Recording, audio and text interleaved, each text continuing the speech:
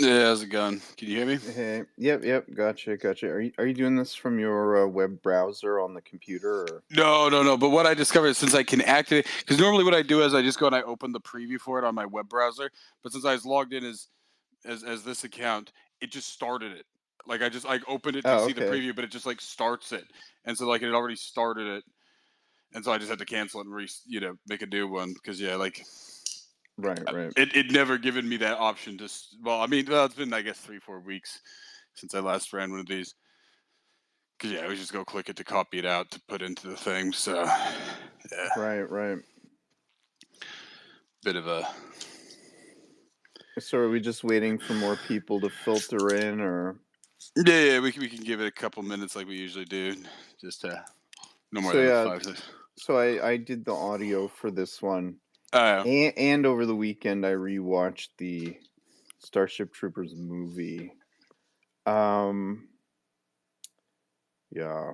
I I'll wait. I'll wait. I mean, I was gonna say I haven't seen the movie in better part more than a decade, but I watched it several times.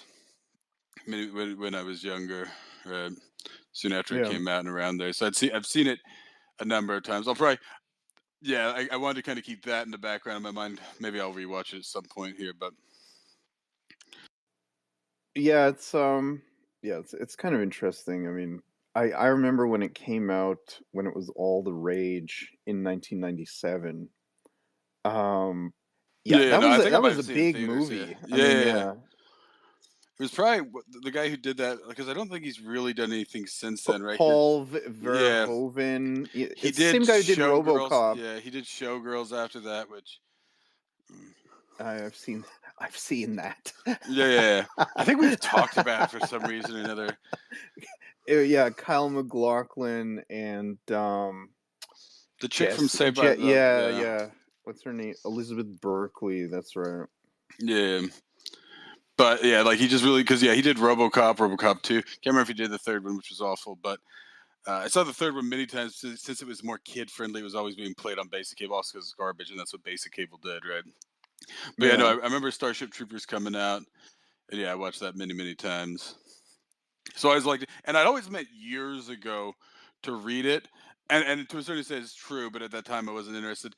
That it it's much more, he pontificates a lot in this, right? Like all the kind of like flashbacks, of Yeah. the right of the moral history and philosophy class and all that stuff, right? He kind of takes now, of course, that's more interesting in the context in which we've been discussing these. And Yeah. like I said, it's still more effective because while he loads it down, he essentially wrote a philosophy book that's not boring, right? So some I found like some of the military procedural stuff. I was like kind of it's interesting, but I was kind of like zoning out on it, right? It's It's like it's science fiction. Now it's science fiction in the sense. Well, one, he actually says that it's like a social understanding, a mathematical understanding of society, right? That's how they run their society almost, right? yeah. But it's that's the thing about science fiction is well, I mean, I guess speculative fiction, right, is in writing about social structures, right? So I think that's what he's really trying to instill here, right? Is not just like, yeah, like what would, because like Heinlein actually has an interesting background there, right? In the sense that he's, oh, let's see, I'll add up Pavel here. I guess we've kind of started in some ways here, but I'll just start with this. So Heinlein, for anybody who didn't look it up, he went to the Naval Academy, right? So born 1907. He went to so he pretty much was too young to fight in World War I, and then he got moved out, I think, because of tuberculosis in the 1930s. But he went to the Naval Academy. He essentially had a degree in radio engineering very early on, right? I mean, Yeah. literally, this was like nascent stuff as he was working on it, right? So he was always like, yeah, and of course, as you can tell from the book, he has he insists on mathematics and stuff like that. So it's kind of an interesting thing that yeah, he pretty much fell right in between the wars, right? So I mean, I don't know if he ever actually saw any sort of action, right? Maybe just like occupy, right? Because this is, of course, in the lead up to the war. But yeah, so of course he brings that science fiction into all this, right? And so of course he probably wrote this, yeah, in his early 50s. And so I guess that's what's interesting about this is that he's he. and in some ways, arguably, I mean, you can see the influence of this book on Halo and a number of other, right. It is Yeah. in that it once again it falls into the realm of hard science. He doesn't. He kind of like says like, oh yeah, special drives to allow you to move very quickly and all that stuff. Well, it's faster than light travel, Yeah, right? yeah. I mean, And so he kind of speculates on that, but like the main thing that is kind of interesting here is that the way he speculates, I guess, on the operations, like how will a modern military force operate, right? But even more so, there's kind of this divide between what does it take to train a modern military force, but also knowing that they're training a citizen, right? and yeah, and yeah. and instilling both things. And of course that begins with their moral history and philosophy courses right before they even actually enter into the military, that they're pretty much being observed from an early age, almost kind of like Jesuits or something like that, right? Like following them along and everything to decide who, what I mean. So you have pretty much a full track record of a person. So that's kind of, so I mean, I guess now that we have enough people in here, you guys can just go through and kind of give me your initial thoughts on the book. Like, what did you guys think? I thought that the social commentary is kind of interesting on the people that military people could vote and how they kind of some stuff is kind of coming to fruition now about the troubles, the time before the military rules that the how this whole people who are like the whole democracy and science fueled kind of society kind of degenerated after a time, and it kind of collapsed, and this is kind of what is sort of happening now. Aside from military aspect of the book and scientific, and I kind of enjoyed that the geography was kind of there's like a bit of Russia, a bit of South America. I don't know. It seemed to be not specific. It's not very. I guess it's more. It doesn't. Uh, what is it? Uh, Lost for words. It doesn't skew towards only Americans. Kind of, it's a global thing, and it's kind of yeah. I enjoyed the aspect of the social commentary. Is kind of things are lining up. What's happening now? Well, I think actually Johnny Rico, because he says his parents, right, they all speak English as a common language, Yeah. but he is South American. Now in the movie, they actually lived in Buenos Aires, whereas in the And book, I thought it the was I thought it was Filipino. no, that's the guy he talks to later on when they bring that up, right? That he talks to one guy and it's like, oh yeah, my parents speak what is it, Tagalog or whatever. Yeah, Tagalog, Tagalog, yeah. Tagalog. yeah. But then he's like, "Oh yeah, my parents." But of course, I think in the movie he lives in Buenos Aires. But of course, his mother's just not trip there. But it's pretty right because his name is actually Juan Rico, right? They call him Johnny, but he's Johnny, yeah. Juan, right? And Yeah, his father calls him Juanito and all that stuff, right? So it's obvious. So he's at least some sort of South American, probably, right? Probably Argentinian, but maybe somewhere around there because obviously they can move around. But yeah, I think that's right.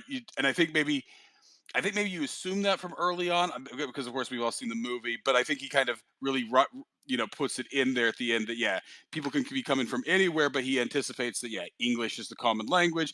People speak their home language, but they're all right because like he throughout it, right? He mentions like the jelly guy is like a Turk, right? And or Zin was a Turk, Yeah. right? Like they're all kind of like you know multicultural and stuff like that. But yeah, so. I kind of find it interesting that there's no Chinese troops, and there was a kind of maybe a parallel made that Chinese are maybe some I think sort there of was. bugs. I think there was. There was like Yeah. a Sergeant Ho, Oh, which would be a Chinese name. oh, I see. So there was a Chinese Yeah, so war. He yeah, anticipates.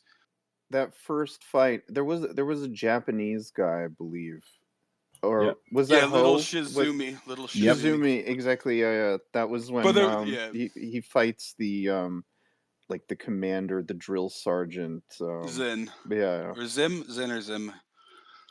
Yeah, but there was like a war before everything between China and Russia, England, America against the Chinese. I'm not sure. Like I was kind of speed reading, so I didn't really unpack that. But it's kind of interesting that China became the hegemony, and then and then we had the rest of the world had to fight against them or something. I don't know. if you guys can comment on that, maybe unwrap it because I kind of. Well, I think he kind of hints at it because then he also talks about like, interestingly enough, he talks about communism. So yeah, at some point he sees there being a war between the Russians and the Americans or the West versus the Chinese, right? Who I guess at that point you start to see the rise of Maoism, which of course was much worse than Soviet Russia, right? Like Maoism at that point was they just barely gone through the what was it the Great Leap Forward, where 40 million Chinese died, right? So there was, I think that's what he's hinting at, right? Is that the bugs were designed for that, right? They're willing to, and so he's mentioning things like that about communism. There was one interesting part in there. Oh, I guess we'll still go around, like if you guys want, before I start diving in. Yeah, so I was just gonna say, yeah, so the movie actually is in a lot of ways quite close to the book, um, with the exception of when the bugs attack Buenos Aires, only his mother dies in the book, and in the movie, both of his parents die, right? So, and I actually found that part. I don't know why they left that out of the movie. The fact that his dad, who was actually against him, joining up the military, he actually enlists, and like, and serving with him, right? So it's like, that was actually a very interesting part of the book, and I don't know, maybe they left it out for pacing in the movie, or they thought it wasn't relevant or something like that. But I mean, I think the movie probably would have been better if that had occurred. I think it would be Yeah, like more like a drama movie than it would be kind of more than action thriller. It would be more like a drama. That's why probably they left it out. My thoughts on yeah, that now. yeah, It's kind of skipping a bunch of stuff, but my thought on that now, they kind of appended, they kind of shifted around a lot of stuff, right? Zen, right, is his boot leader, right? But there he's not commanding Zen. He's just a sergeant in the movie, right? Whereas in this, and right, he kind of buries the lead, right? He's just like, oh, my platoon sergeant, my platoon sergeant. And then at the end of that chapter, it's like, and that platoon sergeant was Zen, right? And in the movie, yeah, right, it is his sergeant, but then he even says, no, I'm just a private now. And so I think they kind of amended some things. Of course, like lengthy part of that goes through, the what is it, the officers academy and stuff like that, right? yeah, exactly. And obviously that going through the boot stuff for the first time was whatever, right? And they cover that somewhat in the movie, but this kind of becomes kind of a second part to that, right?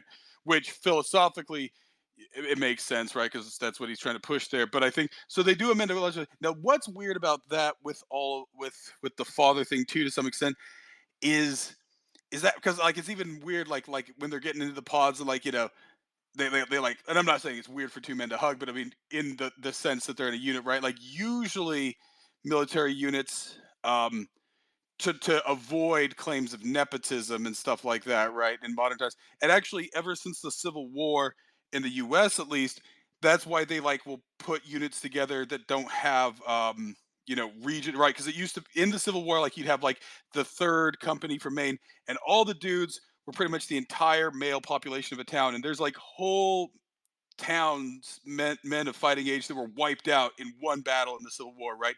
Because usually, if you mix them up, then it's not going to lose that many casualties. But if you have them based on like all the brothers and cousins and everybody from that town, literally that one company can get wiped out. You literally have an entire town without any men, right, coming back.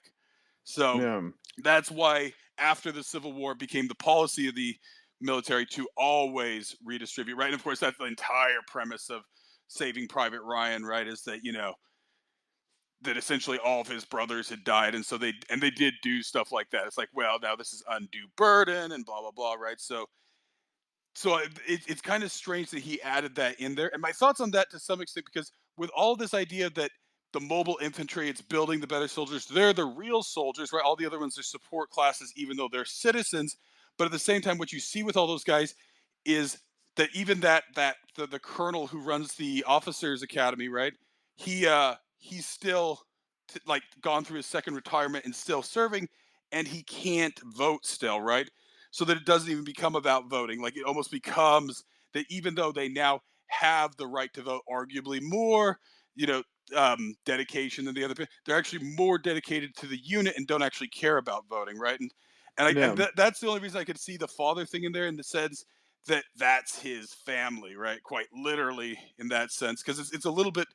I mean, it's touching, of course, right? But it is, like I said, based on what it just seems like. Would they actually do that? Would they risk that? Or you know, or does that, would they actually, maybe in his mind, actually he sees that as unnecessary, because to him the cohesion of the unit is actually more valuable. I don't know. Yeah. Yeah, it's interesting. Um, so I'm just gonna backtrack a bit just to the overall like um, just how the structure of the story goes.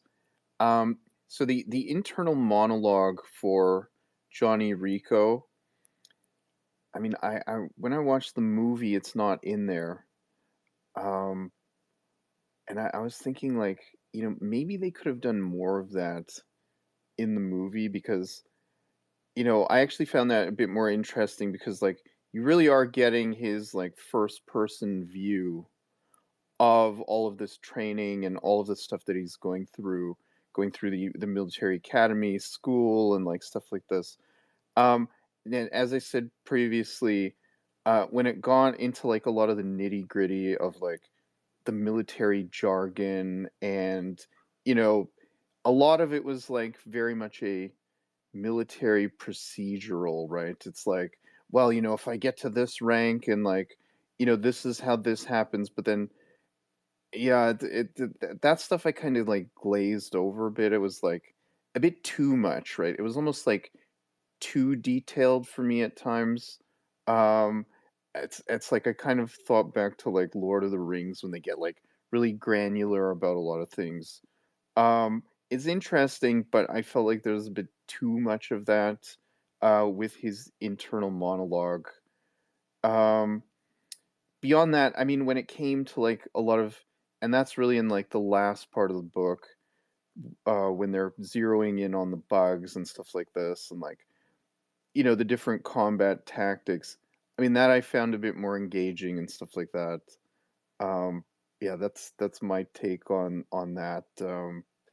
But yeah, I was actually quite surprised how close the movie followed the book in a lot of ways. Like the whole thing about like him being bad at math, it's not something that comes easy. I mean, you get that in his internal monologue. Um, Now, the way they do it in the movie is, all of their scores are posted up on like this big screen and it says Johnny Rico and he got like 35% in math. Like he's not good at it. So I guess that kind of is a clever way to do it. Um, to like kind of wrap it up in a movie, right? Yeah, sorry if I'm talking about too much about the movie, but Well, like it's I feel like we can't talk about the book without talking about the movie, right? I mean, well, I mean, it's an interesting comparison, because actually sometimes movies, and of course we've talked about the new Dune movies with this, and how I think they manipulate unnecessary things. Now, arguably, maybe I yeah, saw this movie, but the movie has a different tonality, right? It's Verhoeven kind of still in his, RoboCop mode there, where it's very kind of, yeah, it's both satirical but not satirical, right? Like it's actually hard to gauge how much of it is satire. And this is, of course, like I said, there was memes going around before about whether it's an indictment, both the book and the movie, whether they're an indictment of this kind of more stricter thing, or who's the left, who's the right, blah blah blah, right? Obviously the book is an indictment of anything communistic, right? It's very clear that Heinlein hates communism to no small thing, but it's even arguable with yeah. Verhoeven. What is it though? Because I mean, that one line that really stood out to me. So it goes to a flashback, and he's like, now you tell me, like, and this is actually covered in the movie too, with the Michael Ironside character of what's it, Razik or something. I think that's his name. I think that's how you say it.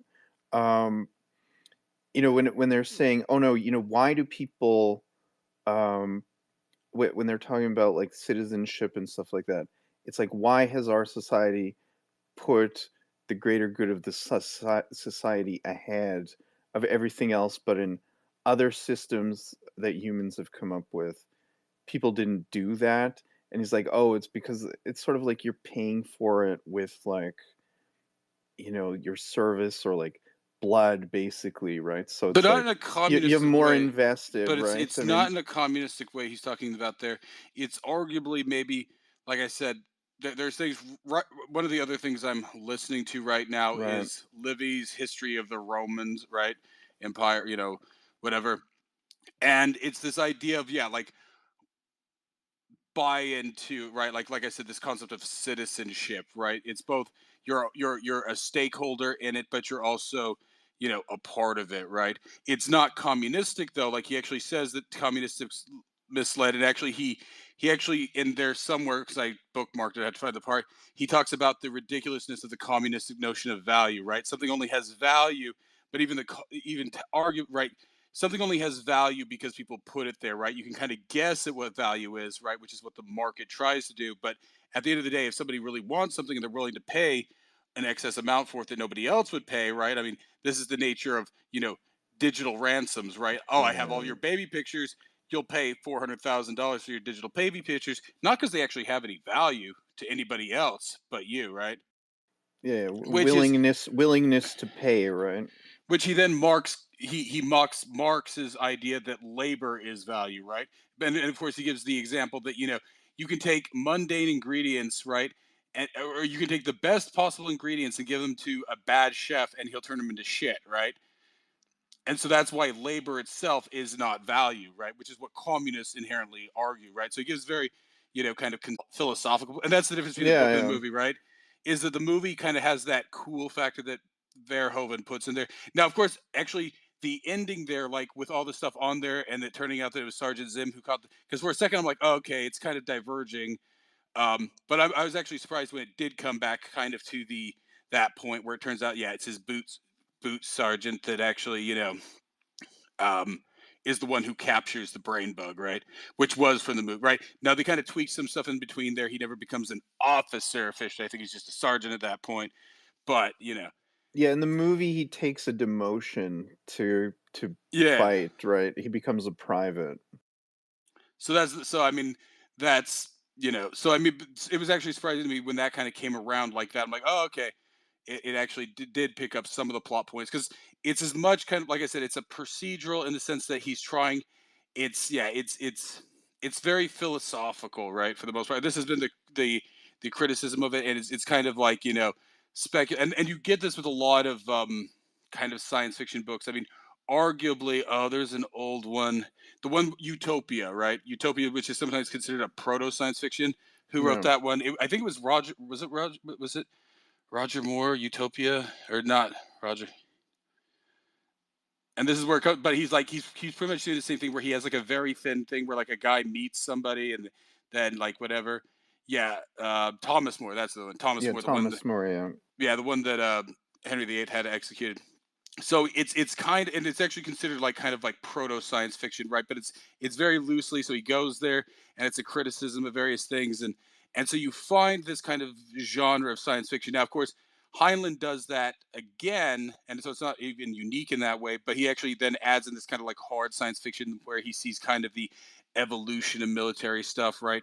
He obviously, like, and unlike the movies, right, he doesn't see females being able to serve at all in infantry roles, right? He sees them potentially as being able to serve in fleet roles, but Well, not. yeah. Well, it says that I believe it said in the book that females have better reflexes and they actually make better pilots than men, right? Which is actually really expanded on in the movie with the Denise Richards character. Um, yeah, I mean, she is. They make a point of showing that like her navigation skills and like her piloting skills are second to none, right? Now, here's the one thing though, and I've mentioned in the past my that I like chicks with short hair sometimes, right? And they actually Yeah, brought that up in this book, and so like, yeah, like that they actually shave their head, and obviously Heinlein kind of had the same idea too. It's like, yeah, I it's noticed weird. that It's part. weird at I first, know. but Yeah, once but you if like it, you yeah, like it. yeah. So I Yeah, can't. yeah, I remember that. I actually did think about you briefly when I read that part in the book. Well, when I listened to that part in the book, right?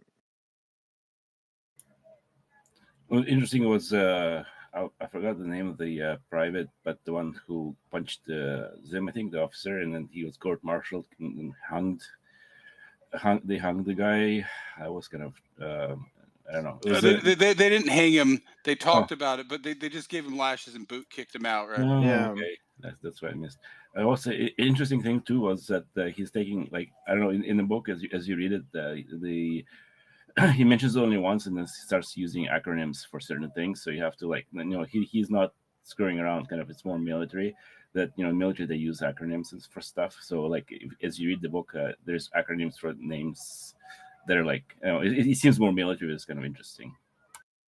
So one aspect that was in the book that was not in the movie was the skinnies who are like Oh humanoid yeah, aliens I, that I think are yeah, it's like another race that at first is like somewhat allied with the bugs and then yeah. switches sides later on.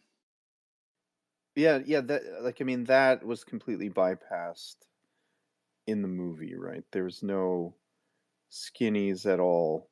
Um I think they skipped over though. Like in the book, even like it was just mentioned like in one couple of chapters, and that's it. And it's just yeah, that's true. I mean, yeah, I don't know. Yeah, I don't know why they I mean they could have included that in the movie, but I mean, I guess pacing, right? So Well, that's the thing. Like they kind of abbreviated a lot of stuff, and like yeah, like all that really has is just that there's something bigger going on, I guess. And I don't even know if it's implied also that there's other known of races. Now, the one thing that was funny when they described that special, like pretty much military planet, right? He actually it's like just imagine it's like Earth but retarded, right? In every sense of the word, right? It's a retarded Earth. radiation is good. Is good. It brings you mutations and progress. Like nuked spice planets with some nukes to make the mutations step forward, instead of like nothing. Now, on that yeah. too, there was a part because I took because of course I was listening to an audio, but I took there was a part where he talks about how all wars are due to population pressure, right? And Yep. also limited research, and that race, and this is important here around this, right? Races that choose to limit themselves on resources and not expand are going to get swept away, right? Which is, of course, what the entire thing with, well, the great replacement is essentially. So, he catches up on that there. He talks about, human discipline, right? Like he goes on this long thing about talking with, the way that kids were raised and the way they're not spanked. And of course, that was always the thing that I'd heard about this too. He obviously, yeah, believes in corporal punishment, but he points out, I think, to his point there, that the argument for it is, to kind of head it off early, right before it becomes too much of a problem. So Yeah. Yeah, it's funny like so I went to see my cousins this weekend and they run like a volleyball team and stuff like this. So they said to one of the girls were late or something. They said, "Oh, you do some laps and like push-ups and stuff like that." And like the parents were like, "Oh, you've given my child like corporal punishment and stuff like this." And they're like, "What?" Like, it's like this is what it is, right? Like, I mean, it's volleyball, and like, I mean, that's something that we wouldn't have even thought of if we were on a team. Like, I mean, even yeah, 20 they call it. years ago, Well, right? that's I I mean, mean, back when I played football, they called it conditioning, right? It was like the first yeah, several weeks, exactly. and they would just pretty much run you around like to total exhaustion, pretty much, right? Yeah, exactly. Exactly. But no, now it's you've given my child corporal punishment. I mean,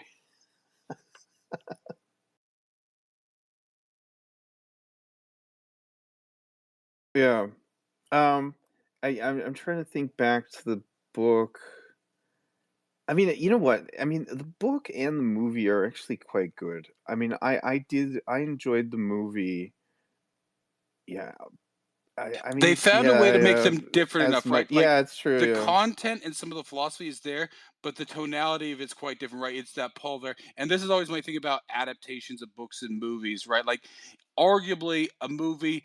If you just make a straight adaptation of it, it sort of becomes maybe to a certain extent why.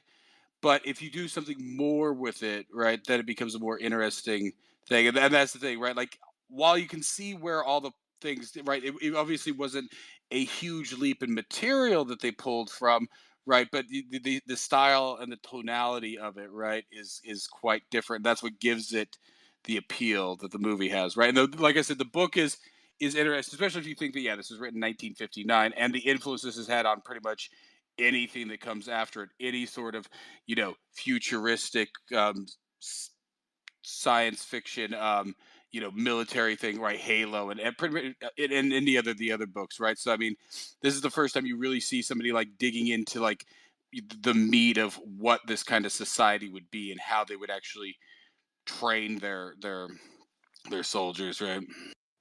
Yeah.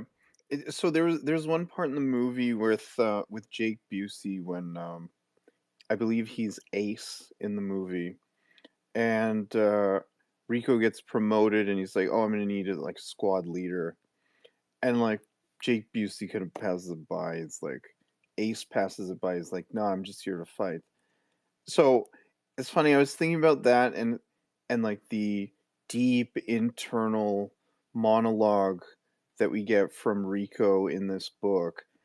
I mean, do you think like the Ace character, like any of the other troops that are not really taking it as seriously as Rico, they're not really thinking about this stuff, right? I mean, do they have this internal monologue going through them? Or are they just sort of going through the motions, right? I mean, obviously they would have some kind of, thoughts to themselves and stuff like this, but like, I mean, Rico is really analyzing, how the military functions, his responsibilities. There was also that part where he wasn't getting any sleep because he like kept planning for things and like, they give him orders to actually like relax and chill out. I mean, we also see that in the movie with like Resnick, when he says, I demand the best, but I give the best, and like he's like beer is here, he's like entertainment is here, go nuts. So I mean, they found a different way to cover that, but like, um, it's like they're like, no, no, you have to take a break, right? You can't just keep pushing yourself like this, right? Well, so like with that one in particular, I was trying to think: did he only tell him to not do it because he wanted to see if he could keep up with it, or how he would do it? Right, like that's to They're say, saying is it's a test. well, was there multiple answers? Like if he had cut, like what did he actually have the best answer? Should he have waited until they told him to stop? Because obviously, just skirting on it probably was not the right answer, right? Just tell and complaining about it, but then would the proper thing to have been to brought to his attention that he doesn't have enough time?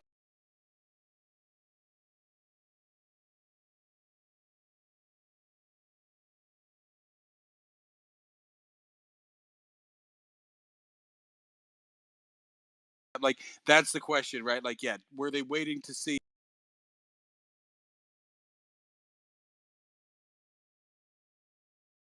It's like, well, we're off on this stuff, right?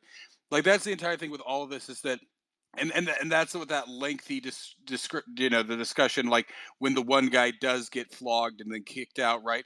How the the sergeant and the lieutenant there of the boot camp, right? They place it on themselves. It's their failures for not predicting them, right? Like that seems to be the sense with all Yeah, this is that everything that and to a certain extent, you see this in other boot camp movies. Like I saw vaguely parts of like Officer and Gentleman, right, where you think they're just busting your balls, and then it turns out that like, yeah, this is just something they've done many times, right? It's not like they just go through it all, right?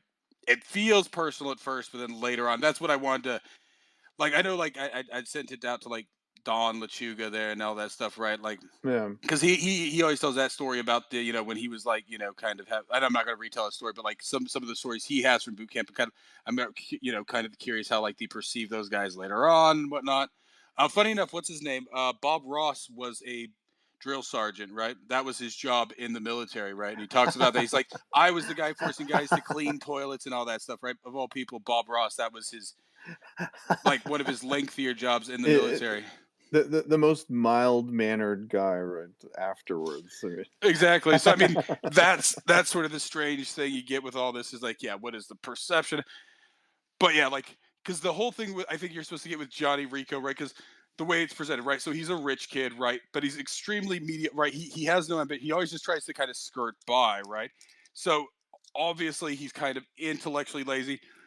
And when they first see him, they whatever. But then later on, it seems like yeah, that colonel who taught his special class there, right, saw the potential, right, that he was kind of a pampered bitch, but maybe he could rise to the challenge, right? well, no, I think it's more that he knows that he's a pampered bitch, and he doesn't like it, like, he actually wants to test Not, himself, not, not at you know? first. Well, that's the three, right? So like he describes himself when he's younger, like he's like, oh yeah, I did good enough, right? He never pushes himself at Yeah. first, right? And it seems like they all know that, but they don't push him early on. They just say, "Oh, he has the potential." Right? Like it's clear that like maybe the colonel saw that he had the potential, but at the same time, they're always like, "Oh, he'll definitely go." Like they can almost kind of predict, who's like I said, it's Who's the gonna whole. wash out and, like, who's Well, actually like I said, gonna it's the whole Jesuit thing, right? Give me the boy, and I'll give you the man type thing, right? Whatever people think of the Jesuits, I'm just there's other people who've made a similar statement, right? That now things get weird in adolescence, but for the most part, personality is formed pretty early on, right? Yeah. I mean, it's kind of interesting that, if you wanna back out, they're just gonna let you back out. It's like, But it's like you don't have to stay, whereas in our militaries right now, once you've signed up, it's like, no, they expect you to see it through, right? Yeah. well, so there's a thing here, and that's why I wanted to get some guys who'd been in the military. I don't. Have you been in the military, Pavel? No, my dad was, but Okay, in my Russia. dad was too, but McBeastie, you didn't. You weren't in the military or anything, right? Yeah, okay, yeah. Well, I was just Okay, curious yeah. because so here's the one thing because I know I have a mixed sort of relationship with people out of the military. Some of them have too high of an opinion of themselves, and other ones I know are great. Like my dad, like it was actually my dad who told me never join the military, right? And he was in the military back in Korean War era, right when they were even more uh, strict, I guess you could say. Yeah. He always told me to join as an officer, which I had thought about doing. Even up until COVID, I was still thinking about joining the Canadian Reserves. But of course, that's why I've looked into this. That's why I know the state of our military because I'd kind of followed up on boards with these, talked with guys in this. So I mean, like I always tell people, the Canadian military was in deterioration before Trudeau there, um, and in the last years it just put the nail in the coffin. But so I've been looking at this stuff even up until like I talked about it like uh, Christmas 2019. I was actually like I said like well, I won't say, but yeah. So I'd even talked to a couple of guys, and yeah, the morale of the Canadian forces is abysmal. Even 5 years ago. Um, Now let me just ask this. So I know we're kind of departing there, but um, do you think that there would be more morale if they had better equipment? it's not that it's a failure. So they talk about doctrine, and I forget the exact, but everything in the military is about doctrine, right? And they usually use the word indoctrination, right, and stuff like that, right? That's what they're Yeah. trying to do. And doctrine is pretty much any sort of procedure or methodology or whatever, right? Doctrine, right? Because the modern militaries are like, yeah, like, Yeah. and I think See, it's supposed. he's back in. Come get a drink as well. What's that, Big BC? Coming.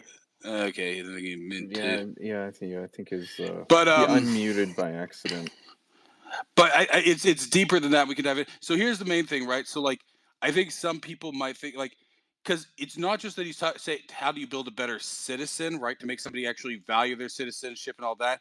But he's also like, there's a part there where it's about building a better, I think, soldier and even officer, right? So one of the important things he goes on lengthy there is the fact that most officers didn't serve as a soldier first, right? Whereas in his scenario, you have to actually have served as a soldier, an enlisted soldier. Then you can go and become an officer. And then if you even want to go to the highest ranks, you then have to like cross service, right? You then have to serve in both the Navy and the army there, right? And then, or vice versa, right? Whichever route you take, right? You have to kind of like do a cross service to actually get up to the highest levels, right? And so I think like that's the main thing with this is that it's not just as simple as like, just going, but what he's trying to like, I think, illustrate here is like a higher quality, right? He's not like, because he Yeah. even says that like even a private first class of the mobile infantry would be considered a master by anything, right? So and as you can see, because I don't even think boot camp lasts more than 6 weeks, right? And technically, yeah, then you go on to do your trade or whatever in the Canadian forces or the American forces or whatever forces. Um, but in this one, right, pretty much they're still considered recruits, right? Up and for like it seems like it's at least a year, right? Because then they go up to Vancouver at another camp at some point there, right? Yeah. So it's a rather lengthy process, and it's both, like I said, it's picking up on the moral indoctrination that they received in their school and were evaluated for it. Then they receive it there, and then they can kind of continue on with all that stuff, right? So now the curious thing here is that because he even points, like I said, the strange thing here is, of course, that the guys who are in the mobile infantry never seem to quit, even though it's the strictest one, and so therefore never the ones to vote. Whereas all the peripheral people, which are allowed to vote, are so it's kind of strange, like what he foresaw, like what's the indoctrination process for people who are not in the mobile infantry, right? Is it still does it still build a better citizen? Now, of course, he implies that yeah, they have duty and they put their life on the line, but yeah, if you're just like a you know just like a random Yeah. trade there. Yeah. Then you don't get the right to vote. Well, no, they all do, right? But so of Yeah. course these guys are going through like the most heavy, right? They're the ones in the shit. They're the ones going into combat, Yeah. and but what he keeps having is almost that they choose not to vote, right? They almost stay within their thing, whereas the ones who are maybe the less strict, trades in the forces, they're right, like truck drivers or whatever else. Yeah. They're the ones actually exercising it, but there's still more value in that. So I think that's the thing is that. So it'd be curious what he sees as, still being but it still sounds like that they still try to wean them out, right? Like even like it's like yeah, even if there are no combat jobs, they try to give them the shittiest jobs to try and wean them out, right? So I mean, here's a question, and I was thinking about this. I'm curious to know what you think. I mean, what if we had a system like that? I mean, just in Canada, USA, where like, birthright citizenship or naturalized citizenship right now gives you the right to vote, right? I mean, you can do it, you don't have to do it, but you have the right to do it just by having naturalized citizenship or birthright citizenship. I mean, is it practical? Um, I mean, do you think it's practical for this to be implemented? I mean, I think there's a couple. I'll go to McGeesey after, but I think there's a couple of conditions. One, he makes it clear that they allow, like, you could be blind and they'll still find a place to stick you, right? And right? that's one thing to understand here, right? They'll probably still find a way to make it hard for you, but they have to give everybody the opportunity, right? Pretty much the only thing that they won't is if you're not able to understand the oath, right? That you're morally derelict, and that's even what they Yeah, argue with the one guy who kills the little girl and they have to execute later on. It's like, oh, whoever the recruiting sergeant was that did this, should be you know punished severely, right? Because this guy was obviously not quite right in the head, right? yeah, So I think what he's arguing is it's not a system, right? Because like it's not just that like current, like the way we currently, because the other problem too is that arguably, and you don't see it as much it is possible, but right, usually when somebody goes enlisted they stay enlisted, right? And it is actually a holdover from the British military system, which is of course a holdover from feudalism, right? That you can be a 30-year enlisted man and reach the rank of like master sergeant or something like that, right? yeah. But you're not. It's a different role, and maybe McBeastie. Like actually, when I was much younger, I read the Sharps books, right? Which they made the TV series there with Sean Bean and all that stuff. And of course, in that the premise of that is that he's like the one of the rare cases where you actually have an enlisted man that's commissioned out of it, right? He essentially saves a young Duke of Wellington's life, and that's the premise of the whole book, right? As he tries to kind of rise up there, but of course, actually, the lower ranked soldiers actually hate him for it And actually, once again, it's the malicious mediocrity I frequently talk about, because it's like, well, other officers, are noblemen, they're touched by God, right? Whereas you're just a proper bastard, right? That's what they call them, right? They're proper gentlemen, you're just a proper bastard, right? Because actually his mother is a whore, in those books. So I mean, that's that, and it's strange that, yeah, this is still held over in the American system. It's one of the holdovers from the British, because it works. It does work to a certain extent, right? It does allow for a certain different, right? But that's what they're trying to do. How do you build a soldier without building just somebody who can only ever take orders, right? Somebody who does take orders when they need to, but still isn't just such you know a peon that they can't ever become an officer, because arguably maybe you know the enlisted forces actually push that out of them. So real quick, let me see if I can get McBeastie back up, because he went down because he didn't have his little black hand up. Go ahead, McBeastie. McBeastie. Sorry, I dropped off there. Can you hear me okay? Yep.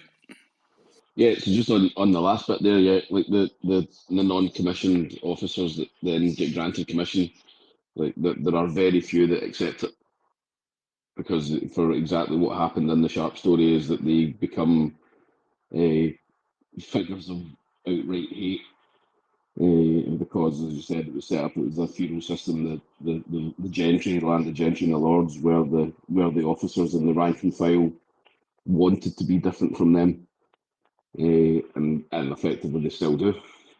So yeah, so on that, it's definitely it's still a thing. And as you said, it works. You can't have too many chiefs. You've got to have some Indians in there. But what I was going on, what Adrian was saying about the um, oh shit, I lost my train of thought. What the No, come back to me. I'll get my thought back. Come back to me. Go to. was it the birthright citizenship, naturalized Yeah, it was citizenship that. It gives was you that. So gives it you was the like, right to vote, whereas yeah, in this you have to serve in the military to become a which citizen and have the right to which vote. there's lots of this book that would that being one of the parts, particularly that does it not feel like a fascist authoritarian regime they've installed, and that the military is effectively their version of the Hitler Youth, so the only people that get to the vote are the people that they've indoctrinated into their system. So I mean that's a criticism of this book, right? Um, Fascism. Yeah, and again, I sent you a DM link as well, like the way they have these nicknames for their enemies, the skinnies, or the bugs, I suppose, are different because they're fucking bugs, but the skinnies, they have these dehumanized nicknames for their enemy. Like, again, it's a, a fascist trope as well. Yeah, it's interesting. Yeah, I remember now that jogs a memory about how they have the dehumanized. I think I read on the Wikipedia like yesterday or something, day before, that like people now are saying, oh, that's like a racial thing that he was playing at there, like the dehumanization. So I mean, I don't know. Yeah, it was. Anything that after anything that gets classed as a racist thing after the fact, I'm now totally skeptical of. Like Yeah, fucking exactly. fucking this week, But the irony of this book this week, is, Beyonce came out this week and said that the word cowboy's racist. Like, fuck off. Like, so no, go away. Like, so when it comes out, when something happens, you call it for what it is when it happens. If you wait 50 years or 70 years to then say it's fucking racist, then fuck off. so the problem with that is that they oversimplify, because like I think he probably even anticipated. That's why he tries to show this is a multi-ethnic society, right? Like the one guy's Turkish, the one guy's Yeah. Chinese, the one guy's Japanese, right? The little lieutenant he even has at the end there is native, right? He's got like something bear in his name there, right? He's obviously North American native there, right? So I think he knows that what he's. I think now the problem with this, and people do get caught up, and I think it's of course, luckily people are shifting back against this, but the word, because he even says it, and I think he even hits it. I'm trying to find the passage right now. It's not showing up. There's a part where he actually says like, "Oh, it's like a bunch of an axe with all of its bundles of sticks." He's, I think, referencing the fasces, right? which the fasces, which is the symbol, right, is an axe surrounded by a bundle of sticks. It was actually a Etruscan symbol that was then picked up by the Romans. It's even still a symbol of the U.S. Capitol, right? The usually what happens, like, the sergeant at arms of the U.S. Capitol, if somebody's getting out of hand, right, the person will tell them to present them the fasces there, and it's like, shut the fuck up, you're being an ass, right? And it's just like it's just a ceremonial little axe there, and that's the symbol of it. Because the thing that people lose sight of is that the Romans the Romans weren't racists, right? Now they were cultural supremacists, right? But at the same time, they would also adopt anything that worked, right? They didn't care. Does it work? Is it practical, right? And I think largely that's what he's arguing. Like I said, I'm right now reading Livy's History of the Romans there, and that's the main thing you pick up, right? Is that in the Romans they had a similar sort of thing, right?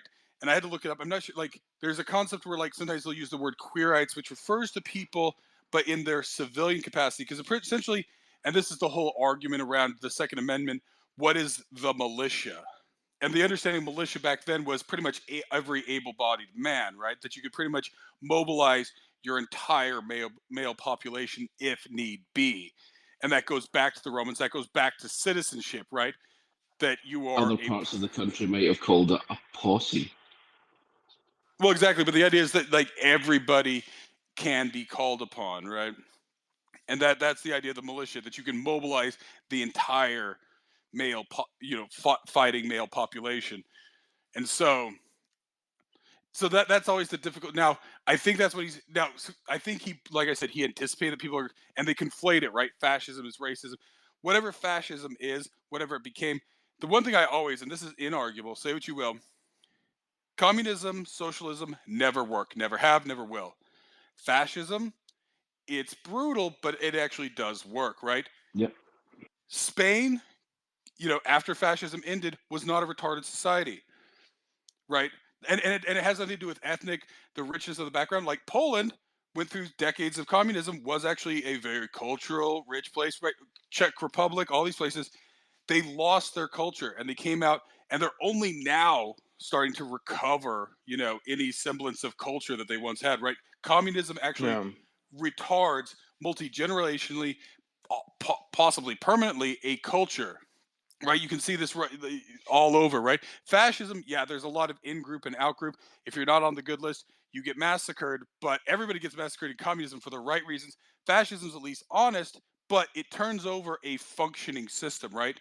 you know, Spain was functioning, Chile was functioning, all these countries that are supposedly fascist, even Italy and Germany, whatever they were, recovered very quickly. Now, of course, a lot of it's like, oh, it's been corporatism, blah blah blah. I don't know what that means, but if you go back to what the Romans saw as fascism, and maybe what other people have tried to capture, what I'd say here is that this is a fair shot fascism, right? It is an upwardly mobile fascism. But I mean, if you think about it, though, the people who are not citizens, like the society at large on Terra, um, they're doing quite well. I Well, that's the mean, point. They're not blocked. It's entirely a choice. They're not blocked from it. Everybody has access to it. Even, like I said, so long as you're not, like, mentally incompetent, you could come in there with, like, one arm, no eyes, and shit, and they'll still find something for you to do, right? They give everybody that chance, and that's why it's upwardly mobile, right? And so, like, he touches on it, right? no, Why do they? I would argue that the society at large, who are not citizens, I mean, they themselves are upwardly mobile, right? Like, I mean, they are doing well. I mean, Rico, um, Rico's family is like quite well off, right? So Well, I and that's mean, the point, right? Like, they're not, and this is what you find even in some feudal society, right? The reason, and he doesn't touch on it, but it's hinted, right? Because when they talk, why is there never a revolution in our society? The one reason he brings up, of course, is that anybody who's willing to fight probably would have already become a citizen, right? They would have already gone through the process. But on the other side of that, there's always the perception by the civilians. It's like, well, I could do that if I wanted to, but I'm more interested in money, right? So they make their yeah. choice there. So it's actually double-sided. He doesn't actually touch on that part. Not just that the civilians are unwilling to fight, but that they know that if they did, well, they could, right? It is accessible, right? Like, so even his father, right, who's obviously in his early to mid 40s when he enlists, right, can go in, right? You could, from what it sounds like, you could literally be, yeah, like, 68 and go and enlist here, right? So long Yeah. as you're mentally competent, they'll find something for you to do. They're going to make sure that it pushes you, whoever you are. But it's the accessibility. So long as you allow ambitious people to go where they want, right? If they want to remain a civilian and pursue there, they can. If they do want to pursue whatever in the functions that are required for citizenship, they can, right? Nobody is forced, but nobody is prohibited. And I think that's Yeah. what kind of the point of this is. And of course, yeah, people fall, well, it's fascist, it's fascist. It's like, but yeah, but and he even brings it up. It's like, why should a 30-year-old retard be able to vote when a 15-year-old genius can't, right? Yeah. If you can move, if you can take it apart, right? If you're mentally and physically able, then you push yourself to whatever. Then that shows a willingness, that duty and responsibility he goes on about in there too, right? So I think that's the biggest problem, right? Is that people have just, it's been a twisting where it's right. I'm not defending certain things that happened in, say, Chile and Spain and Italy. Of course, there Yeah. were certain circumstances there going on too, right? But arguably, right, like, is Spain better off for Franco having defeated the communists? Absolutely. There's no denying that. Yeah. The atrocities that would have been committed under the communists, oh, but it's for all the right reasons. It's all the right reasons, right? Whereas what happened under Franco was, if right, Franco didn't like somebody, they were done away with, right? But Spain is still a functioning society. They never went full retard, right? There's no doubt that in that sense, as much as there was brutality and bad things that happened, the better outcome was Franco winning for the world and for Spain. The better outcome was Franco winning for sure. And the same with Pinochet in Chile, right? And of course, I know that's an uncouth statement, but I mean, we see it every time the communists take over, right? Venezuela right now, right? Would you rather be in Venezuela under the current stuff, or would you rather Yeah. be in Chile under Pinochet, right? Chile is a functioning country. Like I said, all it is Yeah. 3,000 miles of mines and beaches, and now, of course, now they have elected. Who knows? Maybe they'll go down that path and turn it into shit. But for now, it's actually a relatively well-off South American country compared to all the other ones that have dabbled with the old communism.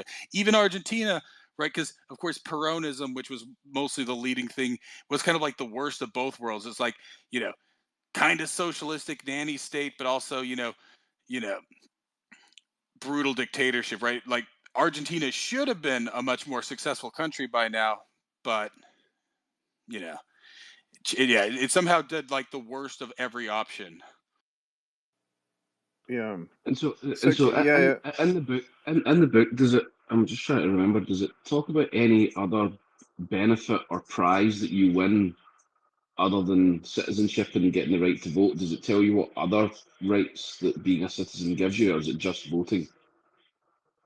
It's franchises, And they call it, right? So Yeah. you can vote, and you can also then serve in politics. I think Exactly. Yeah. I Yeah. think I right, think That's touched on in the movie too. I think yeah, they even imply that police officers have to be ex-military. I think even right. So they certain have to be citizens. certain, yeah, civil service roles like a policeman, which arguably maybe that would make for a better, because I mean, let's be quite honest, like with cops, a lot of cops are guys who want to be Rambos, right? But couldn't, Yeah. Yeah, they're too fat and right. They're too lazy to have even done that, right? They go through 9 months, and then they just get lorded over people, right? And they're very rarely at the risk, right? And so there's never really a strong. Now there are good cops, blah blah blah. But that's the thing, is like trying to weed those things out, right? Building a better soldier, building a better citizen, building a better officer, building a better cop, building a better thing than all that. But at the same time, because of course this is what you, right, like, yeah, you need, because it even points out, right, certain things are unnecessary for soldiers to do, right? So at one point there, when they're in the officers school, they have a pretty much, what is it, like a servant or like a butler or something like that, who does like all their laundry and stuff to give them time to do Yeah. whatever. Of course, they know how to do their own shirts and all that stuff. It's entirely to leave them more time for, you know, strenuous study and all that stuff, because that's what they're preparing for, right? It's simply unnecessary to, It's like delegating the menial yeah. tasks and stuff like that. Well, the idea is not to force anybody into these, because he even goes on about how their target officer rate would be about 5%, but they're always hitting around 3% because they're not going to force anybody in there. if they need to do it, they're either going to have somebody wear multiple hats and redistribute it, right? And they're not just going to make somebody an officer, right? Whereas, and it even talks about how in the modern military, right, you have somebody who's just a PR officer, right? It's like they went, they got a communications degree, and now they're, you know, a captain in the army, and all they do is PR, right? Yeah. So as what the story is promoting and saying then is that the in society, whether it's that society or our society, that to have access to and be given a position as part of the ruling class is significantly more beneficial than being a rich non-citizen. Is that what they're saying? Is Not like really. I mean, the ultimate prize yeah, is to be part of the ruling class. not. I didn't get that sense. I think there's two things. So there's an old saying, like it's an old parable from like the Middle Ages, right? Where like, you know, what is it? You know, they ask a peasant like, oh, wouldn't you like to be or whatever? It's like, no, no, no. There are those who fight and there are those who work, right? I need the guys who fight, because that's how the nobility. Now, of course, they all became foppish pedophiles later on, but originally, right? I mean, what was William the Conqueror, right? He was a violent dude who, you know, whatever, and all of his companions, right? His knight companions there were literally the guys like, you know, fighting alongside him, right? Like that's the right. But of course, they all become foppish dandies later on. And so the idea is that you do need people, and this is what you do find in caste-based societies, right? But of course, then it becomes, you know, restricted by birth, right? So that if somebody, you know, somebody can't move outside that, right? Because citizenship is not in this society is not granted by birthright. Somebody can be a citizen and have a child, and that child can choose not to be a citizen, right? And that's perfectly fine, right? Like they can choose, like, yeah, no, no, I just want to make money, right? And they're not going to focus on the other stuff, and you know, all that stuff. I think the idea is that like, and this once again, I think without he never touches on the Roman aspect. But this is how the Romans had what they called like the uh honorum course or something, like the course, like there was like certain things like you had to be like in like course of honor or something like that. I think is what it means, but I forget what the term is. But there was like pretty much these set kind of stages you move through, right? That's why you don't see Julius Caesar really becoming a general, I think, until he's like in his like late 30s almost. Like he kind of goes through all these kind of like ceremonial things. He's ambitious, but he moves through all these roles until he kind of rises to a certain position. No. Yeah, I'm just curious what Miss Catherine has to say down there. Hello. I was late. I don't know if this has been covered yet, but the dog people, they had like a canine unit, and he failed it because he didn't like help his dog sneak in. His mom ensured the dog stayed outside, and they said, well, no one could ever be part of this unit if they didn't sneak their dog in. So they were looking for humans with compassion. And then same like with the generals, like when you were saying like Bob Ross used to be like a drill sergeant or whatever, like they made sure that people weren't bullies. And even though they had symbolism of fascism, like the skull and bones and those sorts of things shown with like the jewelry that he appreciated, and you can just see the parallels and the symbolism and what he's trying to allude to. They still ultimately valued human life above all else, that if one person was captured or one person's life was at risk, they had to fight. They wouldn't just, like, they had to go in and rescue someone. And so, yeah, just those sorts of things were going through my head.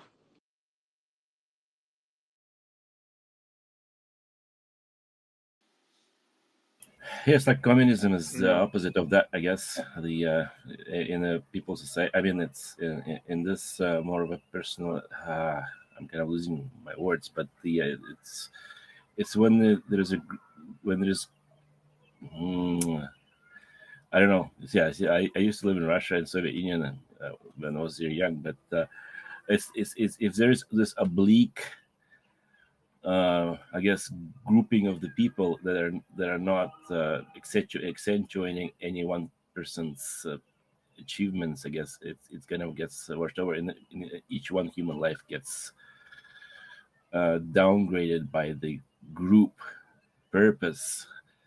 But it's a bit different because here they accentuate their strength, and they build people up by strenuous training, and it's more individualistic than in the general communism like in China and Soviet Union before.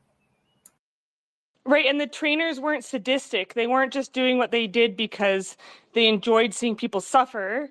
They compared it to surgery and how a surgeon may enjoy the cutting and the blood and whatever as he does something that is completely necessary for the betterment of, and in this case, the betterment of the society, was altering these mommy's boys, as they always alluded to mama's boys a lot, which I found very interesting as well.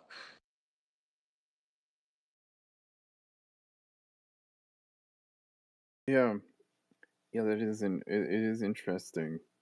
Um, I was just thinking. So, I mean, when the bugs attack Buenos Aires, it's like, are the bugs actually fighting for dominance of the galaxy, or are they just like, you know, trying to like explore and branch out? Like, I mean, it's almost like an accident that they hit Buenos Aires, right? It's like, I don't think it is. I is think it? well, they imply that there had been issues leading up to the official declaration of the war, right?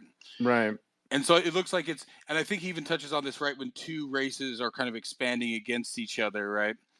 And so I'm not really sure how the bugs could be out, because it doesn't seem like, but somehow maybe the skinnies, maybe they're kind of a more whatever, like, right, like it's hard to understand how they could ally with the bugs, which is kind of a hive mind species. But like you said, like, but at their higher level with the brain bugs and the, right, it's a literal hive mind species, right? Yeah. Which he kind of like compares to like a fake hive mind species, like essentially, communists and stuff like that, like the Maoist type thing. But that literally they've been designed for this, right? Like their bugs, their soldiers, and all that don't really have anything in particular. The workers, the soldiers are kind of mindless, right? And he even talks about the individualization and stuff like that. Like there's different things I put down in there, but yeah, I mean, I think it's just kind of like the difference, right? What is the weakness of humanity, but what is the strength, right? Of it kind of, and as an expression of, you know, what he sees as communism, right? Where yeah, like people just become mindless and not unique, right? Like the idea, like he says it early on, right? A private first class is a master of his trade, right? For him to achieve Yeah. that role. Well, it's interesting that he's just not good at anything else either. So he has to become part of the infantry, right? He's just, Well, I think you that's know, the, and this is something that the military has always been very good at, is the military, right, does, right, and this is why, like I said, like I don't begrudge it, but you'll never hear me say like, oh, thank you for your service. People benefit from military service, right? And oftentimes it's because like they had no other opportunity to do it. But the military is very good about finding somebody who has potential but unrealized potential, right? That's what they depend yeah, on, right? Is that they give you far more in training than you're actually worth, and so they have very interesting ways of actually gaining aptitude at this stuff, right? And they'll take, this is why I always talk about like the value of those military manuals.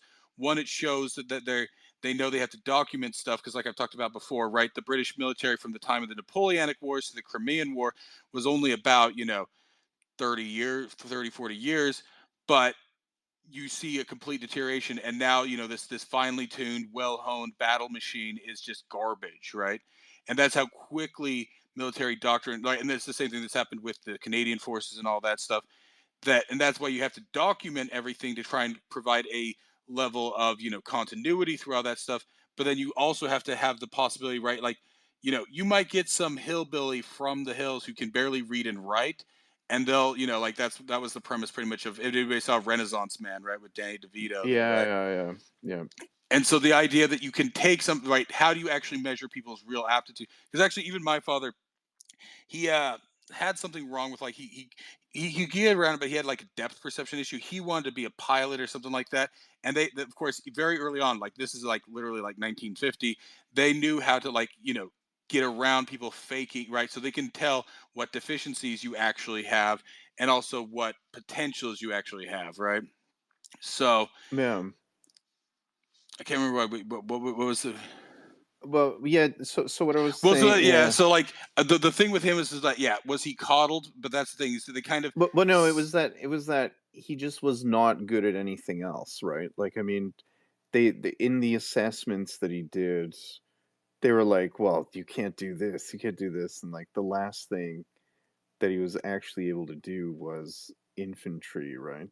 Um, well, arguably, like what you have with him is, yeah, you do have a spoiled rich kid who has more potential but hasn't been pushed, right? And so his one teacher recognizes that, and maybe the other ones do too, right? That he's a little bit too cocky.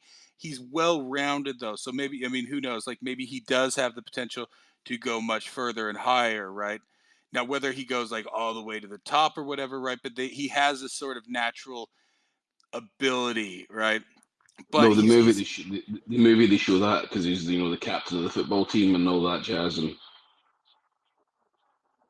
well, that's the thing. He's extremely likable and popular. Right now, they break him, and then he even says that, like, when he goes out for the first time there in Vancouver, of all places, right? And obviously, in this future, it's not filled with trannies. It actually has women still in it. But when he's sent out there, he's like, and surprisingly, I was shy being around women, right? Because here was a guy who was like probably like the popular, well liked by everybody, not good at anything, but just like well liked and everything. And now they've broken him down to a point where, like, yeah, he was very sort of insecure, and of course that's what the military does. They break you down, they build you back up in their way there, right? But once again, it's that whole thing of who was he at 7, who was he at whatever, right? That they can tell that he has a natural charisma that and likability and kind of affability with people, that he cares about his guys, and so he would be a natural sort of leader that I think even one guy says you're the kind of guy that people will go and die for. yeah, it's interesting that in the book, his mentor and teacher is Dubois, so it's a different character, but in the movie they made Rezik his former teacher, and a military commander who comes back in. Yeah, I didn't know why they did that. That was Well, it's just to like glue things together, obviously, right? yeah. But you think for pacing or something like Just that? for pay, right? Because otherwise, because books can introduce, and you see this with almost any book adaptation. That yeah, easily in a book you can have 100 characters, and usually in movies they just kind of condense them down, right? That way you don't have to hire a bunch of different actors, because it takes you a certain amount of time to get used to a face and a name, and it's like, oh, who's this character? And then they only have like 5 minutes of screen time and all that stuff, so it just becomes what, a cameo and stuff like that. So, and of course it's much better because yeah, it's probably one of Michael Ironside's best roles, right? And he works so. Yeah, yeah, he's easily, easily. Well, I mean, he was pretty good in Total Recall too. So I mean, and V will always be my Michael Ironside's the best. I loved him in V. Who was he in V? Oh, wait. He was like the kind of head of the resistance, kind of the military brains It's behind in the resistance. the Can't the remember the his the, name, the, but t- the TV show from the '80s, right? You're talking about? yeah. Yeah, no, it's been forever. I saw it like like they had it like replayed like late '90s, early 2000s, and that's when I saw it. But so I mean, it's been forever since I saw that. I forgot he was in that even. One thing that's about building up people, my dad was an officer, and he said that actually the military in Russia and Soviet Union, people from the sticks were going into the army and they were becoming real people because yeah, I mean people in villages, I mean you would not yeah, over here it's a bit more developed, but in Russia in rural Russia people are really basic, so yeah, the army gave them discipline and do stuff because there's not much to do with, but they still were able to do more with that. So I think this is a salient point, like the way the books is portraying that even though he's a rich kid, but it's even more poignant, like in places that are more poor.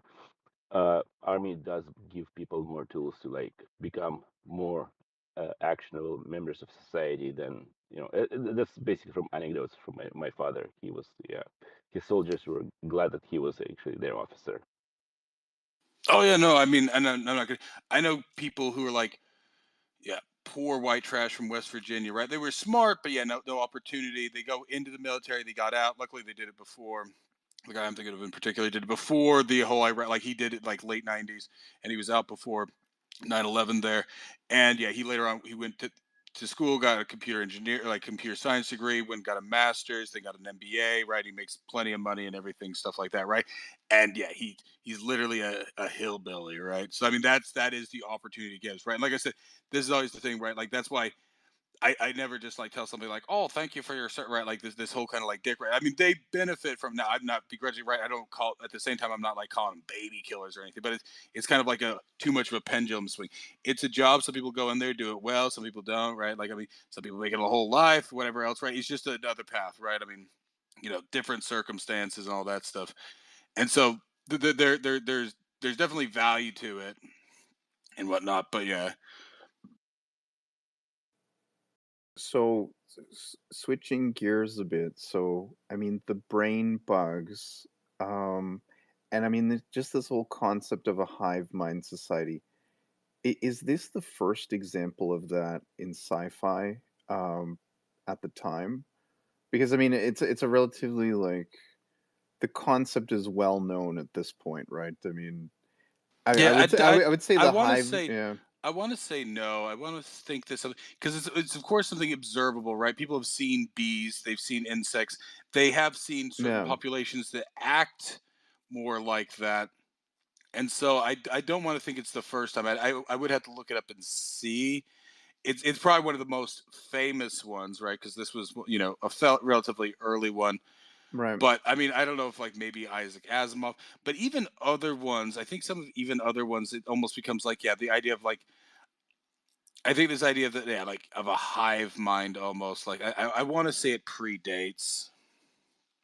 I think it's just something that people Yeah. observe right in bees, right? People know how bees function, right? So it's always been known that yeah, bees and of course ants are the other big one. Have this sort of structure, right? Strangely enough, Yeah, I I remember so like I think the naked mole rat. Like I remember it was a weird documentary called like Fast, Cheap, and Out of Control, and it's like it was done by Errol Morris, who's like a weird documentary. He's done a lot of documentaries, and he like followed like four different people who had like four completely different jobs, and one guy's was just like this weird like biologist who was like super into the naked mole rat, and the naked mole rat pretty much almost functions right where like certain ones will like sacrifice themselves, like they're almost like they're mammals, but they almost function like a hive right now. They don't have the total differentiate, right? Because of course, yeah, depending on which honey the bee is served, right, it becomes a whatever, right? So they can pretty much, but you actually can see that kind of like thing where like actually a mammalian species almost becomes hive-like, right, over time and all that. But yeah, I guess Catherine can go.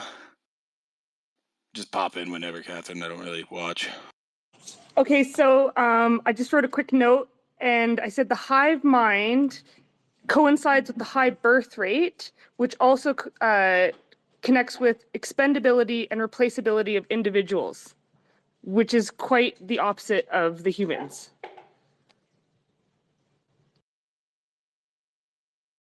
Correct, yeah, because that's the thing is that they're specialized, right? They're specialized at birth. But you get with like ants and bees, right? Like they can only ever be a worker, right? And that I think that's the difference with some of what I'd say is these upwardly mobile society that he's describing here, right? Is that you're not limited by your birth, right?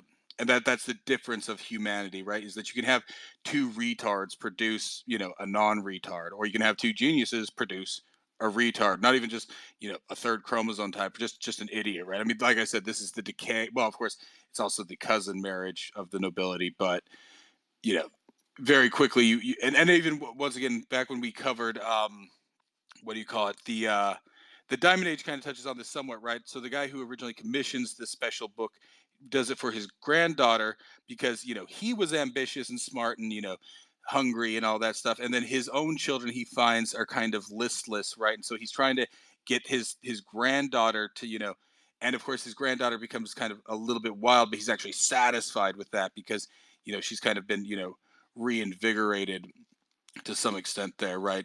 it is not just kind of gone. It's that randomness, and even Dune talk touches on this several times, right? With the breeding program that Leto II runs, he occasionally breeds in Duncan, Idaho, just as a randomness factor, right? Because he can't control for everything, and of course, that's the problem with that planet here in this book, that it doesn't have enough mutation going on to kind of allow for new things to be introduced, right?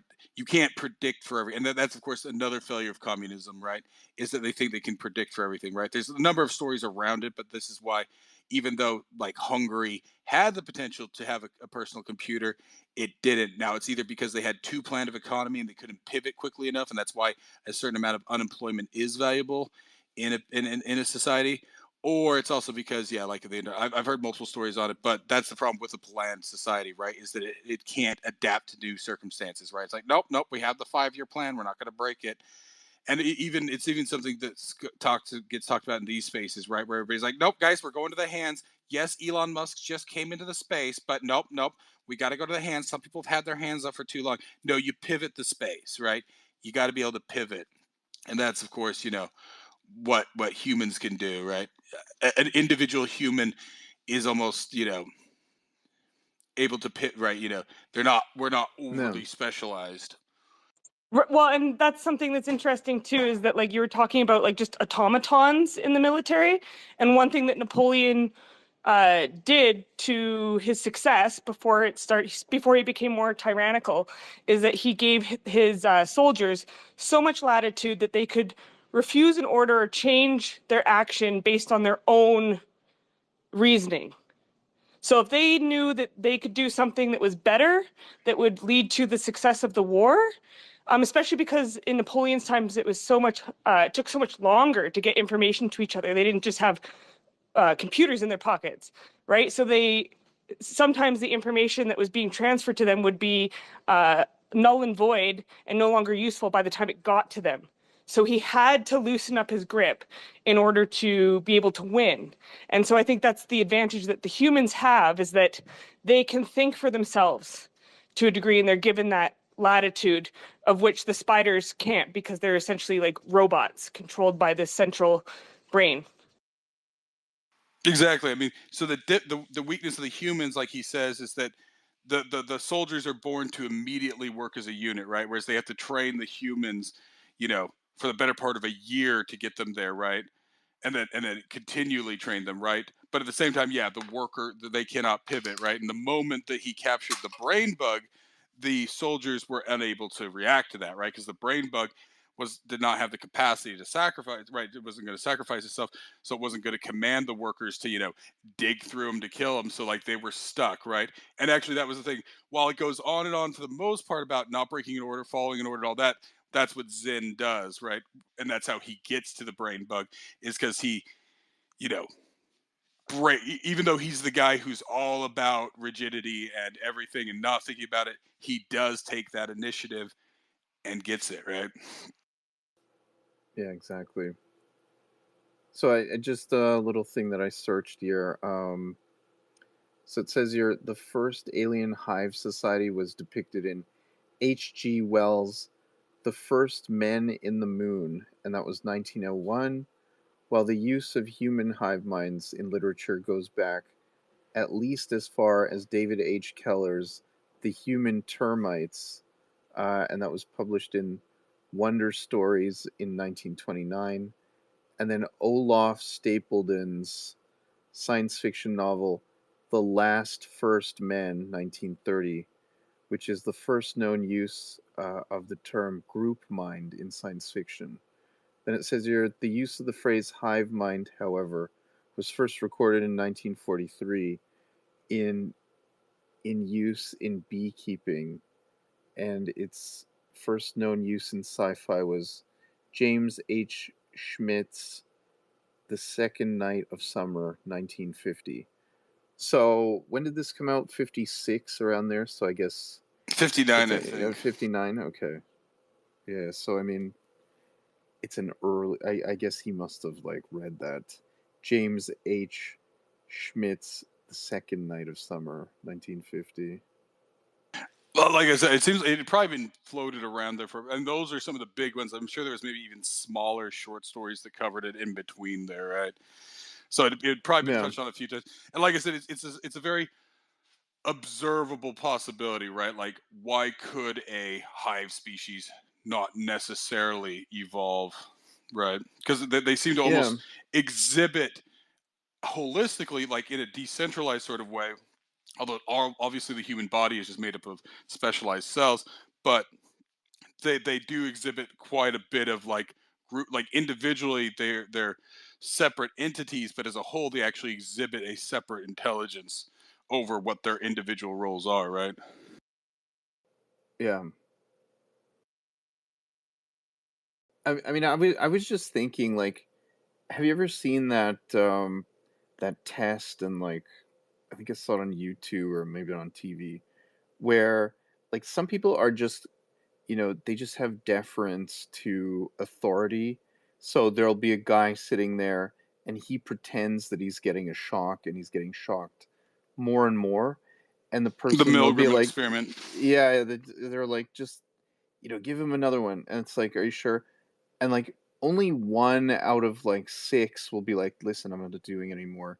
When the guy seems to be exhibiting like a lot of pain, other people will just keep going with it, right? They just defer to the authority figure, and they just keep going, right?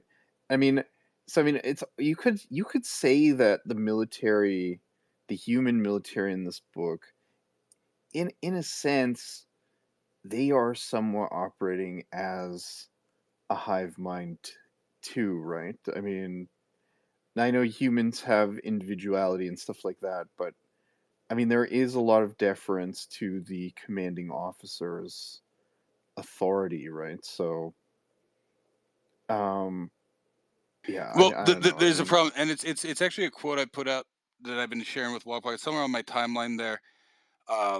What is it? It's like I can find it. I'm sure you guys. It's like the four different types of officers. So I'll bring it up here. So let's see.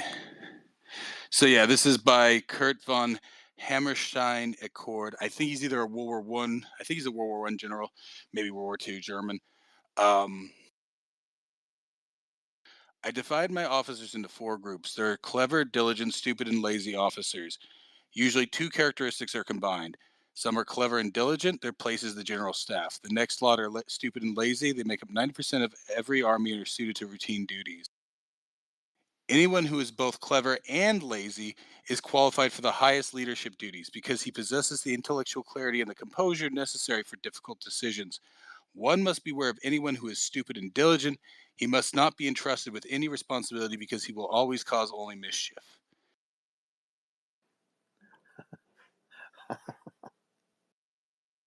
The idea, I mean, and this is, of course, there was a reason this was brought up in the context of spaces. yeah, But so the idea here, and you'll see it, right? So some people, you know, even within, right, so you have the civilians, right, and of course civilians do what civilian, right, so there's even structures within civilians, right, there's some people who are just gonna sweep the park, right, and then there's other people who are gonna build business. But within the military you'll see it, right, there's some of those guys who have no ambition, right, they're just fine being privates or whatever's or specialists or whatever. So the question is, yeah, even within that, right, and he brings it up, right, it's not just about, so he's trying to find a way to like root out the people who are just ambitious but stupid, right? You want people who, or well, even within that context, he's talking about officers who are ambitious but stupid. So obviously, this is a higher level, but you know, knowing somebody's limitations, that's the biggest problem, right? People who don't know their limitations. And so yeah, arguably, maybe Heinlein read that about, because I mean, what is Johnny Rico? He's intelligent but extremely lazy, right? That's yeah, why he does pretty much the bare. He does enough in school, right? Because he doesn't see any reason not to, right? He needs a reason, and of course, this obviously I like this quote because this is how, right? I don't need a reason to do nothing, right? And this is often the argument. It's like, well, guys, we got to do something. No, we don't. It's better to do nothing for no reason to do something for no reason, right? If you don't have a reason, or and of course reasons vary, right? If you want to do it because of what, but admit the reason, but just doing something because you got no. It's like, well, we haven't tried this. No, that's stupid, right? You're saying it's directionless. No, I'm just saying some people just, and of course, there's always that one quote that I bring up, right? From Screw Tape Letters, right? For some people, unchanged is the bad thing, right? People used to know that there was change for the better, for the worse, whatever, right? That whole quote there. But there's some people. It's like, well, guys, we haven't tried this, so let's try it. Where it's like, well, why? Why? Well, we don't know it won't work. Well, but it's stupid. It has no basis, right? Like, it's like, but it hasn't been tried. No, it has been. And of course, it's like, well, it hasn't been done right. No, we got to add. Right. There's certain things that work, and there's certain things that don't, and there's certain things that have very clear basis for why they should work, and that's why you try them, right? But there's other things. It's like, well, it sounds like a good idea. I don't really know if it'll work, but it sounds like a good. Yeah, that's stupid. So that's sort of, yeah, like, it takes all sorts and all that stuff, right? But it's allowing people, right? And that's right. I mean, this is always what I argue. Whatever the position, right? It was actually because of a lack of upward mobility that you got Hitler, right? Because they had a very strict kind of like high school system there. He thought he wanted to be an artist. Then he only just drew architecture and industrial designs, and then he realized that right, because of course he designed the Volkswagen Bug there and all that stuff. He realized that he wanted to actually probably be an industrial designer, an architect, all that stuff. Well, he hadn't gone to the right high school, and that door was closed to him. He wasn't an old man at that point when he realized that, right? Late 20s, early 30s, something like that. Plenty of time for him to take that shift if it had been available, but it wasn't available in the overly strict German system there. And so he was left Yeah, listless to sit around in beer halls all day and, noticing. So, yeah. It's funny. It's funny you say that. I remember reading this book. It's nonfiction. It's called China Inc. by Ted C. Fishman, and he was like predicting the rise of China. I think the book is from 1997. I'm not sure. But there was this one part in it where um, he was like recounting a story about how he interviewed someone in China about how the Chinese school system works and stuff like that. Apparently, you take this test when you're 13, and that determines your lot in life for the rest of the years moving forward, right? So he said, in America and like the West, we have like the late bloomer who like blooms at 30 and goes to university and like does something there, right? Like what do you think of that? They're like, yeah, like the person that he was interviewing was like, yeah, we acknowledge that that is the case, but we have a billion people, so I mean, they can't accommodate it with that many people. It's just not practical, so it's sort of thrown to the wayside, and like this one test that you take when you're 13 determines what happens to you for the rest of your life. So if you fuck it up, there is no second chance, right? It's like, Well, that's that. in Germany, there's also a split system for higher school and lower school. Lower school, you go to trades, so you make things, and in the higher school, you go to math, political sciences, and computer science, and math, whatever. It's also staggered in some countries, maybe not as severely as in China, but yeah, Germany has this split system that you won't be a computer scientist if you actually decide to uh, drill metal and like lay brick and make things. I believe they have in Britain too. Maybe McVeasy, like a comprehensive school, I think is what they call the trade school or Yeah. something. So I mean, is it good to have that two-tiered system where I like, think I think it's fine to say. yeah, Once again, I mean, with the length that people live, like, do they have the ability to go back on it later on, right? And how burdensome is it, right? That's sort of, I think, the trouble, right? Are those options available later in life? Because otherwise, then you do get people who are, dissatisfied and ruminatingly angry, you know. What, by going back, you're saying Well, I'm they saying that become dissatisfied, or no, but by not having the so like this is what happened with Hitler, right? He had it was that two tier. I think he'd gone to the trade version of it, right? Because he just wanted to be a painter and he'd done stuff, or yeah, he wasn't necessary.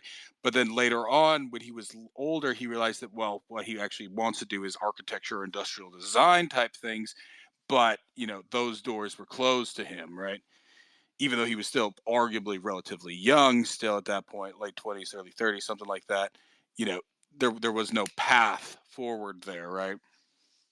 So all he could do was continue to paint, you know, mediocrely or whatever, but then, drink in the beer hall and so ultimately you're advocating against a two-tier system that is that I'm saying rigid. You're I'm saying saying it's too rigid. well, that's the thing. It needs to be adapted to a certain extent to allow people, because of course, especially as people live older, right? So yeah, in the Middle Ages, you pretty much picked your trade and your whatever by the time you were, 20, because your body was probably going to be broken relatively soon, Yeah. right? They didn't actually die all that outside of whatever. Most people did die in their 60s. Um, But but wouldn't you just do what your father did, right? It was well, passed down like the you trade would, but craft. if what would you do if you didn't want to do that, right? Well, you'd have to go. You'd become kind of listless and stuff like that, right? Once again, like he talks about Yeah. there, the population pressures, right? Because actually, and I think what he was arguing, because yeah, the Crusades were not a holy war. What you had is you had an excess of second, third, fourth sons who had no titles, right? Because this was, as they were trying to, turn all these little tiny, all that inbreeding and everything else was trying to get to the Habsburgs, right? Where you ended up having a large domain because your son inherited everything from his mother and father, from his mother and mother, from his mother and father, and then so you have all these second, third, fourth, fifth sons.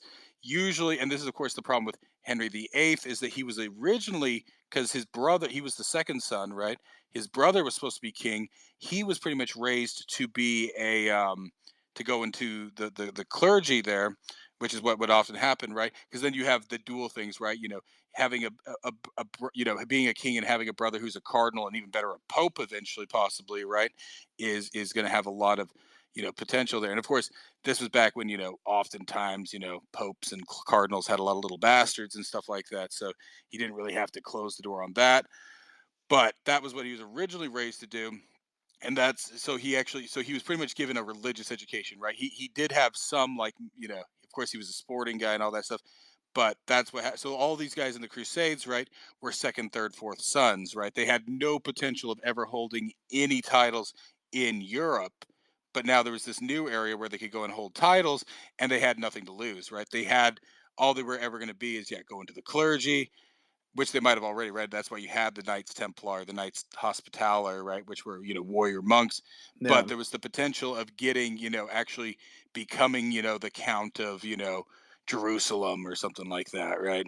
To actually having a title, because those weren't existing Christian titles, and so therefore it was possible to carve out a new Christian title and stuff in these other places.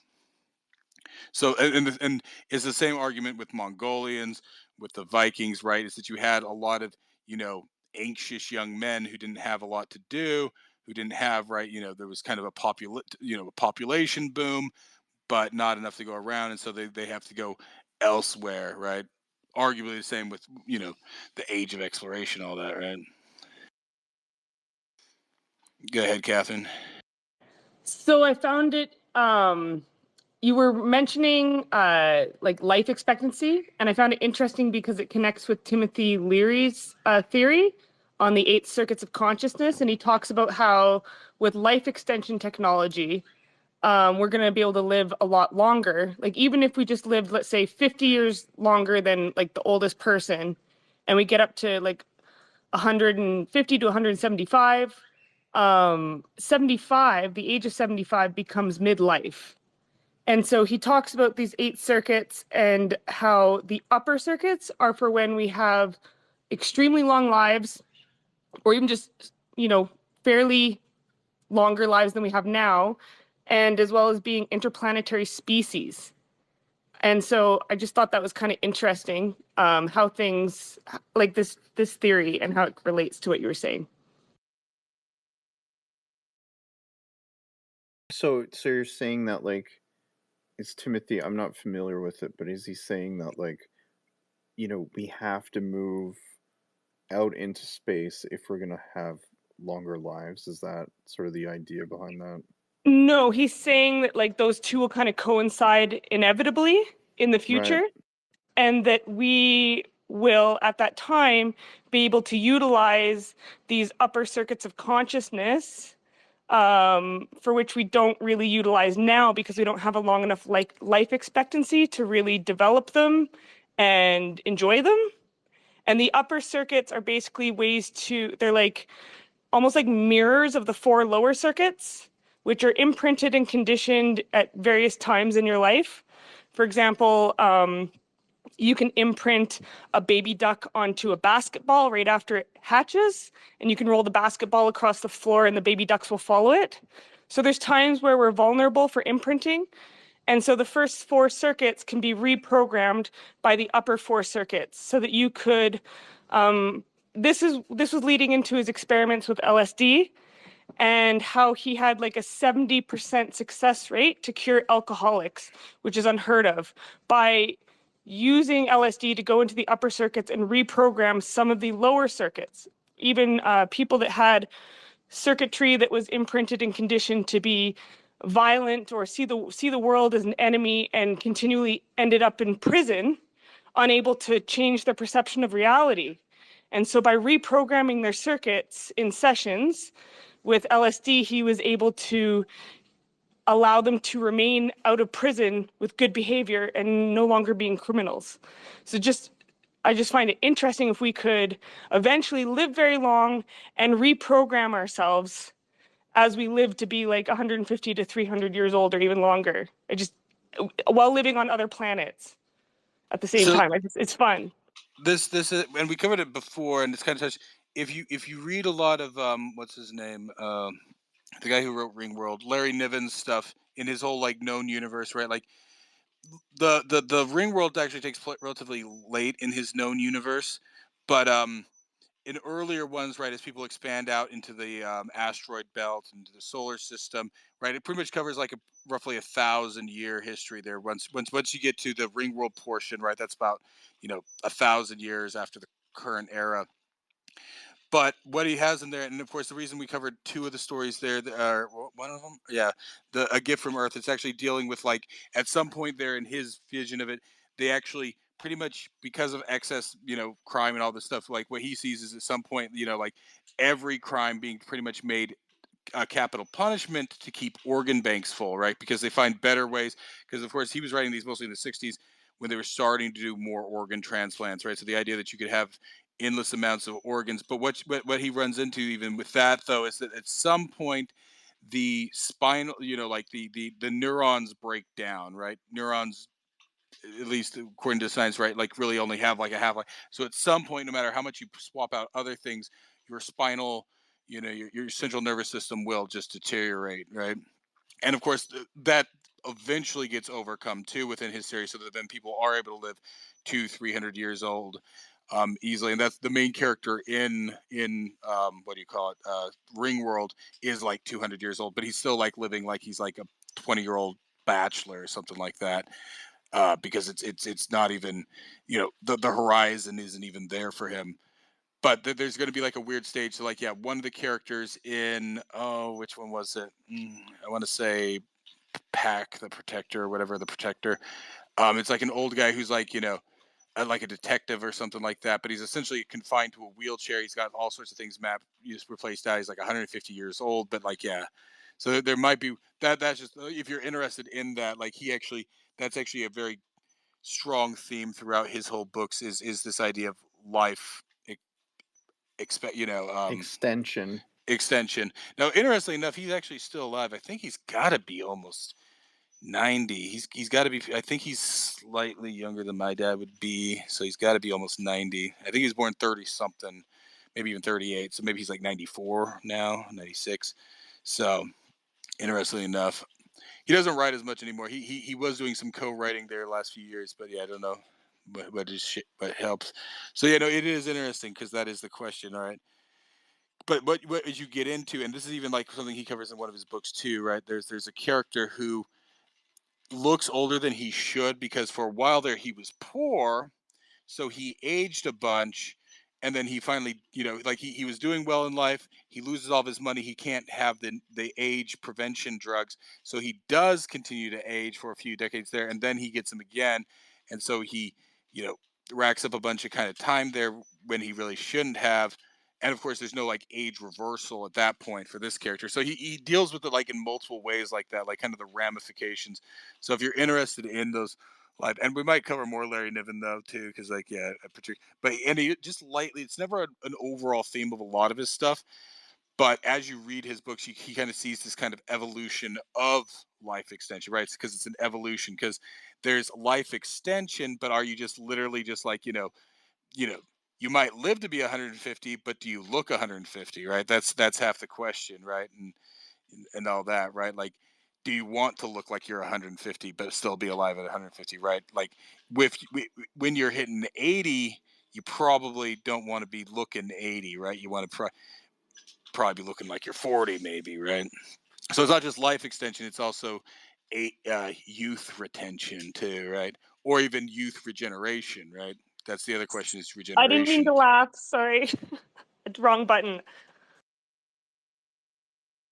Well, and then even when they do like if you try to like keep them alive, right? You just become kind of a blob person. It's like, okay, yeah, you don't look old, but your body can't really rewrite itself, so you end up just kind of looking like, you know, pretty much like, like that's why like everybody who has like, facelifts looks the same, right?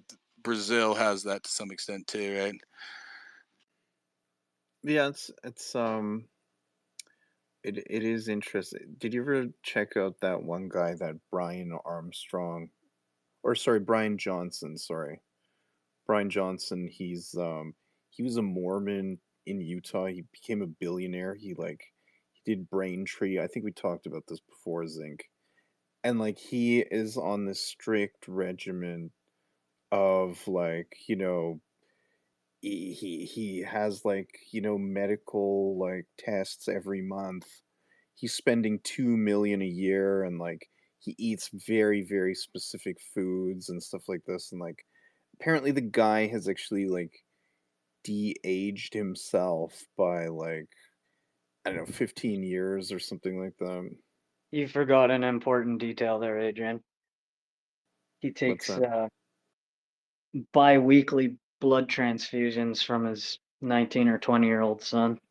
Does he do that? Oh yeah. Oh yeah, no, I know that guy. Yeah.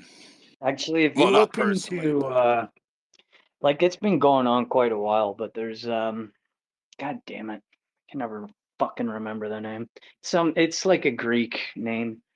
Uh anyway, it's a blood clinic basically. You go to the third world, you find a healthy, 20-year-old male, female, whatever, similar blood type. You basically subsidize their diet, ensure they're exercising, maintaining a good heart rate, whatever. And then you Yeah. basically use them as a walking blood bag. And this company kind of handles all the nitty gritty, but you show up to a clinic, you sit down in a chair, they bring in Juan's blood, and they rejuvenate you, take But I your mean, blood does that and actually replace it. work? Like, I mean, does There's that? there's some studies on it in mice. I don't know how solid it gets in humans, but I mean, this has been going on for like, I'm gonna say 15 years now, something close to that. There Yeah. should be ethics that get involved with that, because that's terrible. Like, I don't think that, I'm not a huge fan of like surrogacy either, but I think that like ethical life extension technology would involve the person themselves, and like you said, like eating right, and these other things that we could do to possibly shorten our telomeres. Like, they believe that reishi mushrooms can help extend your life. And then also just like the power of your own mind. Like, there's some theories, and I don't have the receipts for this, but that genetically we should be able to live to 150, but we don't, because we only see examples of people who think that we die around 80, or maybe a bit older, but we see, this is what it's like for an old person. And so that's what it's going to be like for me at that age. And you just assume that that's your fate and your destiny, as opposed to if we had examples of people living into their 150s, then our minds would be able to see that as a possibility. And thus it would become self-fulfilling. So we have to start like perhaps changing our, like in like medical miracles where someone is like supposed to die and they don't. It seems as though there's like some sort of will of the person. There's some sort of fighting spirit that we have to cultivate in order to survive those sorts of situations and have more. There's something that the individual themselves contributes on a non-physical level in Yeah, order to, yeah, right? So that might be something mind involved as well. over matter. Mind over matter. It's cat. But that only goes so far, right?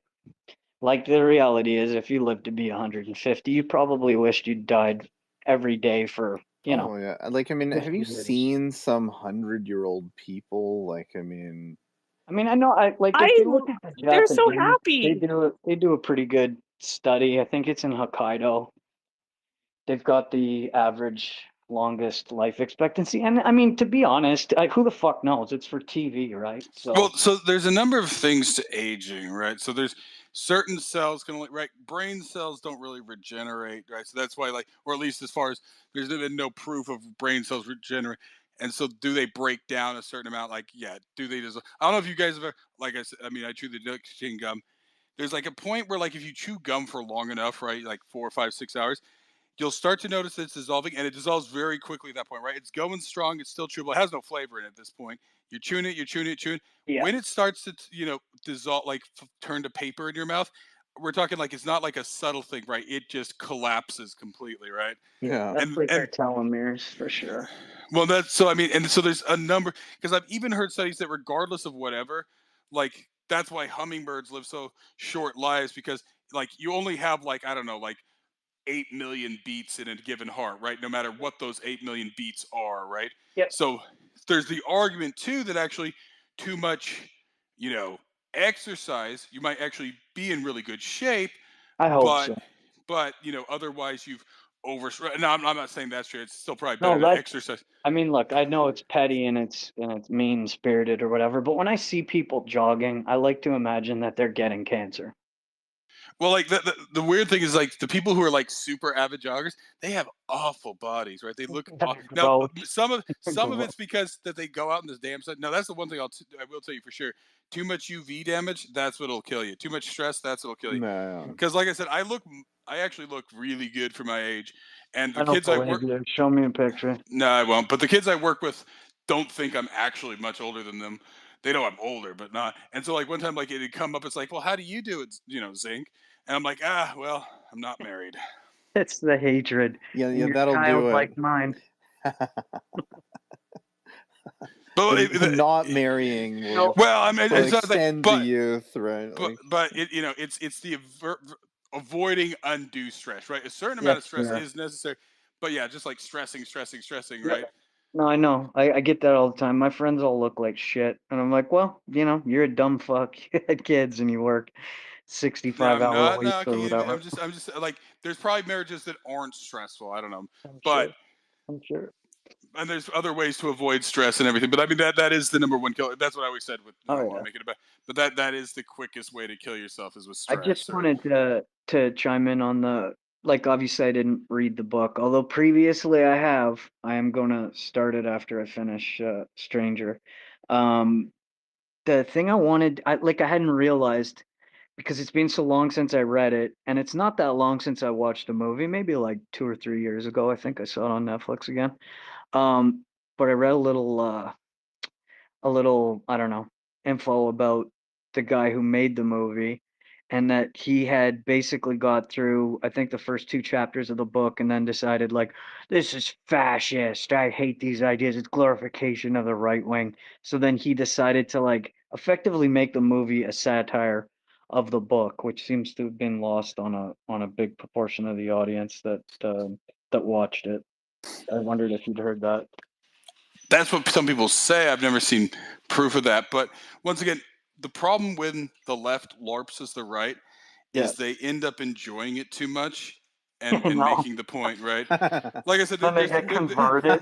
well, no, there's that song I often play in here, right? Fuck Keep that. your rifle by your side. It's from the what is it, Far Cry 5, right? And of course, this is like you get like stuck. Like if you played the Far Cry, like usually like you're stuck like on an island, you're fighting like with like cartels and stuff. But this one it takes place in like Montana, and it's like a weird new Oh yeah, agey yeah, yeah. Christian cult. And so there's Yeah. like a part in there where there's a song called like "Keep Your Rifle by Your Side," right? And it's supposed to be satirical. And like that was actually the first time I saw it. Like it was like a meme, and it has like the two meme faces. Like this is supposed to be satire. I'm making fun of you. And the guy's just it's the yes guy, and he's just nodding his head to it, right? Because it doesn't matter. That song, that is awesome. And so and you see this too. Like this is often the funny thing about who's the guy who wrote like V for Vendetta and Watchmen, right? Like Sure. he's obviously theoretically, very leftist, but then he writes these like Rorschach and all these other Oh things, yeah, right? like right-wing porn, basically. Well, and then he actually makes the point for him. He hates them, and he's even said he's like, I really hated Rorschach. I didn't mean for him to be a hero, kind of. But Exactly. he does. He essentially makes Rorschach the hero of that Yeah. story, right? The Regardless, unintended but consequences of then the projecting leftist point, his it's like, well, con. but he didn't want him to be. It's like, yeah, he didn't want it, but Yeah, that's what he that's wrote. They what proved happened. our point for us, right? Yeah, And it's a there's like beautiful thing. dozens. There's dozens of examples of that. Many, many, many examples for sure. I love I it. mean, I it's think that's great. supposedly even, and we'll see what happens with it because it's the guy who did Judge Dredd that did that new Civil War movie coming out, right? Oh, I You hadn't guys, heard anything. Yeah, Alex Garland.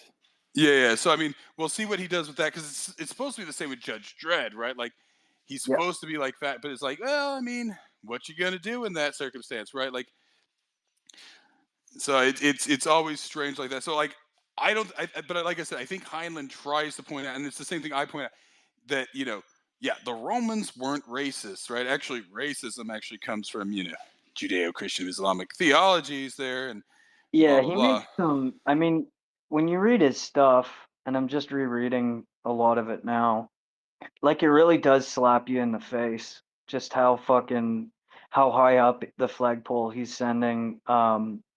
If you want the bureaucracy, but like it's more than that.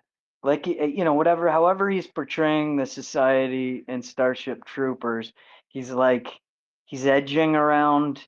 Oh, this pseudo fucking utopian society. It has Well, problems under the here's the thing, and, surface. I've But supposedly he, heard this from even right wing people. People just say, "Oh, he's arguing for a fascist." Because they use that scare word, he's not fascist. It's like, really though, right? well, Like their he's just understanding of fascist. Now, I don't want to get into that because people's like, "Oh, well, you're admit you're a fascist." It's like, what does fascism mean? And then they'll give you some stupid answer. But let's just go with this. Tell me, if you get rid of using fascism as a scare word, what is wrong with what he's arguing here? Where is his lapse in argument, right? Now there could be so like little details. How do you prevent people from maliciously beating their children because of their own failings in society and only making it because that's obviously the most controversial one in here. He right. does argue that you should, and of course, how much, right? Like, do you need to beat a child, bruises into like a 3-year-old, but should you slap them on the butt, right? Should you spank a 3-year-old when they're naughty, right? How else do you instill in a 3-year-old, I mean, cause probably. and effect? Yeah, I would probably say yes. The problem obviously is the fucking parent, right? It's not the kid. And I do actually mean that in terms of metering out the punishment. Well, and So that's the point, right? Is if you can give a 3-year-old a dispassionate spanking and it's more of a corrective measure, then for fuck's sake, well, I like mean, like he gives the example, and I know you have a dog. How did you teach your dog? Did your dog ever piss in the house? actually he never did, man. But I'll tell Uh, you a story of abject cruelty that many, many people have judged me for. When they're young, right? They're very like reactive and they think your hands are basically a mouth. So when sometimes you go to pet them, they do that kind of it's like a dog thing. They fucking smash their teeth together, they're biting each other, but they're not really. Like that's how they perceive your hands. So if you go in excited to like, rub them in the ears or pet them by the face or whatever, sometimes they nip, right? Like unintended. And that's not a big deal. Like other than sharp puppy teeth. But in those, like, those little sessions where I'm winding the dog up and he's just fucking dumb and doesn't know any better. He's getting ready to do a big roughhouse.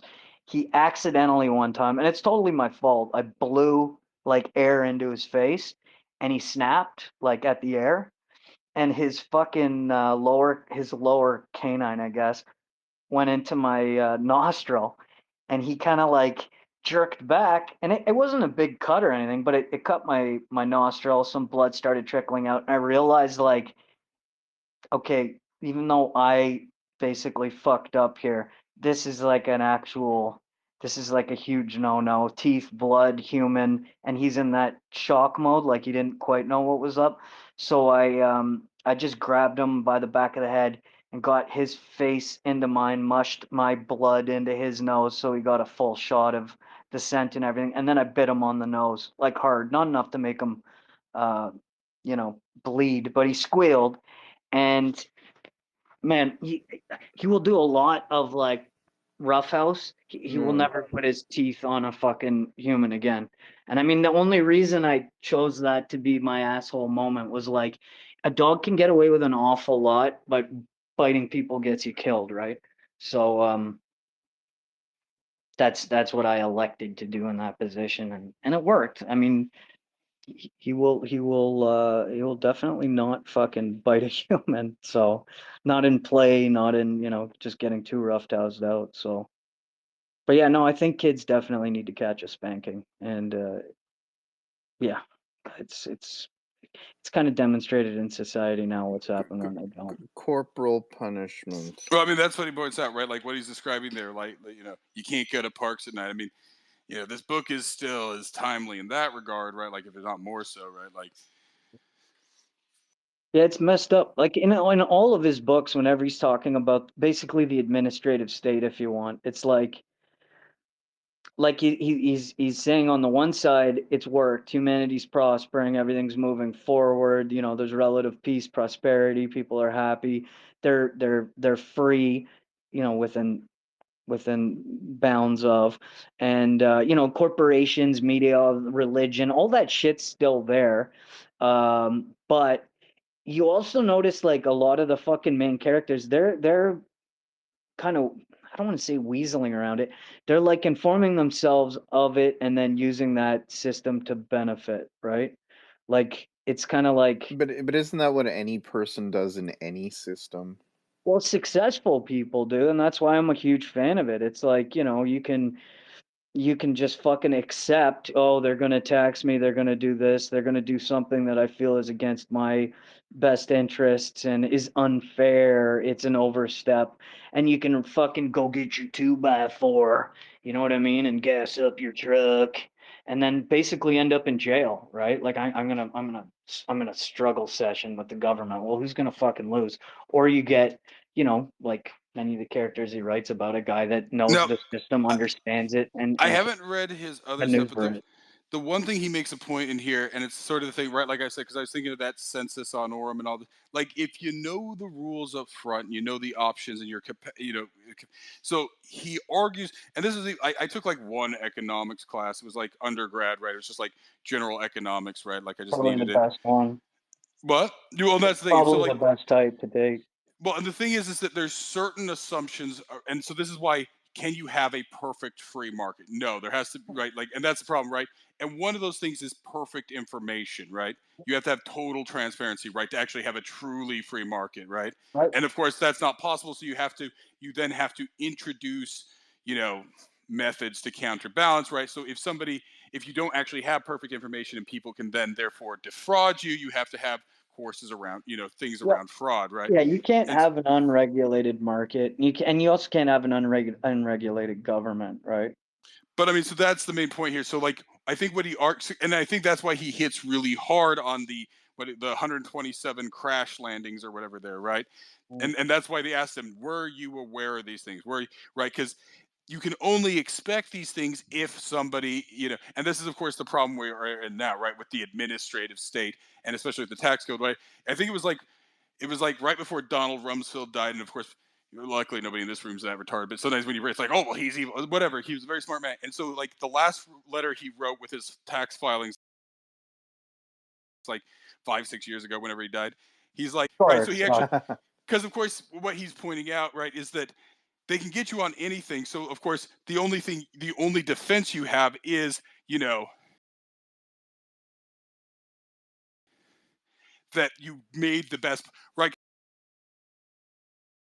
Right. Yeah. He's not arguing that. He's arguing that there is no way, right? Dude, That there is no somehow way to. it just doesn't fucking surprise me at all. I mean, I've got some pretty spicy views on Rumsfeld, but I'm not at all now surprised to just learn that he basically tried to contravene the rule of, the only certainties in life No, are I death and taxes, and no, on I his don't think way he did. out, No, he's no, like, "Fuck you." what he was saying is that there is no way that anybody can act if they. And this is the big problem with any of this stuff, Because it's right? so So convoluted, right? That's the whole when thing. Yeah. when they decide to go and investigate, so what happened to that? Now, was he escape? Pretty much anybody at that level has probably, that's what they do. They leave traps everywhere so that when they do want to come and hit you, it's like, well, this is what we uncovered in Yeah. 1979.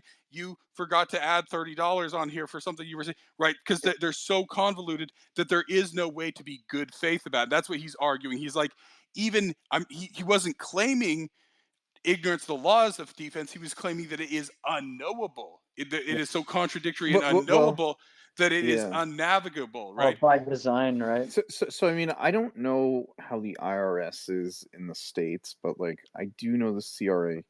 The way that they write things, it's like it's ambiguous, right? It can Yeah. go Well, one way or the other. there's multiple And levels, and yeah, well, that's what he's arguing. He's saying there is no, and it's even the same with statutes, right? Because statutes is like, well, that one's never used, but it could be used. Well, it's not, right? So sodomy laws is always the big one there, right? It's like, well, we only use it to be able to stack laws to give, a child molester, more. It's like, well, then just raise the minimum level for child molesting, right?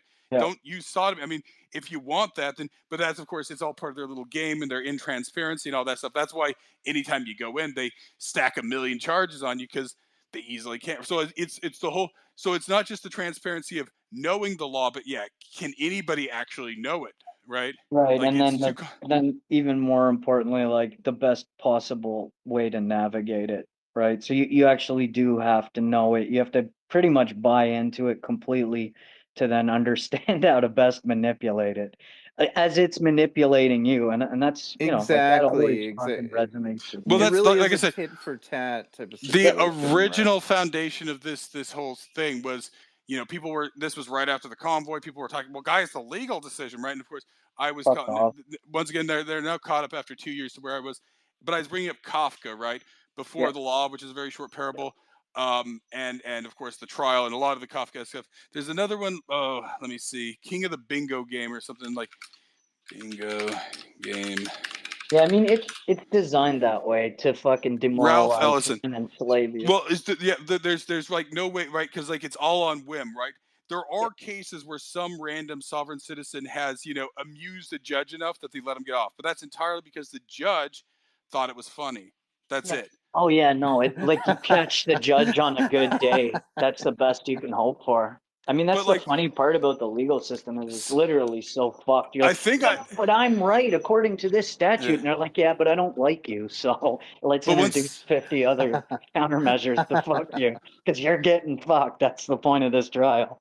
Yeah, but once again, so there's this other story. It's written by like a black guy from the Harlan Renaissance called King of the Bingo Game. Essentially, it's just this guy thinks he's figured out the rules in the flood, but he doesn't understand that, yeah, it's nothing. That at the end he can't control. Right, the game is stacked against him. Right, he's not Yeah, meant to win it. everybody has that friend when you go to the casino who explains to you in great detail how they figured out roulette, right? You just gotta play the system. Oh my God. All right, have fun.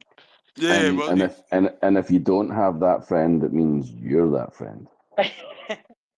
Yeah.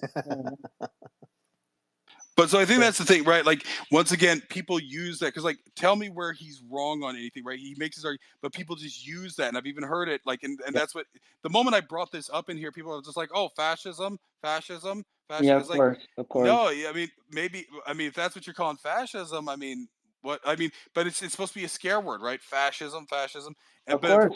because it's supposed It's to be the a same way twisting. people insist that you live in a democracy, and it's like, no, no, no, no, no, we fucking don't. Well, you in particular, but like they interchange words because that's their grasp on the meaning. Well, it's the way that I don't think. I mean, yeah. When did Canadians go from being subjects to citizens? That was never added to the Constitution, right? They're used Correct. interchangeably, which means that what Yeah. what do those words even mean? They mean nothing. Like they Yeah. mean what I want them to mean to you right now in the context of wherever we're at with society. But next week when I decide that's going to change, you'll actually find out you have no rights because I Yeah, suspend but I them. mean, my British passport says British citizen. I'm not a citizen. We're all subjects of the crown. Yep, I'm a subject. I'm not definitely not a citizen. I don't have a Bill of Rights. Well, and now, of course, because of this convolution of the term citizen, which had a very specific meaning back in the day, right? Even 2,000 years ago. Now, of course, yeah, you have the sovereign citizens. It's like, guys, no, I'm not, and they get insulted when you call them. It's like, well, how can you be a sovereign and a citizen, right? And this is where they get all mouthy, and then they pull it out. It's like, well, I'm a sovereign, not a citizen. It's like, no, that's not how it works, right?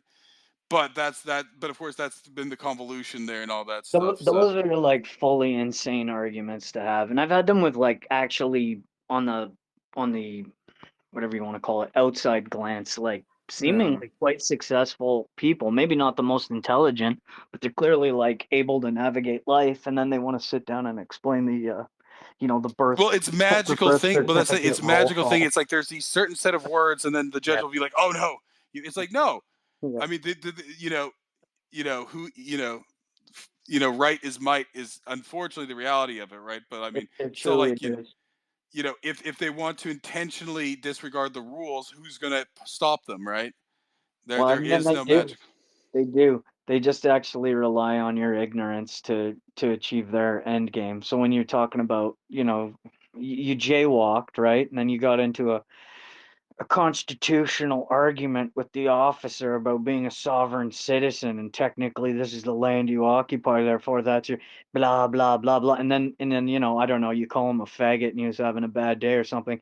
Now it's like it's a hate crime, it's assault on a peace officer, it's reckless endanger, it's 500 fucking charges, knowing that, like, yeah, well, whatever, I mean, we're gonna you're now gonna negotiate with us, not the other way around, and you're gonna have to actually prove your innocence. Like, we don't have to prove, like, it turns the whole fucking thing on its head, and people still don't get it. So they're happy to go and poke the bear. Fuck your hand, Catherine. Yeah, fuck you, Catherine. I'm offended.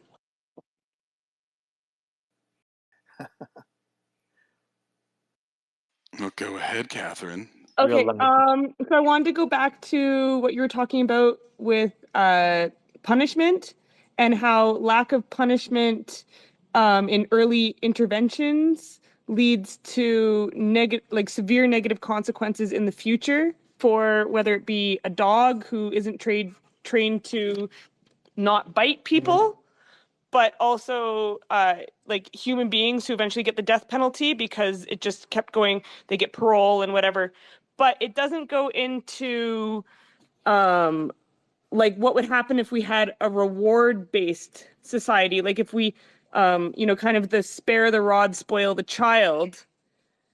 If we, like, it seems in this book that the reward for sacrificing yourself into this army and even your life is the reward is like feeling good about yourself. It's like you internally reward yourself with knowing that you're doing what is considered the right thing. And that's why they are allowed to vote, is because their moral compass leads them to prioritize the group over their own selfish needs, which, I mean, it's resurrection day or whatever, like with Easter, it's like doing God's will or doing your own selfish will. I mean, and he doesn't ever mention God in this story or any sort of like religious belief, but they're fighting this war against these arachnids. um there's some sort of like energy or spirit driving them onward. There's some sort of human spirit. So yeah, those are just some of the thoughts that I had. I don't know where I'm going with it. Well, I think that's the thing. So yeah, can you only do it reward? And I think he tries to make that argument, right? That it's just too soft and everything. Like, especially with young children, like you can encourage good behavior, but how do you right? There's both encouragement and discouragement, right? How do you discourage bad behavior? How do you create a connection between the dog pissing on the floor, right? You reward it for using the pot. I mean, you can do that to some extent, but especially when you're dealing with something that is nonverbal, right? So a dog is nonverbal, so it understands that it gets rewarded for going to the toilet, but doesn't. But maybe it doesn't care if it gets a snack this time. It's going to get a snack next time. It has to pee 5 times a day, right?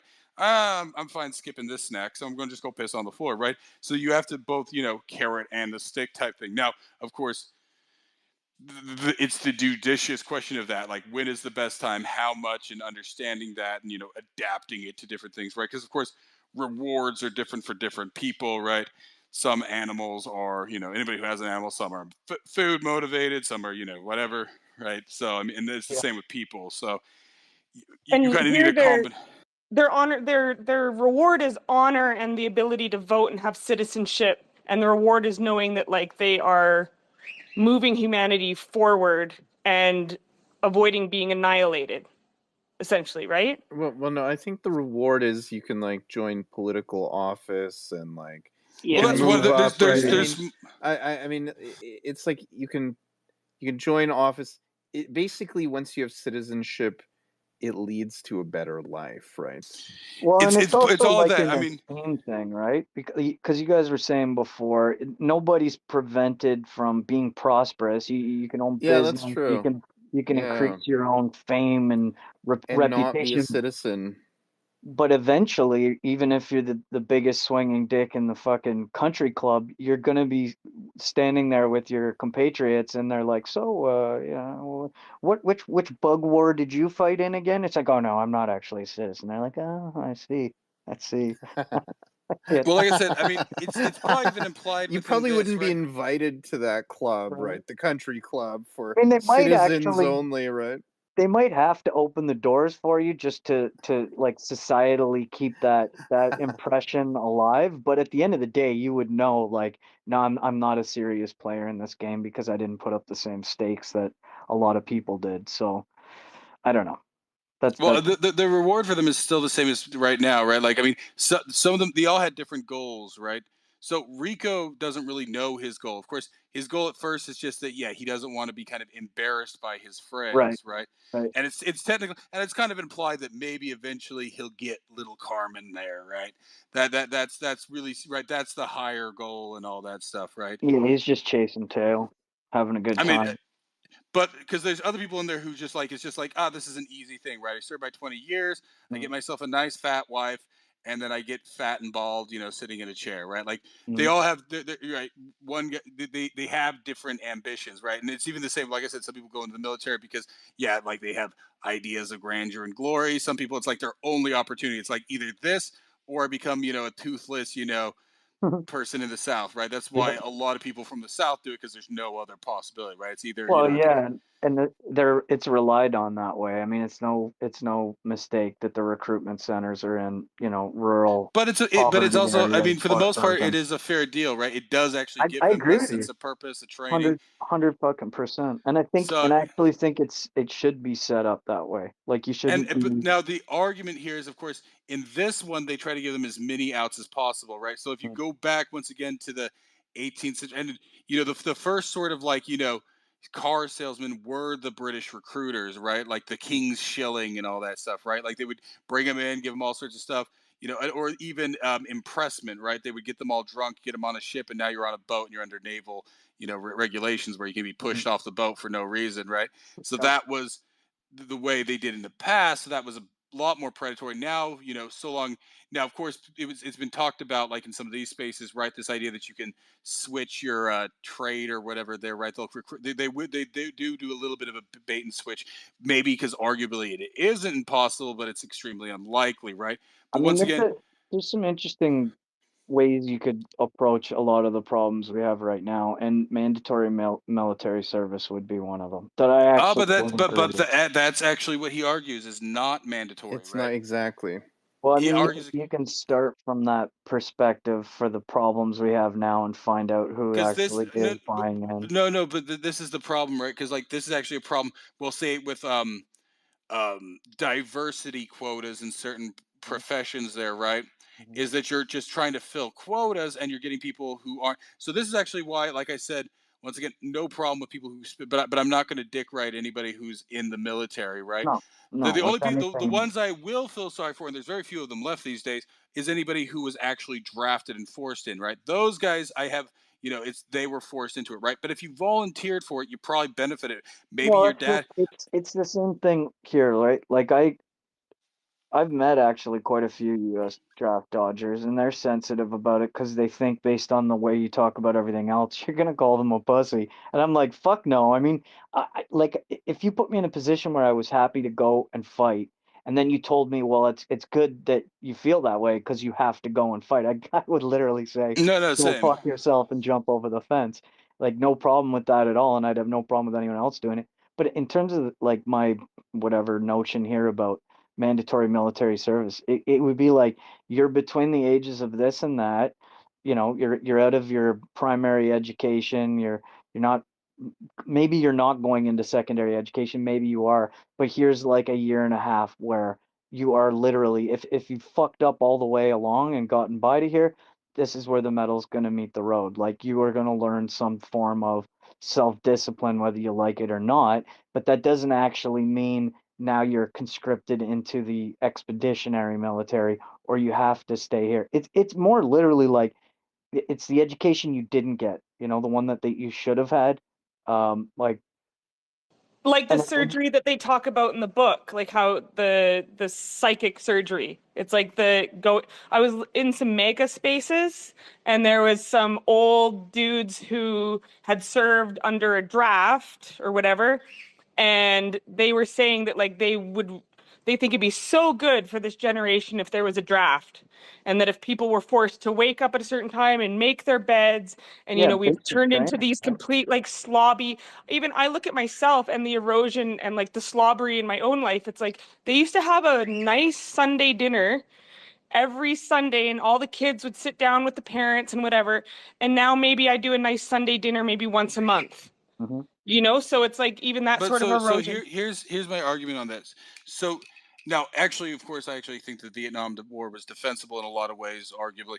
But I'm not going to get into that. But if you have somebody who's drafted, right, and they go to one of these countries and they commit a war atrocity, right?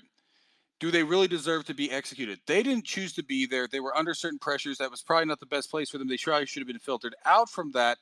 But you can't ever know what people do. But if they didn't have a choice there, they really can't. Right? Can you hold once again? It even goes further, right?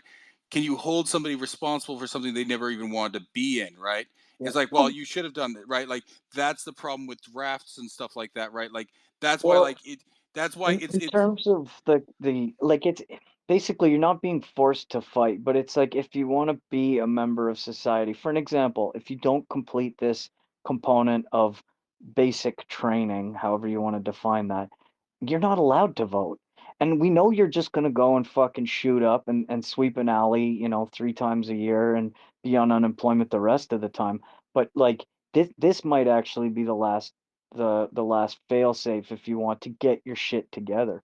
So you may not have But benefited from. it's Yeah, all but the yeah, completion. It's not just the military, right? Like what he's talking about here is actually a more intellectualized military service, right? yeah, He realizes because of course he was in the now he did just go straight into the officer school there, but obviously he's pointing out here that it's rather ridiculous that somebody can command men and not actually understand it, right? And stuff like 100%. that.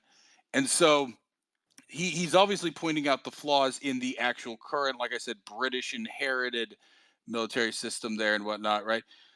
But yeah, mandatory anything, and he even explains this, right? If you force them to do it, then they're just bitter about it and everything else, right? They don't really want to do it, and they're going to self sabotage, right? If you make it's like you don't have to be here, you don't have to be. There's lots of exits. There's lots of things exactly, they yeah, can always write. Like if they don't want to drop, they don't even have to drop, even Yeah, up until that moment. Now, if they do something that's risky, right? Like one of the 127 crash landings, but if all they want to do is quit, they always let them quit, right? Because that this of course causes problems, right? Like if somebody wants to for quit and you sure. and you Well, well, don't well, let well. them quit. Also, but there's a consequence to quitting, right? It's like once you quit in like this Starship Troopers world, like that's it. There's no second chance, right? Yep. Like, I But mean, that was a Yep. your choice. That was a pathway to choice, citizenship is over at that right? Yep. point, right? If you draft somebody in, or even if they're not drafted, and they keep wanting to quit, but you keep them in, they become a liability later on because there Yep. might be a moment, right? So you only really want people who are there who want to be there, right? So So it's a combination of stick and carrot, right? Like you're not incentivizing them to leave, but you're not forcing them to stay. You're giving them like, the right encouragement to buy into the No, no, program because you are incentivized to stay because of the citizenship, right? right. But I'm saying like And like, you're not gonna be forced to stay in there and then find out later that this fuck up has become a major problem in the system itself. well, that once again, the one thing that he does, and this is the important, it's obvious transparency, right? They even overdo it on the transparency. They try to show them, right? So the recruiting colonel, like this was one of the memes going around, right? The recruiting colonel there was to purposely drive them Yep. away and everything, right? Well, look at the draft we had for World War II in Canada. I mean, they didn't need to have it, but it was still in place. But people were actually like, they were the main driving force of each other going to sign up because basically, unless you had a compelling reason not to, you were a fucking pussy if you didn't go to fight, and that was just like But even societally arguably that, massive. so the thing there is, this was coming out of the Great Depression right now. Yep. So a lot of people. So the other thing too, once again, even those guys, it's like their daddy was at home. They're 16. They're still getting beaten by their daddy.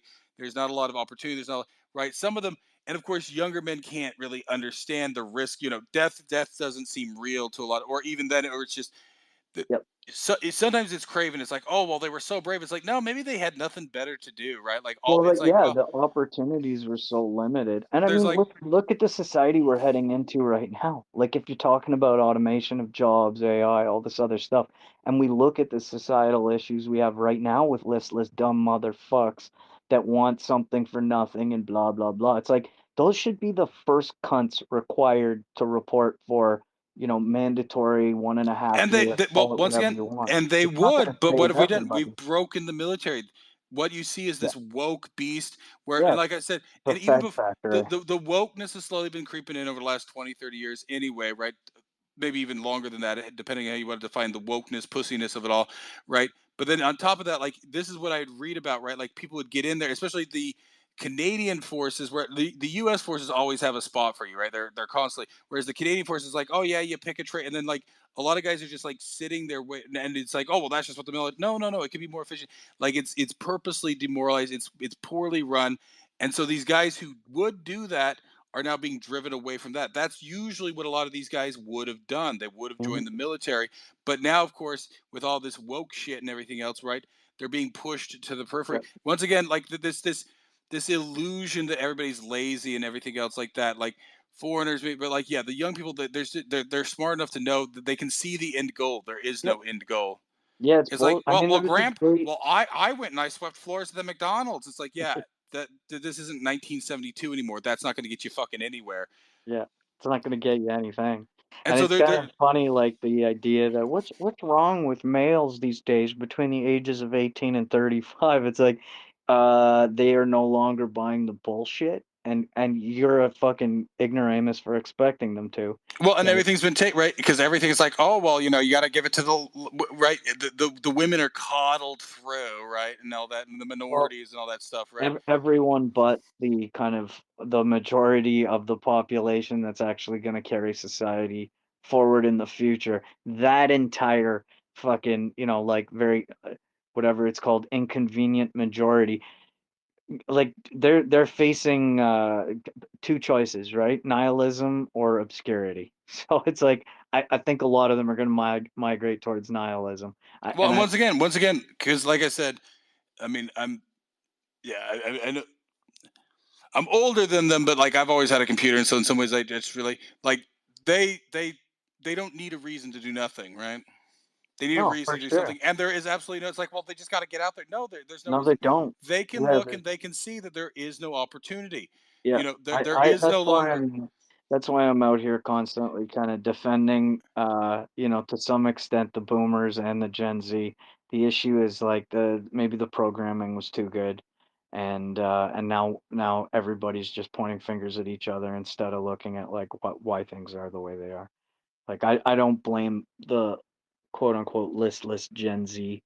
Well, there's just something out. It's like, well, guys, I know this one. Yeah, but they know connections and all this stuff. Like, not everybody can move out to the rural nowhere places where there's no fucking jobs, right, and all that stuff. You can't buy a bus ticket anymore. Getting out of the city, right? Like I said, you go back to the '80s. You could buy a $50 bus ticket, scoot out to Alberta, and be hired on an oil rig in the same day, right? That doesn't exist anymore. Yep. Right, you got to know somebody's second brother and all this stuff, and you got to, get your name in there because there's not a whole lot. So those opportunities, there's no longer any chance for like high risk, low entry jobs, and that's what the military is, right? It was a high risk, but there was low entry. They would take you, and they would do something with you, and you could do the most with that usually, right?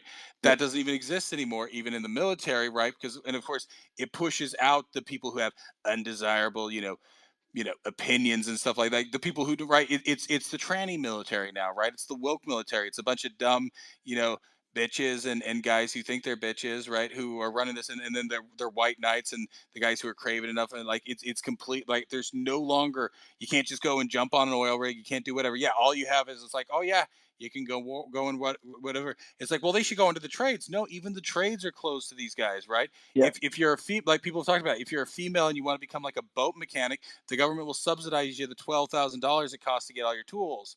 If Yeah, you're a and then male, yeah, you'll you got to. find out in your first fucking year of apprenticeship, this just isn't cut out for me. It's cold and I'm wet all the time. I don't like it. It's like, okay, no problem, no consequence. Go home. Don't repay anything. Have a great life.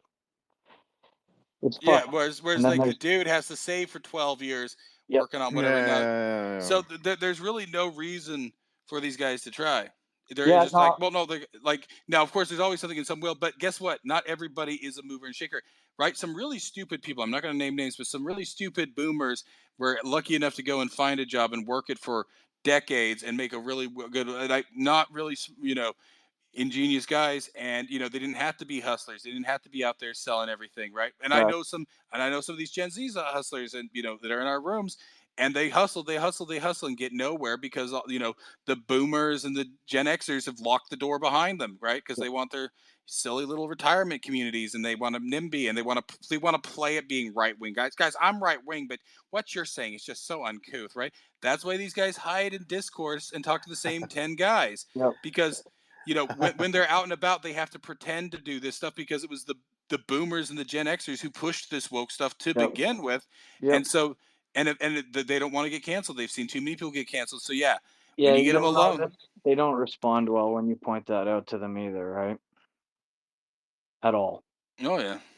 Like I've been in more than my fair share of listening to it for 20 minutes and then saying like, who was on the fucking decision making board at the time all this began? Who's the one responsible for signing off on it, continuing to sign off it, and then What generation cashing is their Trudeau, pension? right? What So, generation is Harper, right? What generation were those? no, people really, man, it's like, no, I believe it, I believe it, I believe it. And it's like, well, what about the part you played in it? Well, that's not fair. I mean, I never actually ticked the box where it Well, said let guys, the it's next just what I was told generation to do. suck It's like, yeah, faggot. and you lucked out, but understand that those opportunities aren't there anymore. Yeah, and yes, you can find the one exception to the rule, but guess what? The people we're talking to on these spaces who were able to do that, they're not exceptional. They're not even hustlers. They're not even whatever. They just were able to show up day one, work there for 40 years, and then leave, right? Yeah, no, this is, I mean, And it look, was, there's certain things I say that get easily misinterpreted. There's certain things I say for that very purpose, but it it, oh, I do it too, right? it Because only, they have to build themselves up. They have to act like they were such a bad. Well, once again, yeah, we'll even go when back you to it here, weren't. right? Right, these kinds of people will insist that everything good in their life they had to work for, and everything bad, Scrap. like, right, like Yeah, government. nothing was their fault, but everything was, their hard work, right? But like even pointed out in this book, right at the very end there, he's talking. It's like, I was helped through all of this, right? And like I said, it's a mixture of the two, right? Everybody's lucky because everybody made it past infancy, right? Anybody we've talked to, right? If you make it past infancy, you're like, now some people are more lucky. So, luck is whatever, but it's what you make with luck. Now you can't always make it. It's a mixture of two. Nobody got anywhere without luck, right? But Mhm. nobody also got anywhere, purely on luck. It's seizing upon opportunities. Now, some people really do get lucky, but for the most part, Everything else comes down to seizing upon the luck when it comes up, right?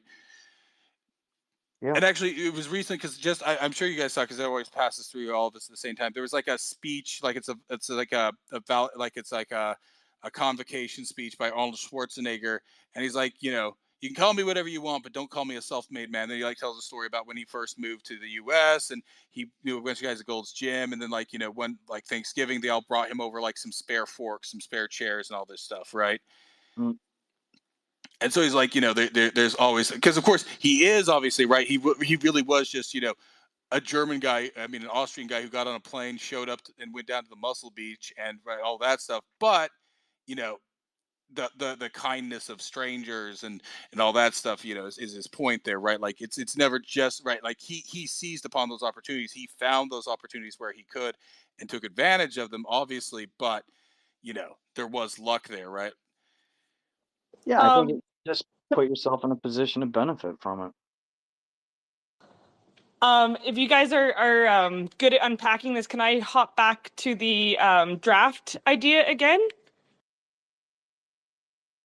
No. Okay, I wanted to compare it to the real life sort of case study of Ukraine. And although I can see why a draft would be beneficial for youth, especially young men who may not have had fathers or, could just use more discipline, I don't think it's ethical. And I think that when men go to war voluntarily, they are doing it from like a different place. Like if I were to face an enemy, I would rather face a bunch of drafted people rather than people that were there out of their own conviction. I think those people would be far more vicious. And if we look at the real life case study of Ukraine, there were those who chose to stay and fight. I have a family member who's over 70 years old, and he stayed in Kiev to fight with his son, even though at the beginning, before they implemented the draft, he could have escaped or whatever, and he was too old to actually be drafted. But now there's like images of soldiers being like dragged out, frog marched, like doctors, dentists, and all sorts of people just being taken to the meat grinder. And they've even lowered the drafting age down to 16. So there's all these young kids going into the meat grinder. And a lot of them don't have the conviction to fight Russia because some of them were pro-Russian, and for other reasons, so when you have it voluntary, then you make it easy to be a conscientious objector, and you almost create more of a democracy that way, where people are actually like they believe in what they're doing, they believe in fighting, and if they believe that the war is not okay, like let's say in this book, if they weren't fighting an enemy that they could all agree upon was a genuine enemy, but they thought it was a brother war, they would be able to just not enroll. So, and then also like with the responsibility, like if you're drafted, are you responsible for war crimes? Because, were you not ready for it or whatever? And in Ukraine, because I was part of Tourniquets for Ukraine and a little bit involved with the Ukrainian community here, I saw like phone videos being sent from the front lines to Canadian Ukrainians, some of them fresh off the boat, some of them old stock with a little bit of Ukrainian blood, whatever. And they were showing me these videos of Ukrainian soldiers with Russian prisoners of war, and they were shooting them in the legs and laughing, which is a war crime. So, yeah, just a whole bunch of random thoughts there in regards to the book and real life and the ethics of a draft and the effects of the draft. And there's so much risk reward analysis that can be done there. Drafts are usually used as a way of ethnic cleansing, and I suspect that's what's right. It's a useful way to round up populations you don't want around. And that's really what they're used for. And that's I think why the book argues against it, right? Because yeah, they're not going to be reliable and everything else. And Yeah, you it was got pretty you got to. evident. So yeah, I mean, I think that's why the book makes the point that there's no value in a draft. It's actually better to not have people that don't want to write for everybody involved, right? But and arguably, this is what I'd say is that drafts are used to get rid of undesirable populations, But right? what about compulsory service? I mean, you must see them as completely separate, right? No, it's the same. Well, no, it's the same thing. Now, compulsory service in the countries that have it, it just becomes like sort of a stupid thing, right? Like it's it's It's for show it's or whatever, Peace Corps yeah, type. it's deteriorated, right? I mean, that's what it becomes, right? It becomes essentially just sort of like a whatever there, right? Like Yeah. I mean, yeah, it really doesn't make a whole lot of sense, right? Like, what is the value of it when you there's really no demand on it, and it's only just to keep like, does it really actually create like a battle ready populace there thing? I mean, arguably, it it prevents like future problems if you did find yourself in a position where you had to draft.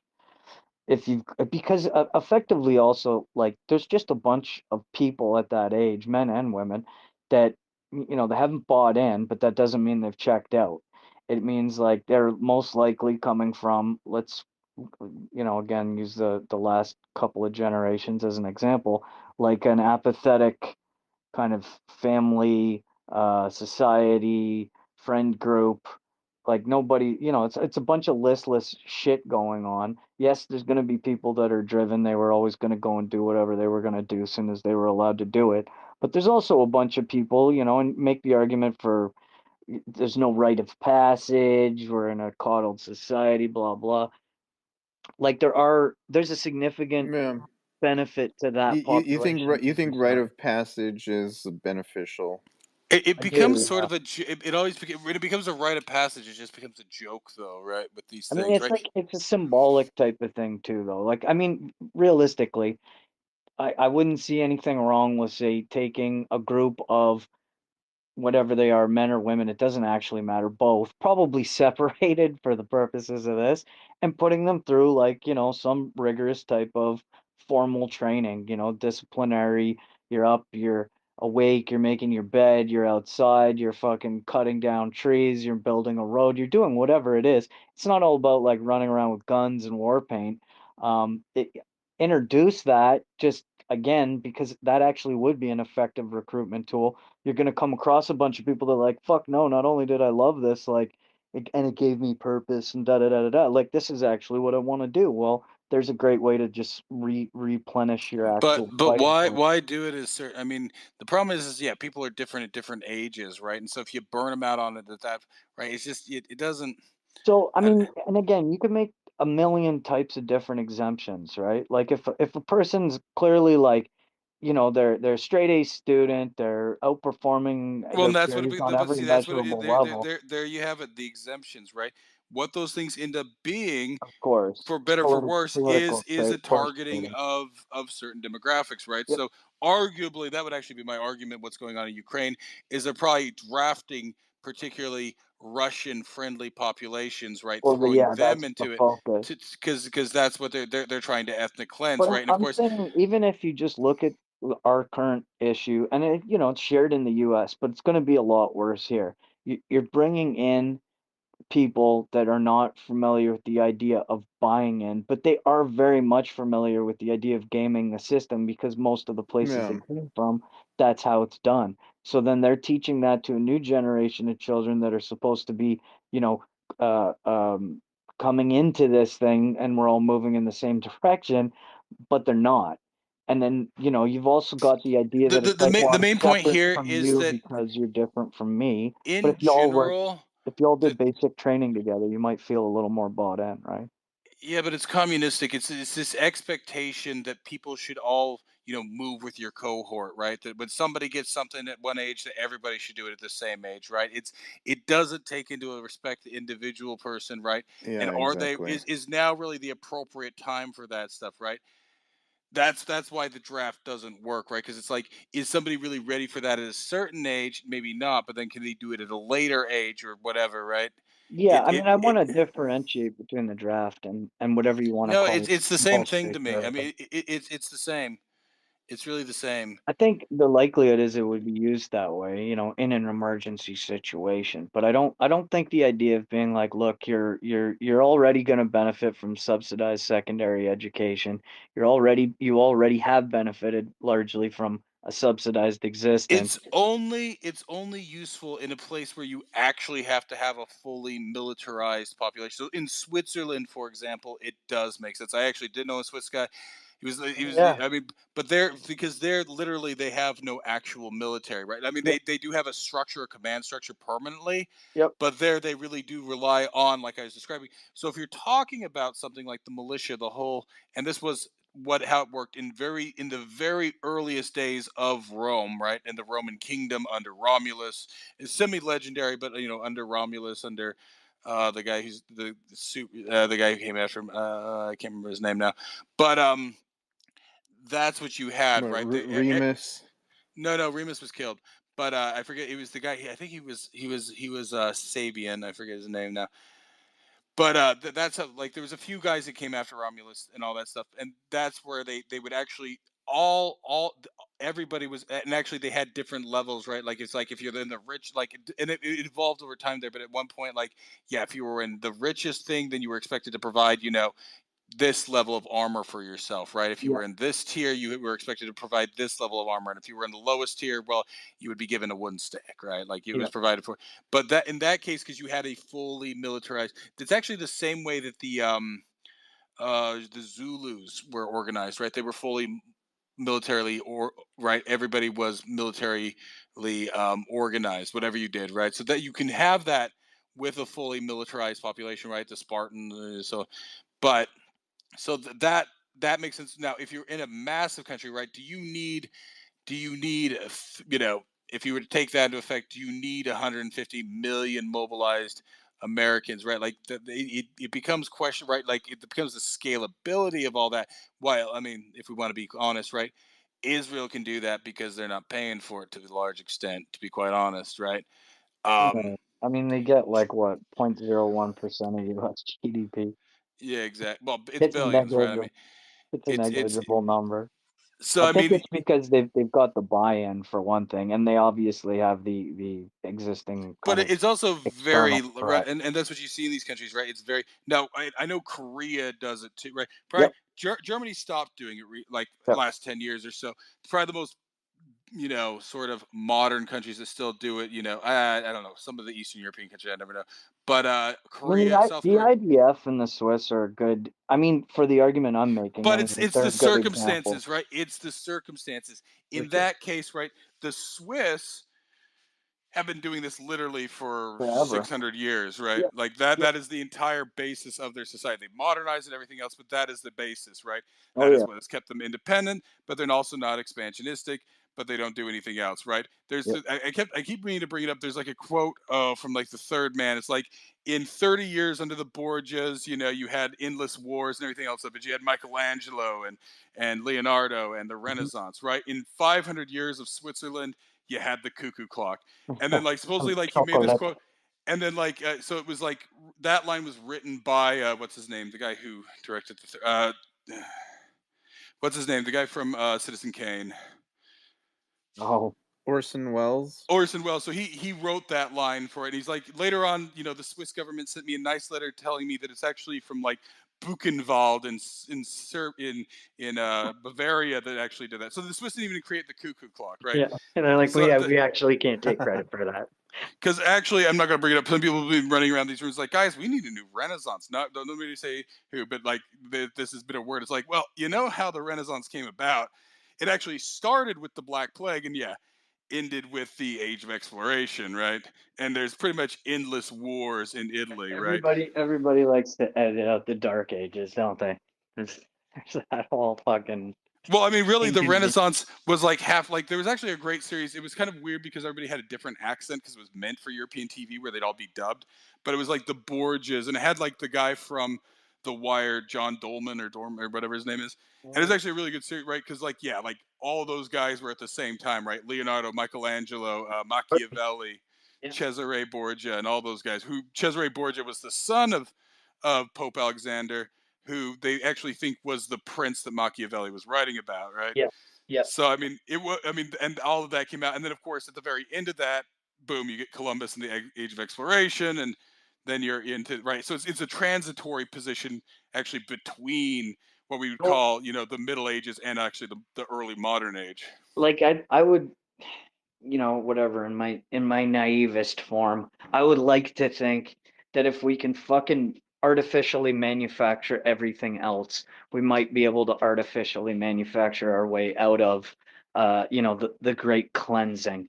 But this course we're currently on, like, to me it actually seems like a bit of a shortcut to get there. Well, that's like I need to go because there's several like almost pontification. I bookmarked it to go and quote, but I don't want to have to look it up right now. But there was a part where he was talking about what it takes to be a citizen, and it's imagination, devotion, and loyalty, right? Like, and that's sort of the problem. I don't know, like the problem, and it's a problem because yeah, I obviously have no affinity for Christianity or anything like that, but yeah, there is an appeal there, and I've seen even younger people. That's why, like, yeah, some of these younger guys were kind of going to church, and I see Yeah, the appeal of it because what it is it's that sort of discipline, right? Now, of course, it's bogged down in a lot of bullshit. No offense to yeah. anybody, but I see it as bullshit. But and like Well, I said, there's an that's unanswered demand there, right? well, So if like I you said, don't that's fill why. it with something, Jesus is gonna fill it with his sweet Yeah. dick.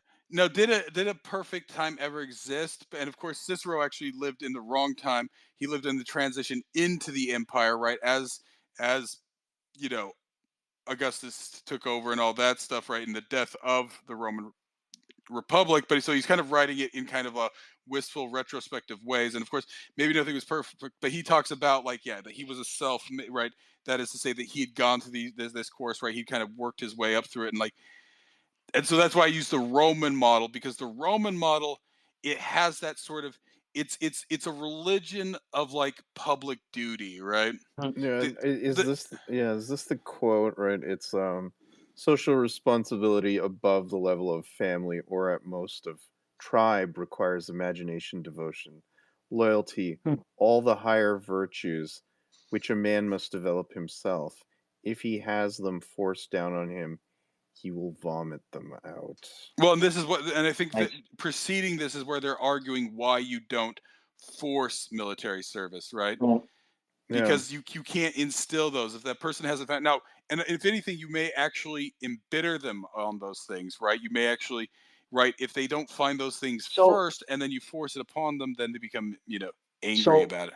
again, I don't want to like niggle here, but I'm thinking, at the time that's written, it's an expectation that the young man is going to be following in the footsteps of the father, and if not, then basically he's going to be Well, no, guided this is to. the No, no, no. reverse. The father follows in the son's footsteps. No, no. I mean, now, of course, things were going sideways. Now, are they bad as they are now? But like in there, or at the very least, he's either seeing it at his time or predicting it, the downslide of humanity. Right, right. He's talking about how Right. roving bands of youth, right, and like the most vicious, and that's what you see, right? Like Yep. it's funny because I brought up The Wire a minute ago, and that's what they talk about in The Wire. The Yep. most like they're like, oh yeah, the scariest one are these like 13-year-old kids because they will just they have no precognition and they've been told that it's okay to kill people, so they will pull the gun and fire without thinking about it. Right? That Absolutely. 16-year old's actually a little bit more hesitant. Right? There's the one street kid who's like I think across all 3 or 4 seasons that Yeah, eventually yeah, dies, right? And yeah, and toward the end there, he's just like he's already dead inside, right? Because all of his friends have either died or ascended, and he's just kind of stuck in the middle, and he Yep. doesn't really want to do it anymore. But he's just stuck, right? I think what was his, he had almost, he actually had a Roman name. What was it? It was like Marcus or Martius or something like that, yeah, right? He had one of those yeah. kind of like pseudo Roman names or something. Yeah. But Marshawn. no, it wasn't that. It I'm just wasn't that. I'm just being racist. Yeah, yeah, but like, so I mean, I mean, it's a good it makes a but good but point that's though, what right? either he's seeing it and he's already just clutching his pearls, but it's what's happened, right? You But just you do like right, you've like brought this up before, and it's something I'm sure I was like just on the peripheral aware of, but it's kind of like the expected norm was, when you grow up in this society, these are the steps you take. You go through the military, you come out of the military, then you go into the mercantile exchange. You have you're a wine merchant or whatever the fuck you are, and then you retire and you write your philosophy and feed your mind while your body dies, and that was the expected and norm, and it turned out like a pretty good fucking society. But like we've ripped out the guts of that, and now you've got like, well, the situation we're in right now, a bunch of Well, see fucking that, but military and I aged think this is males the thing, that have right? no. Heinlein opposes unexamined tradition, right? Yeah, If it works and there's no reason to change it, then so be it, right? But you examine it, right? And so this is the thing about Heinlein, right? So in some ways, he's actually quite progressive, right? He sees a multi-ethnic society. He sees a sure. place for women. Obviously, he doesn't have this pretense that women can do everything men can, right? But he accepts, that there's different possibilities there, right? Yep. So he's simultaneously progressive, right? Equal opportunity, not equal outcome, right? Is which was what. So he's actually quite, I mean, for the most part, I mean, I really don't like if it's doable on some of the things he claims there, but for the most part, I think he knows people are going to accuse him of certain things, so he's trying to make it rather clear here. It's not about forcing, right? You have to have expectations, but you can't force people, right? And this is the problem with like sometimes what gets talked about in these spaces once again, right? Is it's like, guys, we have to all move together, right? We're on a new dawning. Humanity's no, humanity's still going to have a lot of retards. You're just going to have retards, right? You're going to have people who, just are perfectly happy, sweeping floors. And there's nothing wrong with that. That's just what they do, right? Now they may have children who are going to do more than sweep. Funny enough, what's the name of the tech bro guy? What's his name, Adrian? The Which tech one? bro, the one. Think of I mean, not the finance bro.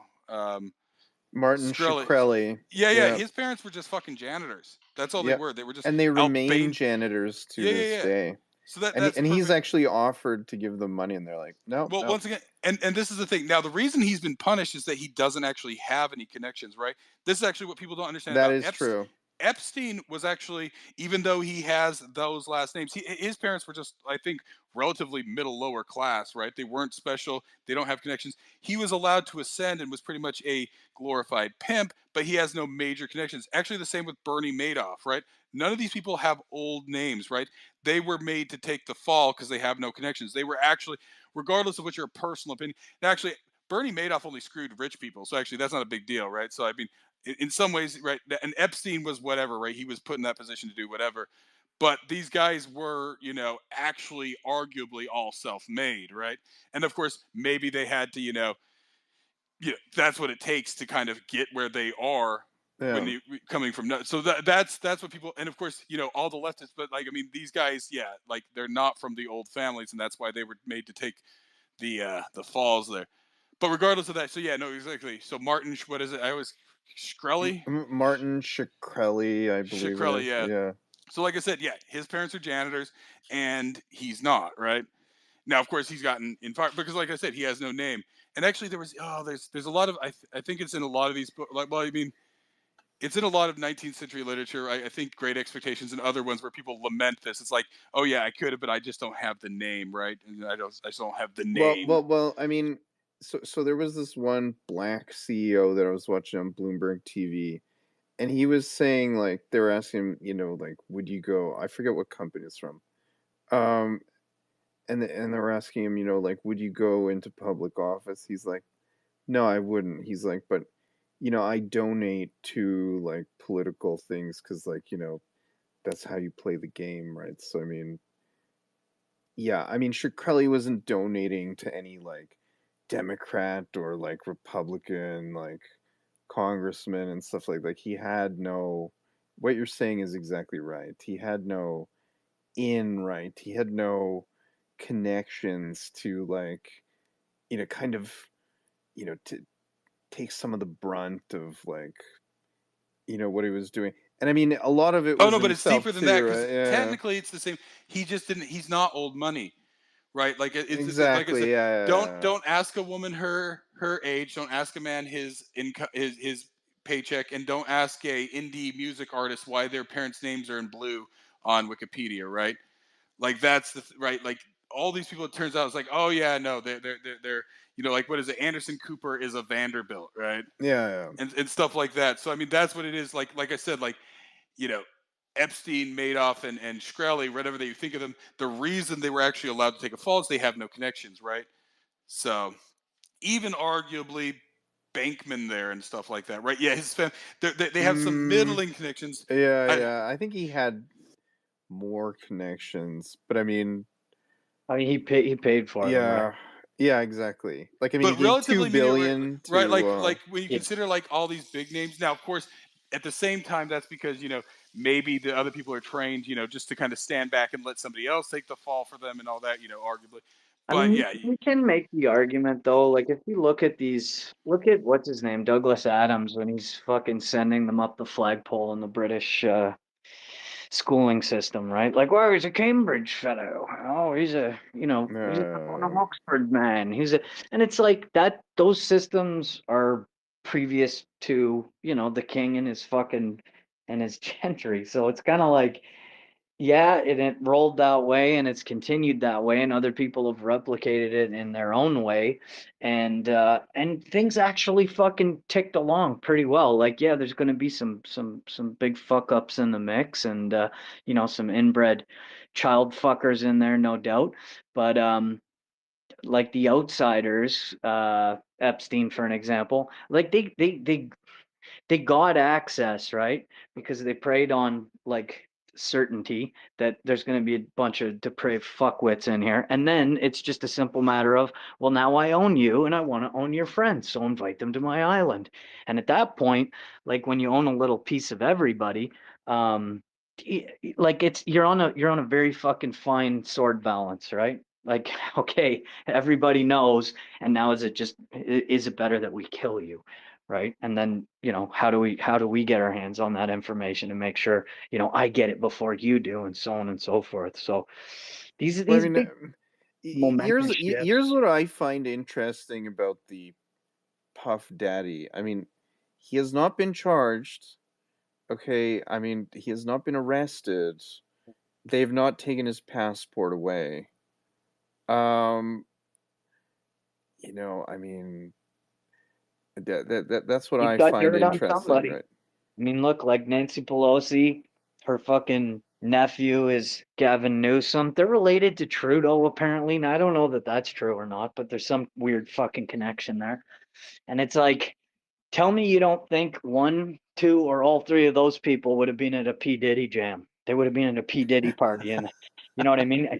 In the mansion where every fucking room has a camera. Although I don't think they can relate to Mo Money, Mo Problems, right? So it's like, whatever he did, he probably learned it from being Epstein himself, right? Like it's a Mossad op. That's where it comes from. But it's not like Yeah. they didn't create that. Fuck. I don't even know who actually would have created that op. But it's been going on. If I had to take a shot in the dark, I would say several thousand years. but so I guess the big question here is what is wrong with the society that Heinlein describes here? Who Honestly, is who? nothing, man. Yeah, Yeah, truthfully, nothing. who is left unfulfilled here, or like not, or I guess not given a fair chance to search out fulfillment, right? Yeah, it's Well, it's a I guess like the utopian poorer society. people who are not citizens, right? But they have the opportunity, right? They do. So They do. that's the main point, right? Now, who knows how far back it goes, right? Like maybe there was, like, I mean, who knows how long Rico's family or whatever, right? But yeah, if you're poor, there's probably other opportunities, right? We don't get a sense of that, right? Of course, yeah, there's lots of gaps here, but in what we're presented here, right, that citizens are, I mean, civilians seem to be able to wield a lot of monetary power as taxpayers and probably as fundings Yeah. and all that stuff, right? Right. Whether or not they're the ones actually, voting or whatever, they're probably the ones who, are giving money, right? And this is, the role of landed gentry, right, in the past in monarchies and nobilities, but of course the nobility isn't blocked here by birthright, right? Anybody could become a citizen and then get Yeah. Yeah. their palms greased, and of course it's also the smaller set of things and whatnot, right? So you're not you're But I not mean, you trying to can also cater to get the blown masses. away, right? Like, I mean, and then you don't get anywhere. So I mean, Well, once again, there's so here risk to it, right? here's an interesting fact about this. So even in today's military and other things, for the most part, I think even with the current ongoing wars, for the most part, if you don't want to serve in a combat role, you really don't have to, right? Maybe if you're exceptional, but even if you're, I think sometimes you can be too stupid for combat technically, and just end up being a ditch digger, or I have no Yeah. idea. Right. So what's strange is for some reason, of course, yeah, it's the the ambition of a young man for glory and violence and all that, right? People do choose the infantry, right? They do actually in the current model Yeah. right now. Oh yeah. People who are in the infantry have actually chosen it, right? And that's what you have here too. So and you can get for the most part you can get the same things. Yes, can you be a command? Well, actually, technically, you can't get that to the infantry. In his world, to actually get up to the highest levels of command, you had to have gone through, I think, the infantry, not just one of the support classes, maybe at some point there. But in people choose the infantry, and I don't know what, right? Like I think it's just because the no matter how many times you tell them, and across all of human history, there is something that attracts people to the idea of the glory of war, right? It's just a fact, right? Even it's like, oh, the horrors of war and all that, but young men keep signing up for it. Young men sign up for the infantry all the time, and they don't need to be goaded into it, right? Not since the draft, but I don't think anybody. I think it's very easy to avoid combat roles if you don't want them, but people sign up for them because it seems cool, right? Yeah. Especially now with Call of Duty. Now, of course, everything's going woke, so it's driving away some of those Call of Duty kids. But, if you go back, say, 15, 20, 25 years ago, before everything went woke and retarded completely, you know, even, their lack of, diminished precognition skills is useful in getting them to sign up and encouraged to go into the infantry, right? Because it feels badass and cool, right? Well, I mean, it's like if you're gonna do something, do it. Don't half-ass it. It's like I wasn't here to dig wells and save villagers. I want to murder people with a cool ass gun. That I think that like Well, I as mean, this much as comes people back to like to my dress it earlier up, that's this where it's comes at. back to my earlier question, right? Like, I mean, does the equipment matter? Like, I mean, if you have shitty equipment, I mean, can you really be that gung ho about, being in the military and like doing It's this hand in stuff? I hand, right? mean, I mean, it's not just the equipment. Like I said, the demoralization, I would argue, happened before the equipment, right? It goes yeah, hand in hand, right? Like I mean, it's Well, really hard to say. in that respect too, it is the ultimate throwing the dice, right? Like you're going out in your fucking loincloth and your sharpened stick and looking for a chink in the gilded armor, and then that's yours. Like those are your spoils. So if you literally have nothing and you're a pig fuck farmer's son, who's gonna get passed over on on the rights to the You can make them have pride, and right, it's really hard to gauge yeah, what equipment is until they're actually in battle. It's all like this is often the problem with non-war, right? So like, there's one of those weird guns I have. It's that one with the weird side door, right? Until the Spanish-American War, that felt like a really good gun, and it is in a lot of ways. It actually has a very easy pull on the bolt and everything else. It's just that rapidly reloading that thing, after you've shot your 5 rounds out of there, is a pain in the ass, right? The Mausers had stripper clips. That one you have to like pull out the bullets one in a hand in your hand and like slide them down the side and hope they don't get stuck and all that stuff, right? yeah, while you're and and, shaking and with well, adrenaline. and they didn't know that until the Spanish American War. Now, of course, the U.S. won the Spanish American War, but even the first thing they immediately did was they went and got a Mauser knockoff, and that's the Springfield 1903, right? Yeah, yeah, And it's that's pretty what. weird. Well, but that's the thing. Up until that time, it actually seemed like it was one of the best guns out there because you really don't know what the best gun is. And of course, the best gun is no better if you don't have the training and it's not maintained and everything else, right? So, I mean, yeah, so the morale and the equipment are too like there's plenty of equipment and everything else, and it's really debatable, right? Whether or not, I mean, if they had maintained their current set of what was it, the military, they were running FAL, right? Like what do you call it, like the fouls or whatever, Yeah, right, before they then switched to the M16 knockoff, the C7, right? If they just maintained those, right, that's actually a really awesome gun, right? The bullets are more expensive for it, but yeah, it was just more than anything. Actually, the biggest problem is like I don't think they're given enough bullets anymore to train with, right? It doesn't even matter what it's for, they're just not given. And that used to be the thing, they were just given plenty of bullets. yeah, well, and I mean for a long part of modern history, at least warfare involving guns, like the body counts honestly weren't that fucking high.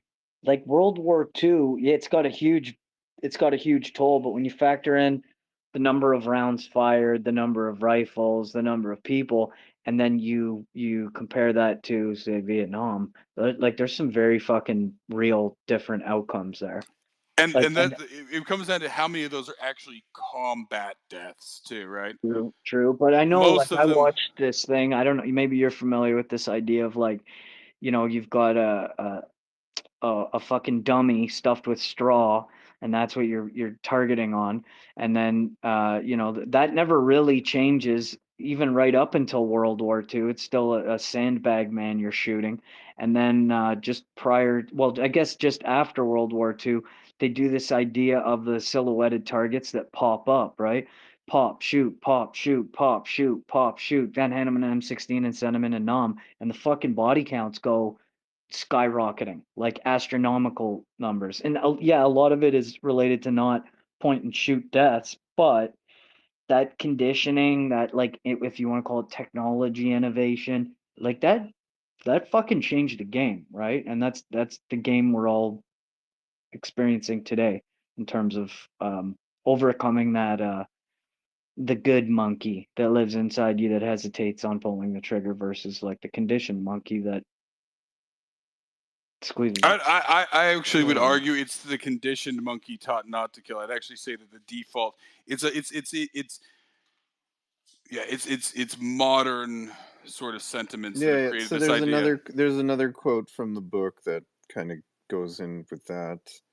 Violence, naked force, has settled more issues in history than any other factor, and the contrary opinion is wishful thinking at its worst. Breeds that forget this basic truth have always paid for it with their lives and their freedoms. Mm. Somewhere in there, I think he has a quote along the lines of what I was just saying, though, where like by default human beings are shitty, right? It's only through effort, right? Which is something I often argue. But I Yeah, think the book, I have that one here. Hang on. yeah, Just bear with me. Um, Hang on. Yeah, so man has no moral instinct. He is not born with moral sense. You were not born with it, I was not, and a puppy has none. We acquire moral sense when we do, through training, experience, and hard sweat of the mind. exactly. Which is something I because of course there's certain people in here. It's like oh by default, and actually it's an argument I often make, right? Like this idea of like post traumatic stress syndrome. I don't even know what that means, guys. Like, I mean, everybody has. I think it's actually the pathologization of that. I don't know if that's the right word, but making it, trying to make it pathological to, have, bad memories, guys. Like, because like if you think about like so yeah, the Civil War was like the first because like the Civil War ended with like rapid firing guns and trench warfare, right? And some of those guys are, like I say, always talk about like Jesse James was a child soldier, right? He was there on the fringes in Missouri. He was working as a guerrilla, combat and all that stuff. And so he probably, had some, but I mean, of course, what conditions did he grow up in the first place there? But this idea of post-traumatic stress syndrome, it's not really until the World War I generation. Those guys actually had childhoods, right? If you try to like find kids books only really appear in really the 1890s, right? Like children's books and children, right? Like before that, you just hung around with your mom, and then if you were a boy, around the age of 7 or 8, then you start to follow around your dad, right? There was like no generational cohort, right? You didn't have the banker's son hanging out with like the farmer's son, right? Pretty much you had more in common with guys in your say, if you were a blacksmith, you probably had a similar childhood to your father, right? You didn't have necessarily have a, and so the World War generation was the first one that had, like I'd say, a childhood, right? They had children's books and children's toys and all that stuff. And I think that's, and of course, so they were given this illusion, right? Because even nobility, right, was raised that you're going to go out and kill people, right? That was what the nobility was always raised to do. So Man. this idea that it's actually a deconditioning. So yeah, modern people have been conditioned that death is so foreign and stuff like that. It's really deconditioning them. Yeah. I would argue. Miss Catherine, just jump in. I don't know why you're doing the hand. you know. Fucking Catherine. Hello, sorry, my daughter was just talking to me at the moment. So I have some notes here from the discussion that I wanted to just go over some thematic points. One was like the voting and how in the book citizens can't, or only citizens can vote through military service. And I was thinking about that, like how great that would be to actually have the burden of the responsibility of voting lifted. Even just like as a woman, it's fairly recent that women vote, and you feel guilty if you don't vote. There's all these campaigns being like, just vote. And you feel obligated to be educated as much as possible, but it's so daunting to try and figure out what all the different campaigns are and if you're making the right decision. And then it goes into, in the book, you know, how the citizens try, if they have the right to vote, they can tear away the wheel from the people who are running the war. Like they try and, like a bad backseat driver. So that's, I'll just go with that point for now. There was another point where he said something where he's talking about why it was once again, well, it's what we're seeing now. When you let everybody vote who aren't, understanding of like cause effect, like they'll vote for money that's not do you remember that, Adrian? It was like somewhere where he's saying like Yeah, they'll it's vote for they'll vote to fund something when there's no funds, right? And because they're not in the right mindset, they don't have a mindset of responsibility, right? I have one down that's somewhat similar. So it's It was yeah, it's go for it. yeah, this one is citizenship is an attitude, a state of mind, an emotional conviction that the whole is greater than the part, and that the part should be humbly proud to sacrifice itself that the whole may live. I actually did not like that. It's something bigger. What it's saying Yeah. is that you've built something worthwhile, right? And that's the thing, right? Is that you see that you've built something. And now it's a little bit vainglorious and stuff like that, but what he's Yeah. talking about is that you have a Oh wait, equal I think this investment. might it.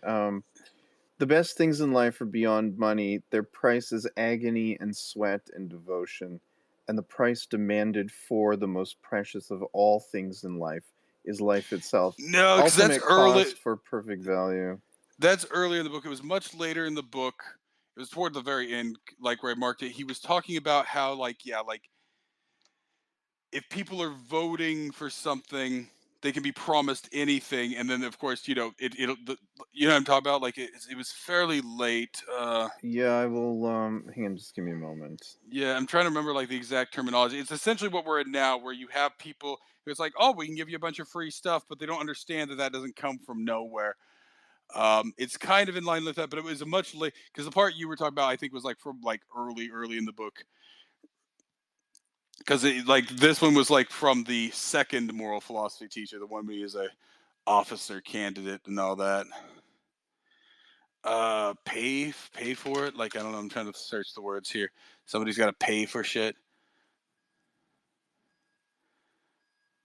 Well, in like evolutionary theory, human evolutionary theory, having men who are willing to die for the group is a biological strategy.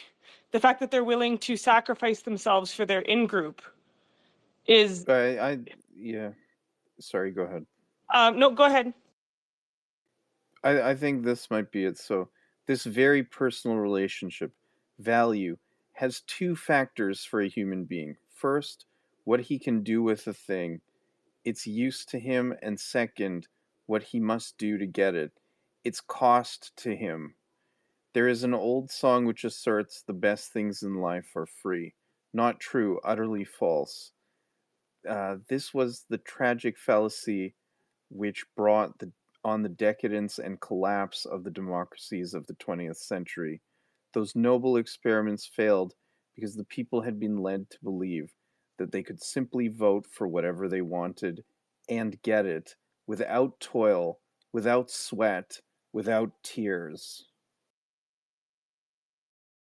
Is that it? It was a later one where he was actually specifically saying that, Okay. like, where does the money come from, almost like, but he makes the argument. I think it's all in maybe like it's toward the There's another end one. of the. Hang on. This was the tragic fallacy which brought on the decadence and collapse of the democracies of the 20th century. These noble experiments failed because people had been led to believe that. Okay, no. No, that's the same. It was very Yeah, no, particular no, that no. they could vote for whatever and then like not have to think about where it's coming from.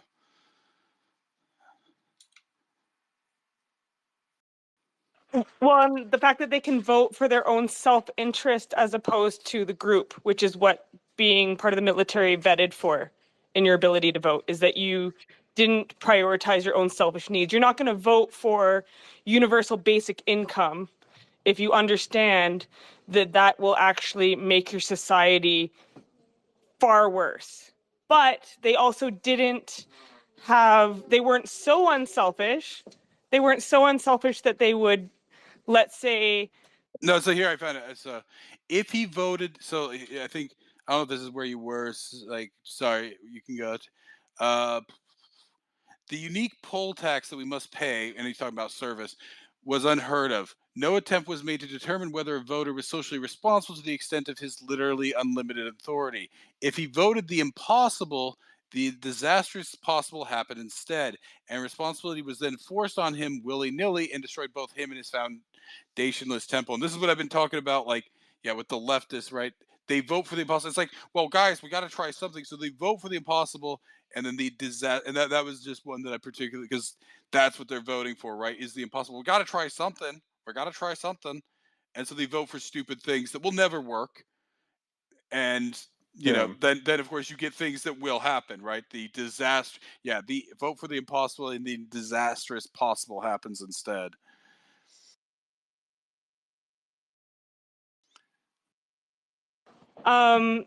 Some other interesting thoughts that I had with when you and Leaf were having your long discussion and Adrian was piping in is you were talking about like old money versus like people who, Epstein and all these other people who made it through bribery or corruption and kind of having a hierarchy based on corruption rather than competency.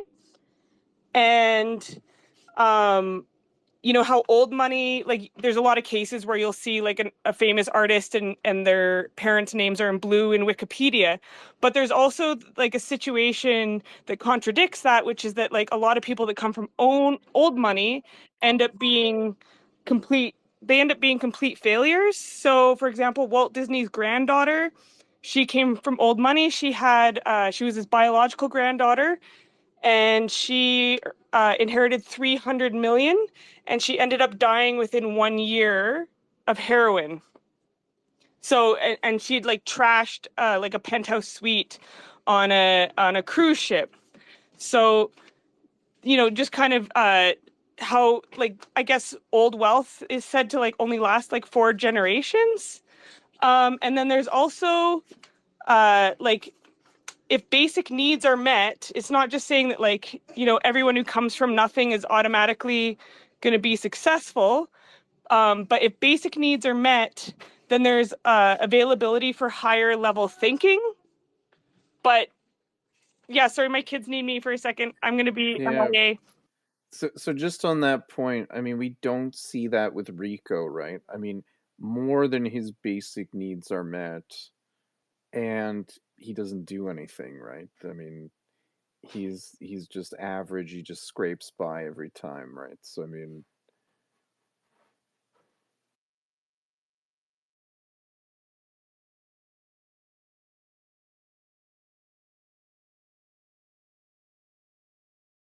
Well, he's not pushed, he's not bitter to a certain extent there, right? So when he's rebuilt, as it were, right, he no, can now serve more consciously, right? He has, because this is somewhat like, despite what people may think, it's actually, I find that people, well, I mean, this is actually the thing, right? Rockefeller was an asshole because he came from nothing, right? The one thing you can say now, it's, yeah, people who come from money, but usually sometimes you'll have this kind of you'll have these rich people who have an idyllic, or just like, yeah, they've never really, so they actually aren't, right? It's actually the poor who I find actually to be the most bitter. That's the reality of it, right?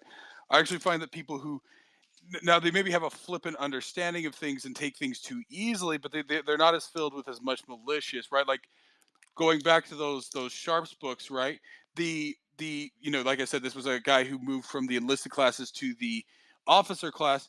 The the officers were friendly, if not dismissive of him, just thinking, oh, he can't really keep up. He's kind of an ornament, right? It was the lower classes who were the most bitter, right? Because he kind of, not intentionally, but his very existence threw in their face their own sort of failures to Yeah, rise, right? yeah. And so this Yeah. this is what you get, right? Is that actually you find that the upper classes aren't as filled with as much sort of malice usually. Now there's exceptions to this, but, and of course, you can argue why, but so when you have, because this was even like when we did some of Tolstoy was of course a count, right? And whenever he writes these things, now of course he remained a count, but then he kind of went through this phase, almost kind of like this weird religious stoicism, right? But he had this idealized concept of the peasants, and it's kind of slightly condescending. It's like, oh, I wish I could be as empty-headed and carefree as you simple sweet peasants, right? Like you see a lot of these in his books. I can't remember if you were in on those, Adrian, but that's the sort of sentiment some of these people have, right? But it's like, oh, unfortunately, I was, you know, raised too intelligent to ever be able to fully enjoy your simplicity, right? It's my burden, right? I think I just listened. That was like one of the first book club spaces that I listened to. I think it was you and Clara that were discussing the Tolstoy short stories. Yeah, well, I think City Boy was in on there too, still. But that's what I mean. So like, I mean, I mostly like Tolstoy, and like, I actually do like what he's supposed. But he kind of has this kind of naive understanding of like, yeah, the simplicity of the devoted simplicity of the peasants, right? Because that's all he'd ever seen, right? He's a count. He can literally have them, beaten, raped, and flogged if they piss him off. And so, him not being a total asshole, they probably did treat him really nicely and everything, and it was mutual, right? He wasn't an asshole. There was no reason for them to be an asshole, so it was mutual. But he had a sort of, idealized, bucolic concept of these peasants, right? Yeah.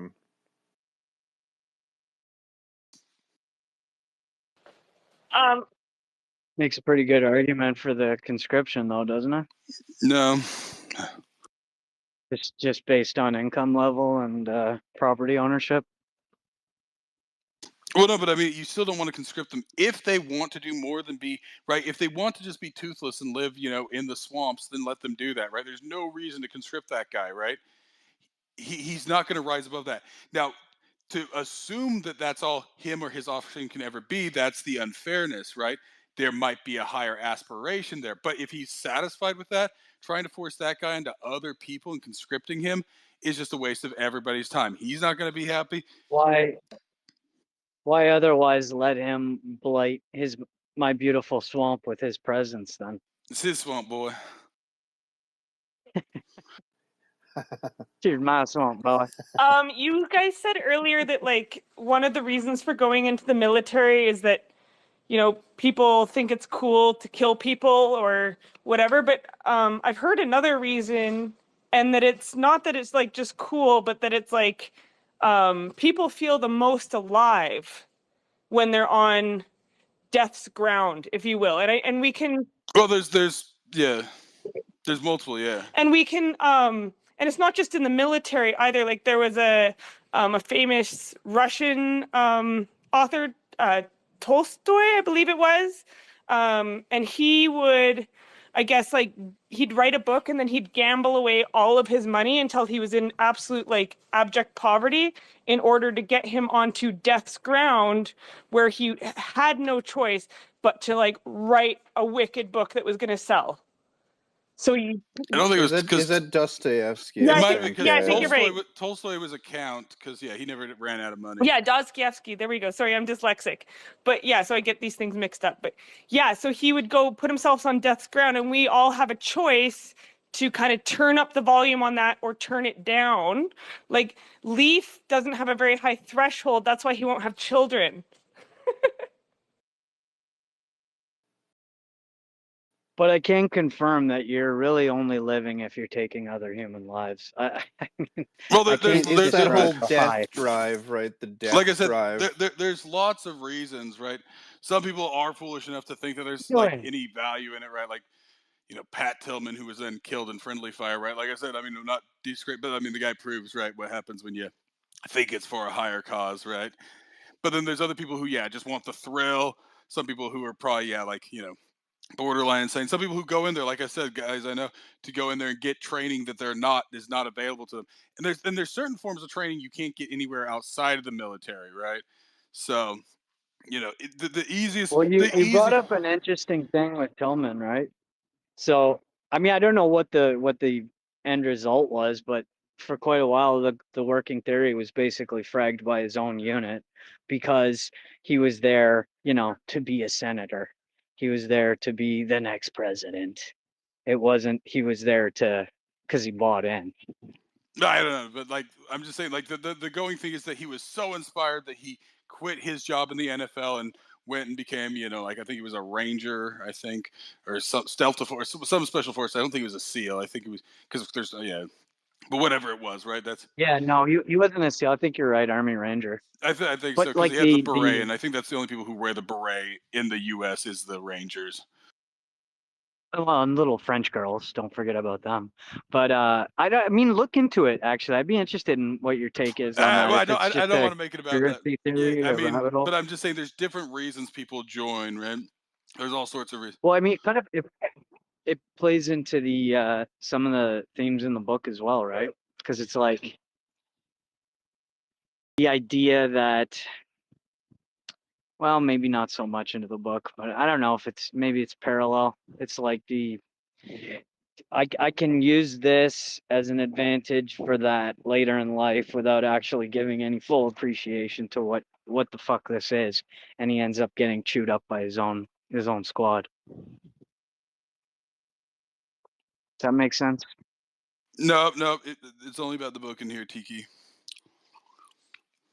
Wait, who ends up getting chewed up by his own squad? I must have missed it. That was Pat Tillman, not Starship Right. Troopers. But I mean, it's like an idea kind of bounced around in my head. I don't know if there's any value in there. It's been a long time. I had another thought from your guys' discussion, which was like how there's no opportunities for young people anymore.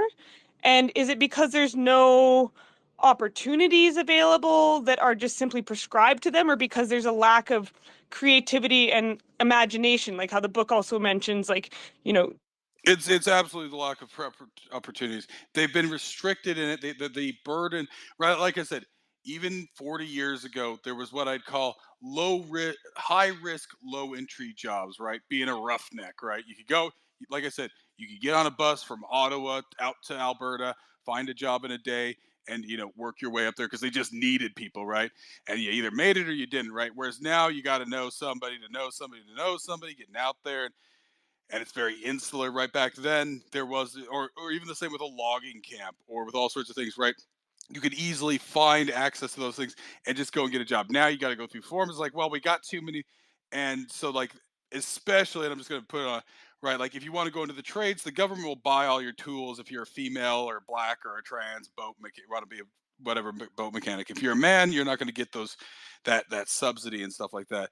So there's not a lot, like I said, that's what these jobs was high risk, but low entry, right?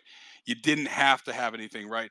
They'll take care of everything, right? You don't have to save up to join the military, right? right, but I'm talking about people having like the spirit of innovation and entrepreneurship, which like Alberta was founded on. That's what created all of those jobs in the first place, was that people were willing to take great risks and they were willing to But be now it's over-regulated. That's what I'm saying, is that those same people, all these Gen X aged, like we'll say, petroleum engineers and mechanical engineers who worked out there, they'll brag about how, oh yeah, we're so ecological and we brought in all. Now they'll tell you that they're such right wing guys, but then they'll brag about how green they were. Well, it's super green because of course now they're trying to think they're right wing, but they're actually leftists, and they're the ones who locked these gates behind them, right? Who were happy, right? Because that's what got them their job. It's like, well, yeah, anybody can pull oil out of the ground, guys, but we have to do it environmentally friendly. So that's why you need somebody like me on the job site, right? So it's over regulation. There's too many barriers to entry now. It's overly right. burdensome. But if you look at just like raw innovation and raw creativity, I mean, there's stories of children that are creating prosthetic limbs with 3D printers. Like there's But that's so here's the problem. Those are rarities in any given age. But what happened 40, 50 years ago in Canada is that you could be a rather average person, get like a rather average schooling, just high school or maybe even a 2-year degree, and go and work somewhere for 40 years, right? With very little entry, right? School back then was very cheap, everything else, right? Like you could work a summer job and then pay for it, right? Yeah, you would scrimp and save, but you could easily afford things, right?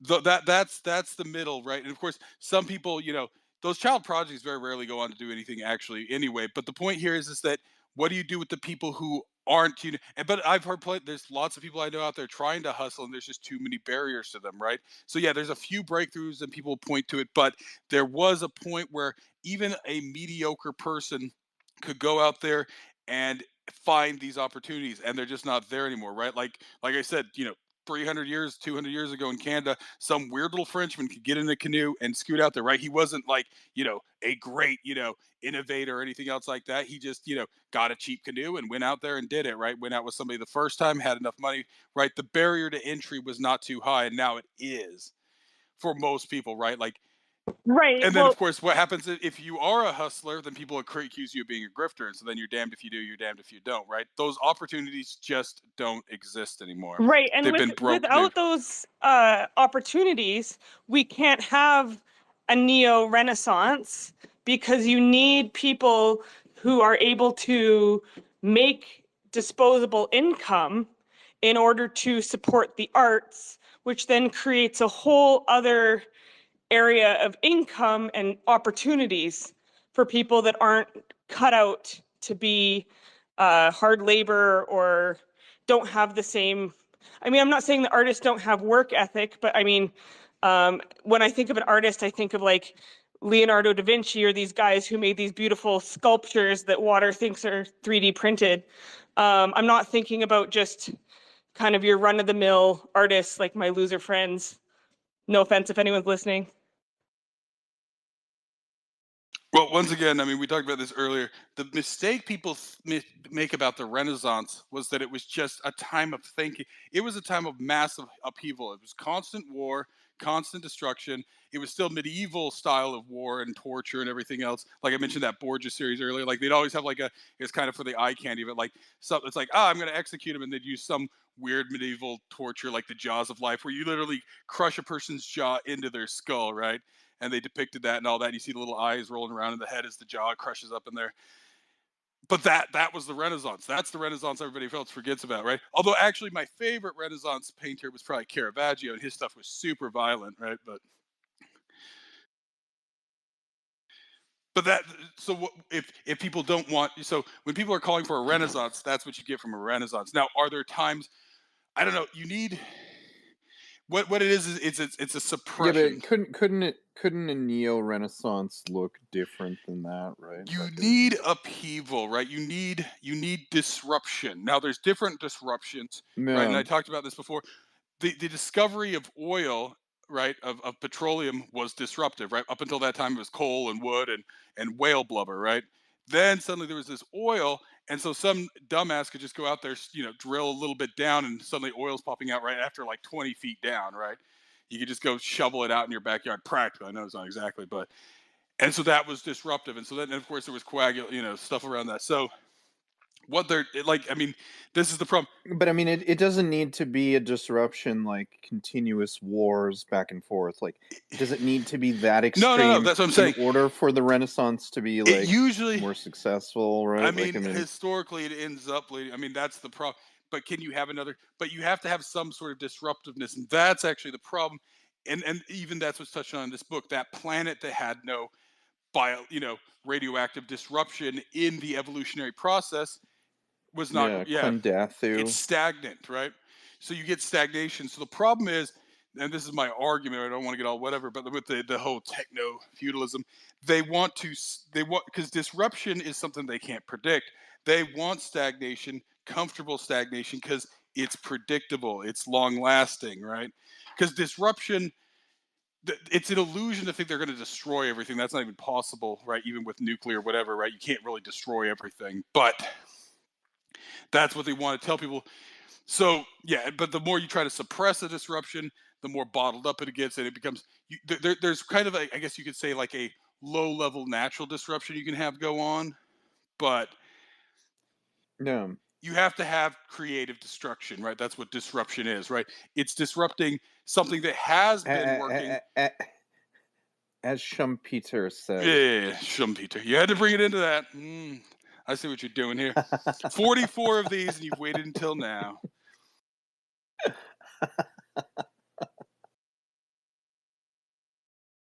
No, I mean I agree with you. I'm just saying, I don't know. I think we could have a big economic disruption. But and things get messed up enough that like people are like, oh, I got to do something. But economic disruptions lead to the other. So here's the thing. I mean, maybe somebody can think of it, but I'm having a hard time trying to find a period in history that allows for this and doesn't lead to the other, right? But you can't suppress. I see what But you're what you saying. can. Yeah. So actually, but here's the. That's unfortunate, but that's the natural course of things. The more frightening thing to me is the mediocrity, right? The non-disruption, the stagnation. That's what it talks about in this book, right? Where it talked about populations that purposely inhibit themselves will die, right? And that's what we're seeing. That's what Yeah, it does say the that. climate stuff is. That's what the Paris Accord is, right? Is that all of these successful, Western, countries are purposely inhibiting their own growth, both population, right? It's like, well, guys, and of course it goes right because of course we heard, certain. Well, I'll just say it because it's the CPCers, right? It's like, well, we need whatever. No. The Japanese are getting by just fine without mass immigration because they allow for the disruptiveness of, technology and all that stuff, right? They put it there so that they don't need that stuff, right? You don't need foreigners coming in because those foreigners really aren't like maybe there's a select few that you give the opportunity because they genuinely want to take place, and that's both a Roman and to a certain extent in this book, right? It's people who want to join it, right? Like I said, after Romulus, like the next leader was actually Sabian, right, or Sabian, or whatever you want to pronounce it, right? For one of the Sabines, and that's what the Romans allowed for is people who wanted to be Roman, right, and take place in it, right? You don't need all these mass immigrants. Well, guys, we have an aging population. Blah, blah, blah. It's an excuse. Go ahead, Hogue. I don't remember how many kings were there before the Republic. Wasn't it like 6 or 8 or something like that? It was like 6 or 7, I want to say. Superbus was the which is why they didn't want to have the emperor instead. Let's see. 7th. So yeah. So Lucius Tarquinius Superbus was the last king. And he was deposed on suspicious grounds. No, he was deposed. I mean, Game of Thrones, I think actually that's why they call them Tarquin, right? They actually take the name Tarquin in Game of Thrones, right? Because they were extremely Well, so it's Romulus, Numa Pompilius, because I tried to say this earlier, Tullus Hostilus, Ancus Marcius, C's are actually always supposed to actually be Lucius Tarquinius Priscus, Servius Tullius, and then Lucius Tarquinius Superbus. And then, he's deposed after the rape of Lucretia. All right, and is it Kaiser or Caesar? That's what I've always wondered. It's Caesar. Yeah, because the AE diphthong is I, and so and C is actually always K, so it's Caesar. Yeah, that's what I thought. I thought C was always K in Latin.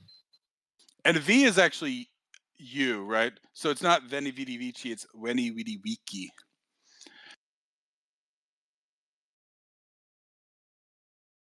Yeah, they got some pretty weird names. Imagine naming a car Veni Vici. Well, actually, the naming convention for them was actually really weird because, you had just a common first. There was only a certain number of first names, and then you had the name that goes in the middle usually, which is your family name, and then you have a cognomen or whatever that goes last, which is your personal name. So that's why it's, what is it, Gaius Julius Caesar, right? Caesar was was his cognomen or whatever. I think it's the cognomen.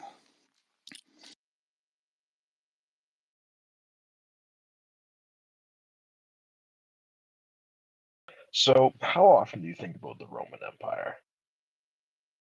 I don't think about the empire. I think more about the republic, right? Like Cicero did. Because actually, that was now the Roman Empire did have still certain controls in there. There were certainly better times and worse times in the Roman Empire, but it was always, the Roman Republic was really the height of it, right? No, of And course, so, it did actually reach it rapidly reached certain heights after that, but the decadence was within it, right? That was what yeah, the empire caused, was the decadence. I think pretty much everything up until the decadence, Rome was just goated, and then everything after the decadence, you could see how it got weird. Like, why would they just leave Rome? The whole Well, Byzantine thing just there weird. was a lot of pressures there, right? The actual class, like I said, the poison was from within. I mean, and it's been argued since the British, like it was written in the 1800s, like the decline and fall of Rome, right? Christianity was a poison in there. It was somewhat laziness too, right? And that's the thing, right? They let themselves get over. They allowed the Goths to essentially get trained and take over their army, and then they tried to shaft them, and the Goths are like, well, we're just going to invade now, right? So that was the problem, right? Was letting Goths still mass kind of mass military form officers in there, right? Right. When the Rhine froze over, by that time they had so many Goths and Visigoths, barbarians, who were in Roman military uniform as Roman military, because their own population was too pampered and extravagant that no one wanted to go to war anymore, which is exactly what is happening now. No, I don't want to put my sons into cadets or into the military, but we're going to end up importing people who have no allegiance.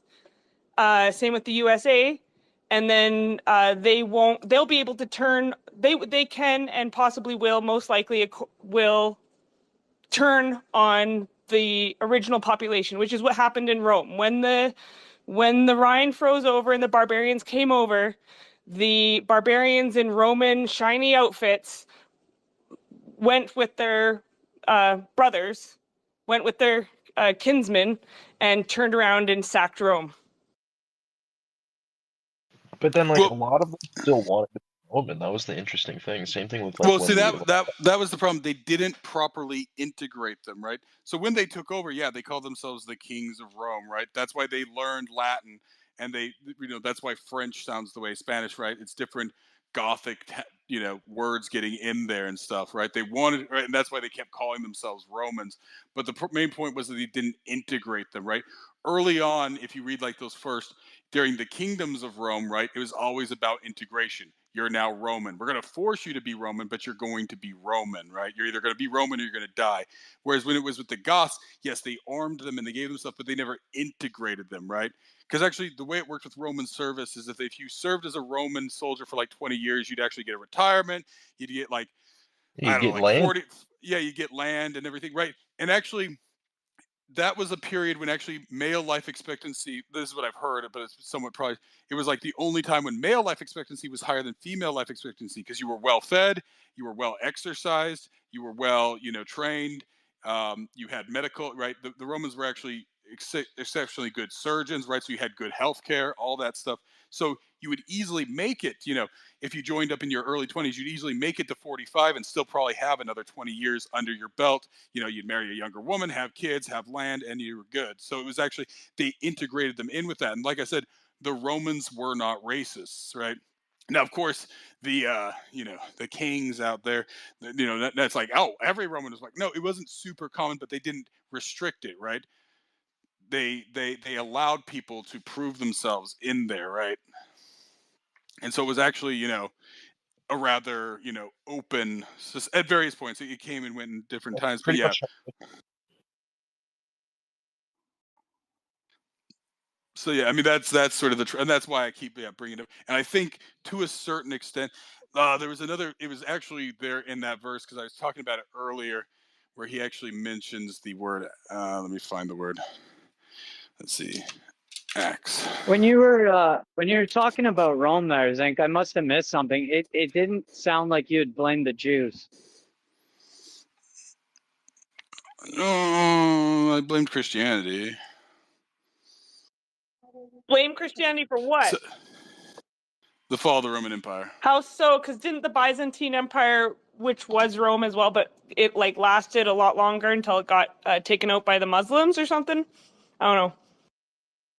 Well, that was the downfall. So Rome was a pluralistic society so long. Well, I mean, it was always indicative, but here, I'm just going to read it here again. Force, if you will, the franchise is force, naked and raw, the power of the rods and the axe, right? Which is the fasces. But like I said, if you take away this aversion to that word, right? Tell me what's wrong in the book that he presents here, right? Because that's what people always reduce it down to is, oh, it's fascism. It's like, well, tell me what doesn't work in this society, right? It's open and transparent, right?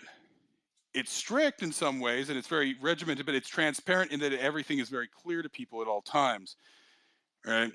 So that's the difference with different things is the transparency. But what was your question? No, so the Christians, no. So right.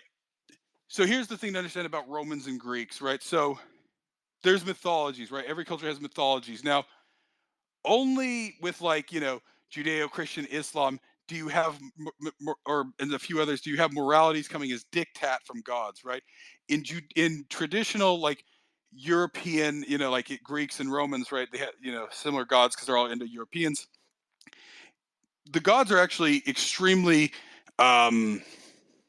flippant, right? Because what it is explanations for the forces of nature, right? Zeus is the thunder god, right?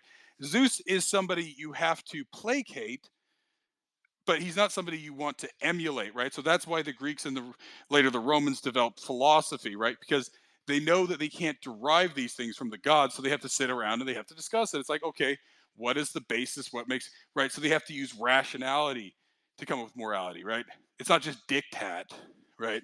And so they form around that stuff, right? But then when you come in and you have some weird old book with some cryptic messages in there, and reason and rationality is only used to defend it, right? Because of course, Thomas Aquinas does, bring in, Aristotle and philosophy and all that stuff to defend it, but never to really truly examine it, right? It's just there to make excuses for it. So that's the problem with those things, right? Is that it's made as diktat, right? The way the Romans saw it. So the word cult, religio, and superstitio, as used by Cicero, was that cult was the things you had. It comes from cultivation, right? So if you were of the practicing the cult of Zeus, what are the things you have to do to make Zeus happy, right? You sacrifice a pig and he won't burn down your house, right? Religio is the proper observance of all of those things, right? These are the actions you have to take, right, to kind of function and whatnot, right? But superstitio was that Zeus is my guy. I really like Zeus. I'm going to honor Zeus. No. Zeus is somebody you placate, right? You don't honor him. You placate him. You're not supposed to love Zeus. And that was what the Romans had the relationship with their god, right? So it was a very practical system, right? And that's the point. It's like these are the things you do to maintain an orderly society, right? Does it work? Maybe not, but it keeps people, people feel a sense of connection to it, all that stuff, right? And that it comes down to that sort of conscious discipline, right? But Christianity, everything's by diktat, right? I can just feel like, I'm a good person, right? It's not actually based on anything. So Christianity was a point, right? It very quickly, it's a cancer, right? Before the Romans were pluralistic, right?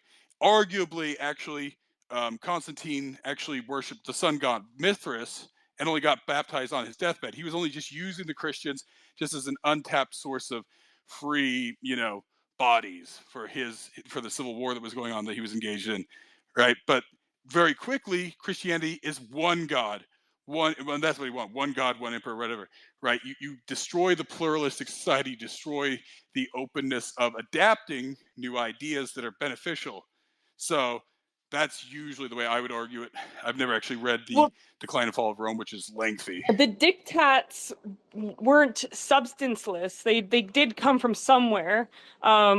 Jordan Peterson points out how they probably were seen as patterns throughout history, where if you covet your brother's wife, that doesn't lead to a healthy, happy society. So they came up with like these overall meta patterns and said, okay, we don't want to have to explain this. We don't want everyone to have to spend a lifetime of philosophy to figure out these things, which will just make you have a higher probability of having a happier life as an individual and a happier life as a society. But also with the Romans, their gods weren't just people that you had to placate, but they were very real, and they were also like somewhat symbolic of the human unconscious and conscious, the god of war. Like you could be possessed, and you would want to be possessed by the god of war, or you might not want to be possessed by the god of anger,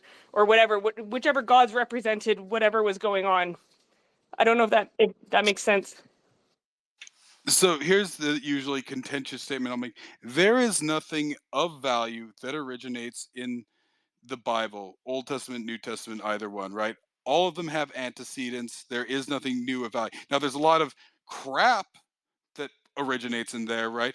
But all of these things can be arrived at without this silly notion of, you know, this God who loved some desert dwelling, freak named Abraham, right? It's just a weird setup, right? It comes from no place of rationality and everything else, right? But what it does do is it's a conversation killer, right? There is one God, right? So very quickly, the pluralistic Roman society, which functions quite well, right, gets overrun. So within 100 years or so, I don't think 100 years, 80 years, now every other religion is banned, right? Christianity, Islam, and Judaism are somewhat parasitic in their insistence that there's only one God, one right way, right? And with no openness to argument. It's like, nope, this is the line, this is what we do. It's like, I'm not one to question God's will, I simply obey, right? That's what it does. It shuts down rationality at all levels, right? It's not just for the peasant. The peasant, you simply dictate whatever to. You don't need to, right? You can give them whatever reason and they'll simply obey, right? But it shuts down conversation even at the upper levels of society, right? I mean, the argument's been made many times, and it's there, right? I mean, it drives Europe into the Dark Ages, right? Christianity is also like they split their God into three. They have the Trinity, like the Father, Son, and the Holy Spirit. So even they don't completely dedicate themselves to like just one, correct? Well, but it's not three. It's simply three manifestations, right? The God that that it's all the same God, right? It's just simply manifestations. Right, but they do split it up into those three archetypes, which have different purposes. I guess like the Son is supposed to be. Yeah, but Yeah. it doesn't allow for any sort of openness, right? It simply closes the discussion, right? When you have one God, one religion, one right way, right? So I mean that's But they have angels underneath of him that represent. Is that not kind of like how they have Zeus and then they have so like here, Apollo? here's the thing to understand about the ancient world before that point, right? The Romans, the Egyptians, the Etruscans, the Greeks, they could all trade gods, right? So when the Greeks moved into Egypt, right, they would usually synchronize gods, right? And they would even create new gods off that synchronization. You can look this up, like there was synthesis going on there, and they would actually, and the Egyptians would pick it up and they would see it all as kind of possibilities, right? All manifestation. And they actually had a more pragmatic, now, yes, like they saw it as a way of trying to placate supernatural forces and stuff like that. But some of them were actually atheistic too. But they're like, if it works and all I got to do is slaughter a pig and maybe it'll work, then why not, right? Like, it's not a perfect way of going, but like they weren't quite as superstitious. Like I said, the term superstition there was being way into it, right? To them, loving Zeus was ridiculous, right? Why does Zeus need your love, right? What kind of God needs the love of a human, right? Like, it's a strange thing, right? Like, it's like you placate him and that's it. And so it becomes, yeah, it's something I've dug into on other topics, and we're kind of on the book space here. So but well, Leaf's been in there and Hoag's been in there, and I've kind of lengthily dived into this, but I mean, the big thing here is more than anything, it's the myopic view that most people have of history, right? That they think that the Bible is true and everything else like that. They don't have the ability to see outside of that. They don't actually understand history. And just because you can prove one part of the Bible, one of the much later parts of the Bible, does not prove there is absolutely no evidence whatsoever for Genesis or Exodus, right? There's no proof that the Jews ever lived in a large set in Egypt or anything like that. There's a lot of feeling around the edges, and maybe this is the origin, blah blah blah. But there's nothing that's ever been proven in the text of Exodus. There is, and I always make this one too, like I said, just to be edgy. There is more evidence of the Odyssey and the Iliad than there is of Genesis and Exodus, right? Because they've actually found Troy. There are indications of Trojans and a war there and all this other stuff. So just because some later book can be verified, right? There's not even actually evidence of Solomon or anything like that, right? Not significant, not in the way it's described that he was such a wealthy and powerful leader. There's no evidence of any significant state in that region. I think it's supposed to be around 1000 BC that Solomon would have existed, 1000 or 900 BC. It's very loose, right? So that's the problem, is that people and so then they have this very narrow view of history, and they think like, well, guys, the U.S. was founded on Judeo. No, nobody ever used the word Judeo-Christian values prior to really the early 19th century, maybe late, but none of the founding fathers did, and most of them actually avoided it, right? They very specifically didn't put the word God in their I texts. just want to pin a question before we go to Hogue. In the book, doesn't seem like there's any sort of mention of spirituality or religion, and I think that's interesting to take note, especially because religion and spirituality and belief in something higher than yourself, or like a higher purpose, or having God on your side, seems to be a theme in military life, or whatever, in military exploits and among the soldiers or whatever. So, and among those leading them. So I just found that interesting that the book didn't even mention it. It wasn't anti-religious. It just didn't even touch it. It did, but in a very flippant way, right? It's right before they drop. It's like 5 minutes for the Padre, right? 5 minutes for the Padre. But it left it very open, right? So of course somebody there was serving as chaplain, and then you would go and they'd give some devotional or something like that. And so if you needed it, now it's kind of, he kind of deals with it in kind of a very hands-offish way. He allows for it, but he doesn't demand it, right? But it's also kind of open for it, right? So like, because even one of their Padres, he's like, oh yeah, he was a recruit and he was just some like, you know, leader of some bizarre sect or something like that when they were in boot camp. And I was always thinking like, oh, was he Mormon? I'm almost curious if he was hinting at that. Well, I mean, is it because that they're dealing with aliens, right? Not It's necessarily. like, Now, you so know I what I mean, mean? I'll I hit on mean, this side, right? So, like I said, whenever I do like to read more into the absolute stupidest people you'll ever meet in life that believe in God are Catholics. The absolute smartest people that I've ever met or read in life are Catholics too, right? The Catholics run the full gambit. Most Protestants kind of land somewhere in the middle, and they keep discussing stuff over and over. Like, once again, I'm not insulting it, but this is right. So when the Catholics discuss, like, there's a lot of really good. Well, I mean, we've covered it, like Canticle for Leibowitz, right? Like, I'm actually a big fan of I guess what you call like Catholic literature, right? Because they get very, sort of detailed, and they kind of overwork it. And they don't kind of rely on, like, they somewhat rely on mysticisms and platitudes to some extent, but not like, there is a little bit deeper stuff there. What did you say that made me trigger that? I can't remember. I said, is it because they're dealing with Well, no. So that's the thing. aliens, So right? That God isn't touched on as the much, right? Like, official position, when you once again, they don't echo it down because the plebs, they know what the plebs can't handle certain things. But the Catholic Church, the official position for some time has been that there is the possibility of life elsewhere, right? They don't restrict that. At least for the Catholics, they don't. The Catholic Church is also does not restrict evolution or anything like that, right?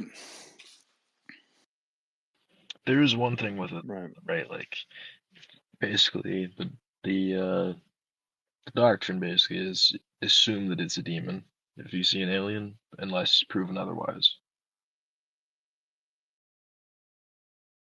Yeah, that's interesting. But I mean, so yeah, I mean, it is interesting. In some, like, what's interesting about Heinlein is in many ways he's very modern, that he runs both sides of this, right? He's very progressive in a lot of ways, but he's not like a liberal, obviously not, right? Like, I mean, and of course people will take it the wrong way, but I mean it in the most positive way. What you see here is a very progressive, and actually people will take it in the wrong way because people have a gut reaction to the word progressive, and people have a gut reaction to the word fascism. But what I would say is that what he's describing here is an open, transparent, progressive fascism, right?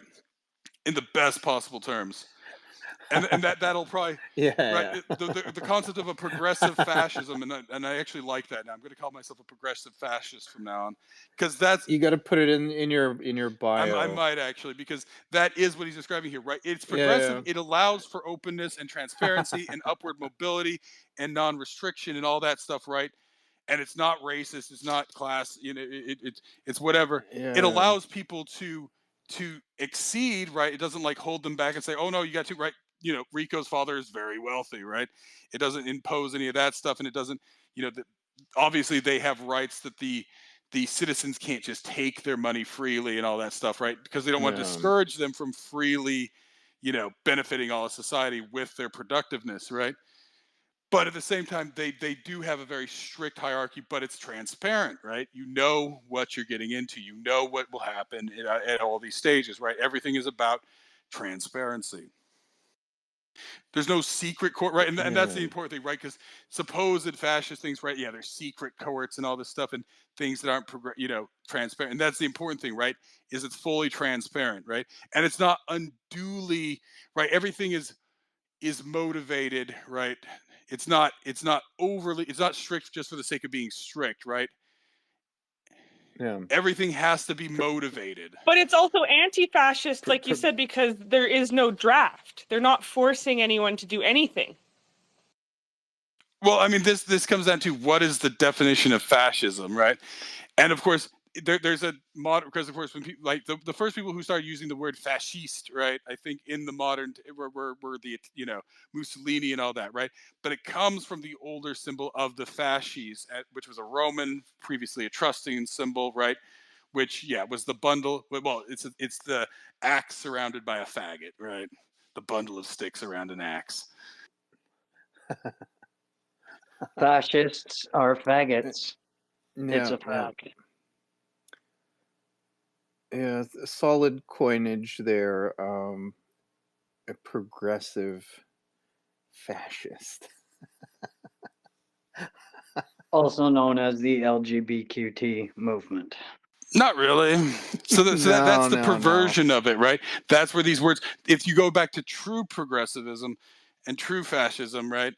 That's and even arguably true fascism was progressive, right? Like my argument is that for the most part now, you know, different eras and stuff like that, but the overall course of even what you see in the early part of the Roman kingdom is quite progressive, right? It's fascist, right? So they fight wars with another country and they force them to assimilate, but they assimilate them, right? They become Romans, right? They don't become an underclass, right? That was what the Spartans did. They conquered the Helots and then used them as slaves for several centuries, right? The Romans conquer them and force them to become Romans, right? So that's the progressive fascism there, and Yeah. incorporate anything beneficial from the society, right? Brilliant. So they recognize their superiority, right? But then they're open to new things, right? Yeah. It's like, yeah. Okay, we're better, but you've got a good idea here, so we're Well, gonna take we're it. better, and we want to make you better too, right? Yeah. Exactly. Sounds like the blueprint for the Bible. But it's not because God loved some goat fucking tent driller in, you know, 6,000 years ago, right? Indeed. There's some interesting, what do you call it? Overlap here in a whole bunch of different areas. I'm looking forward to reading this book, Yeah. refreshing my memory. You know, it really is quite good. Well, that's the thing. You Yeah. should should watch the movie again too, Leaf. It's like, Well, I'm gonna read it and then watch the movie after. I mean, I know for sure I read it way back when. Like, I want to say maybe when I was 17, 18, somewhere around there. So a lot of it was probably lost on me because I was just looking for the parts to make me come. Read one. But I did watch the movie maybe like 2 years ago, I want to say. Also made me come, interestingly enough. But yeah, no, it's always good to have like a returning of it, revisit it later and see what you take away this time. Well, the other one that I'd say in the Probably, same vein is, of course, the Diamond Age too, right? Yeah, no, I've probably, got that on my list and Canticle for Leibowitz as well. I found the style a bit janky, like writing style. I don't know. My proxy was kind of. I just glanced over to Snow Crash, and like it seems more fluent in Snow Crash, whereas in maybe it's his writing style, but I don't know. I had to like keep extra hard focus on the text. I'm not sure what it is, but maybe it's personal preference. But I don't know. It seemed kind of throws you around a bit. I don't know. Which one? Maybe it's just the Starship Troopers. Maybe it's his writing style, but What was it? The first person, like the Rico, the first person narrative, like from Rico's perspective. maybe I don't know. Like the Snow Crash was like it's it glides in, and you just read it. I don't know why what it is. Maybe it's personal preference, but I don't know. It feels like I'm in a rough seas, like reading the Starship Troopers. It's just the wording choices. It He kind of Yeah, uses a lot of jars you. jargon. Well, like I said, yeah. The it's military well, jargon. it's Yeah, philosophy wrapped in like kind of a military jargon, right? And he he Yeah. introduces a term and then he gets right because the military loves their jargon. He even invents some jargon and stuff like that, right? Like the slangs and stuff like that, which the jargon being both like the acronyms and the slangs and all that stuff, right? So you just kind of like have to Yeah. Like, once again, sometimes what I tell people in dealing with these kinds of books, especially science fiction, is to just let it kind of wash over you, not trying to get everything, try to get the gist yeah, sometimes. And then exactly. sometimes it starts to, right? Because you kind of start to assume, because, yeah, some people want more explanation, but like sometimes you can just assume what they're meaning, right? Just from context. And sometimes you're right, sometimes you're wrong.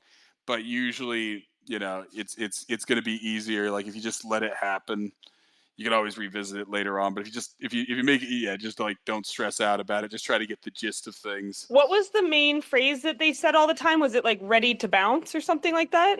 Or on the bounce? On the On the bounce, bounce. on the bounce. Yeah, lumps, licks. yeah, but on the bounce. I don't know if that's already like a term. I think it might be, but in this case, they're literal about it, right? Because they pretty much have the super suit, the powered suits that allow them to pretty much like super jump Yeah, everywhere. But yeah, and that's something that was not in the movie. no, yeah, no, exactly. And this is where, like I said, Halo takes obviously heavily from this book, right? Because that is what you now. I think in Halo, now it's not as much of it because, like, I think in this, it's actually more kind of like the powered suits from what you call it, Fallout, right? It's more so like where it's really Yeah, bulky. It's a massive fucking thing. Whereas like the suits they have in Halo are kind of like more slimlined, right? It's just kind of like so yeah, and I think that's probably I don't know if like maybe something else had like a power suit, but like the fact that he actually calls it a power suit and that's what they're called in Fallout, I'm pretty sure they probably pulled that. But otherwise, yeah, like Halo, like the whole idea of like the drop in Halo, right, where he drops and his suit protects him as he gets launched down there. That was from this book. yeah, yeah.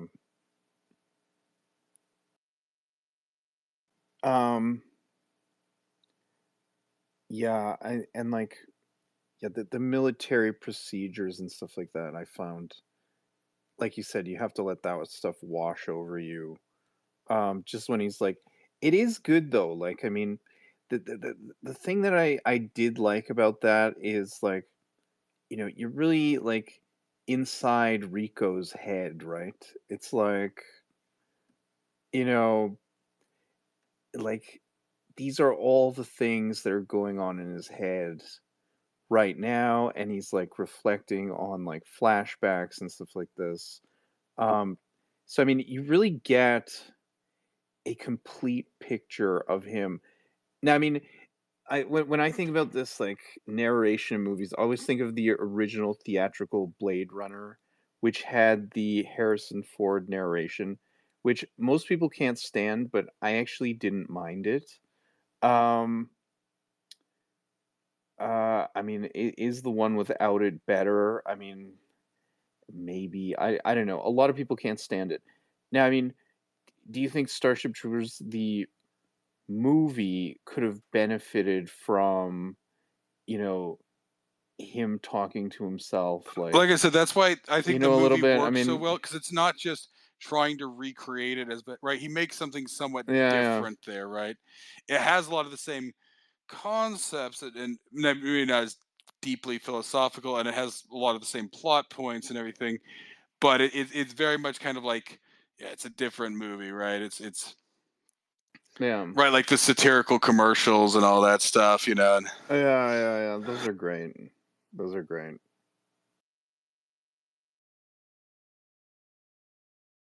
So some pretty funny information just came out about a story out of Colorado. Are you familiar with Jixerbra and what he did in Colorado? What do you mean? No. So basically, this guy's a sport bike community guy on YouTube. It's like one of a few channels that does what's known as squid content, where it's basically like idiots who ride their sport bikes like crazy in traffic. And this guy, Jixerbra, went from Denver to Colorado Springs in 20 minutes. And like he got arrested, extradited from Texas. The fine is $300 and then 2,000 extradition, and then 14 days in jail. I don't know. Is that too much or too little?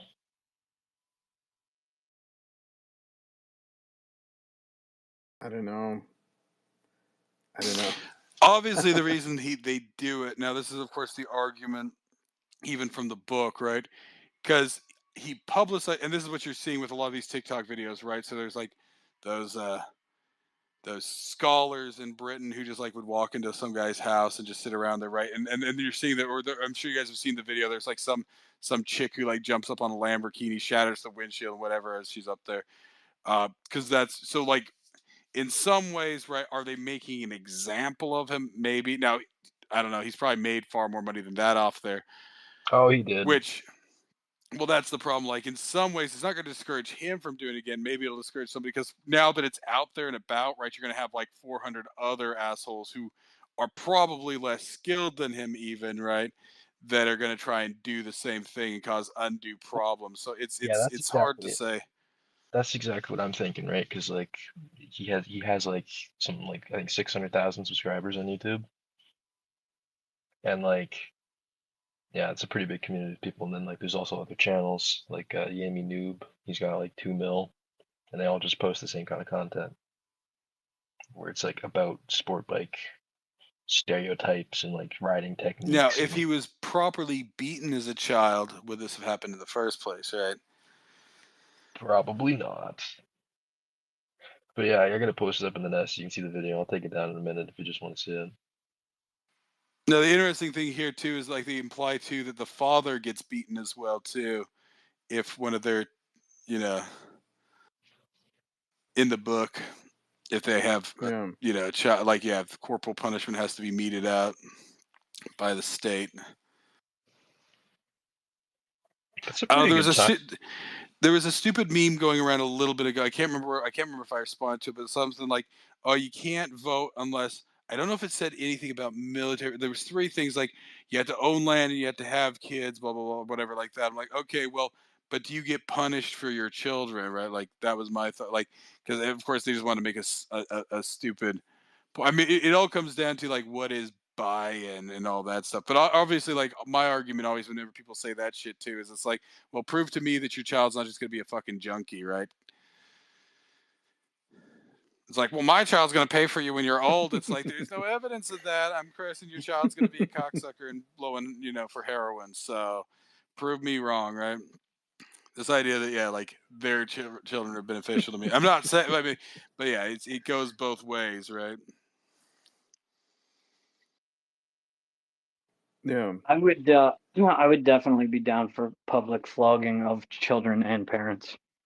I missed that. His father I think gets that would, punished if he does something wrong. Is that the Star Trooper? Is that Yeah, in the book it's implied that like yeah, like if like that yeah, like because I get the implication here being that yeah, the father didn't properly apply discipline earlier, and so the child is has to be punished too, but it's really the failure of the father, right? I think it's an interesting idea that deserves further Well, I exploration, mean because if you're responsible for it the actions was of your I mean children, in the past it has you been know, right in ancient Rome, in ancient China and stuff like that. It has been, is the father guilty for the sins of the child, or of course, I think in the Bible actually says that the child is not guilty for the sins of the father, but I think the converse has been held in a lot of places in the past, right? as it should be. Now, let me ask you a question. As a progressive fascist, does he make any mention of the mother also being flogged, or Well, do it's they, implied. as It's No, she usual, get a pass? dies. I mean, no. They're saying like, is the mother flogged for the child? Now it's implied. oh, It's okay, right, implied like right. when they're talking, because this is when he's in his elementary, well, when he's in the high school moral class, and a girl raises her hand. She's like, well, I'm glad my mother spanked me, right? So maybe it's that way, right? It's that the mother's expected to spank the daughter, or vice versa. I'm not sure, right? Like, I but mean, my is it still the personal, father's fault for not slapping the mother hard enough, and then not her not slapping the kid? I'm not sure. yeah, I mean, it's a trickle down I mean, theory, but I'll say that I never feared a spanking or a beating from my parents, but I only ever got one spanking from my grandfather, and the rest of my life was yes or no, sir, 3 bags full, sir. So maybe the grandparents should beat the kids. but should you beat the I don't know. grandfather for the father for the son? That's a. Can you just Slap the beat whole him up the The line? chain of beatings. Yeah. up one side and down the other, line them all up, shoulder to shoulder. Meetings will continue until morale improves. It is probably the more difficult part. Yeah, like how do you make sure that it's discretion? Because arguably this was the point in the past, right? Like like because even the Middle Ages had rules around like like you couldn't just freely beat your wife and children, despite well at least in Europe, maybe not in Islamic countries or Jewish or whatever other countries, but actually in medieval Europe they actually did have. Well, the Europeans had the decency to take the men's side and do it, right? I mean, with the It's a Muslims, private it's matter. exactly with the Muslims, it's all about the fanfare and the show, and let's get them down at the soccer stadium and bear them up to their Just necks. real quick, I see Frankie down there. We're talking specifically about the book, so unless you've read the book, you can DM me and tell me that you read the book. But we're talking specifically about Starship Troopers, the book, so we will not have time for musical interludes.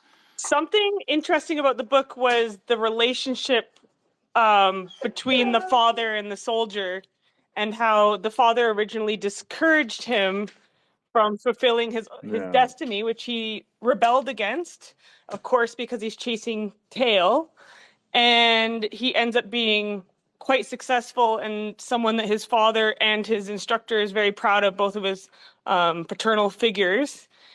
And in the end, his father ends up joining up as well because he loses his wife in an attack by the spiders. So just that whole package there of Well, there's another side of this. There's a lot of people. It was a really well. It had that stupid chick who played in the Hunger Games, but it's called Winter's Bone, and pretty much like her. I Yeah, her saw daddy's like that. a crack That's a dealer. good She keeps movie. wanting to join the Yeah. military, but she has to take care of her younger brother and sister and stuff like. Some Yeah. people actually can't. Like there is actually a certain amount of privilege in being able to join the military, in that you don't actually have other obligations. So I think it's implied in there that yeah, he couldn't join the military because his father expected out of him not to, and of course, it sounds like he actually gets married and has Rico quite yet, because he says like I'm only 22 years older, right? So he actually is married and has a kid rather young, right?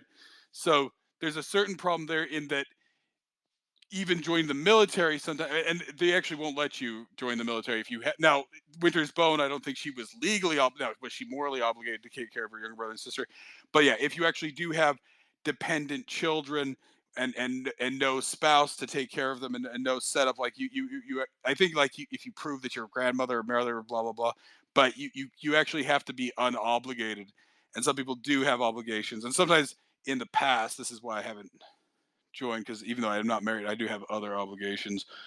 Um, so that's one thing to think about too, is that some people can't join because they actually do have obligations, and sometimes you miss that boat, right? So in this society, though, right, he can still join it. I guess if we assume that Rico's been in for about 2 years or 3 years at that point, I mean, yeah, his father's probably only like what, 42, 43, 40, like less than 40, like, between 40 and 45, 40 and 45 or something like that. So that's what it is right, that obviously he had wanted to, but his own father had sort of imposed it on him. And that's the thing, is that maybe his own secret desire to kind of having joined had kind of filtered out onto Rico.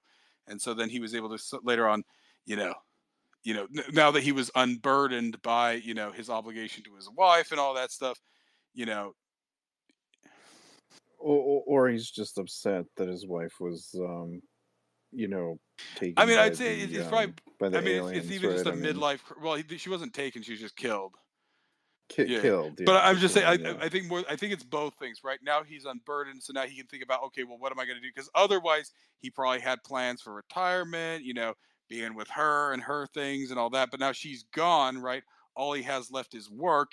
Is his work any longer rewarding for him? Is it interesting to him? His son's not around. Right. I mean, that's obviously the lure there. It's like, oh well, maybe I can join up and go off with my son. But of course, maybe there's nothing else out there. Right. Like, if my son dies anyway, where does my money go anyway, right? Yeah.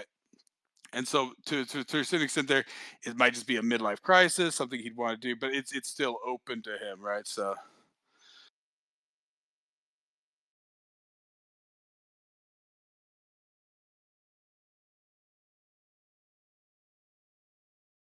It's So I mean, how did you enjoy the ending when they're, going through the tunnels there, and like, he keeps calling things out to like the different patrols, like in his squad and stuff like that. Like, I don't know, like, I mean, that was a very action packed, and the movie actually captures it quite well. well, I think it was more of a culmination, because Yeah, yeah, it obviously coincides with the movie to some extent, but I think it's supposed to be that all this training, and then you see the manifestation of it, as well as the natural skill, right? yeah, That is to say, they've selected him because they've seen in him the potential for this, but at the same time, they've tried to keep him humble of it, and always, second guessing himself when he has time, but when the moment comes for him to actually act, you know, suddenly he realizes, yeah, that he it's been so drilled, right? Like I said, the book is much about building a better citizen, but also a better soldier and a better officer, right? An officer who's actually had to have gone through the ranks, who understands it from that side and all that stuff, right? So in that moment, right, because before he has the crunch of the company commander, right? He has the crutch of who later turns out to be Sergeant Zim, right? His platoon sergeant, right? He has all those, but when those are taken away from him and he's forced to act, he then is able to, right? yeah, yeah, absolutely. Yeah, he was building up to that through the whole book. Um, Well, that's the thing. Like that was he interesting. simultaneously goes through cycles of arrogance, and then almost over debasement, right? He's like too, Yeah, like, and that's the balance, right? Like, you can actually be too humble, right? Too much humility, right? You can be just like you can be too arrogant. You can actually be too humble, and and that's the base, the balance is finding that balance, and that's the struggle throughout the whole book, right? At first he's super arrogant about who he is, then he gets really humbled, and then later on he gets a bit more arrogant, and then he gets humbled again, right? So that's constantly what he's chasing, right? but I mean, isn't that any person at any time, right? Like, Well, I but that's the mean, growth of it. That's the I growth of it, mean, right? So it yeah, has to yeah, be yeah. It, imposed on it, him. But then if it gets too imposed on him and he just is left in it, right. so simultaneously, and that's the entire point of this sort of like scientific thing that they know they know Yeah, exactly when to cut him down and then when to build him back up. Cut and build. yeah. But I mean, ultimately, it's the objective that he needs to execute, right? So I mean, and he does. at the end there, which is what the entire book is building up to. Yeah, no, it's quite interesting.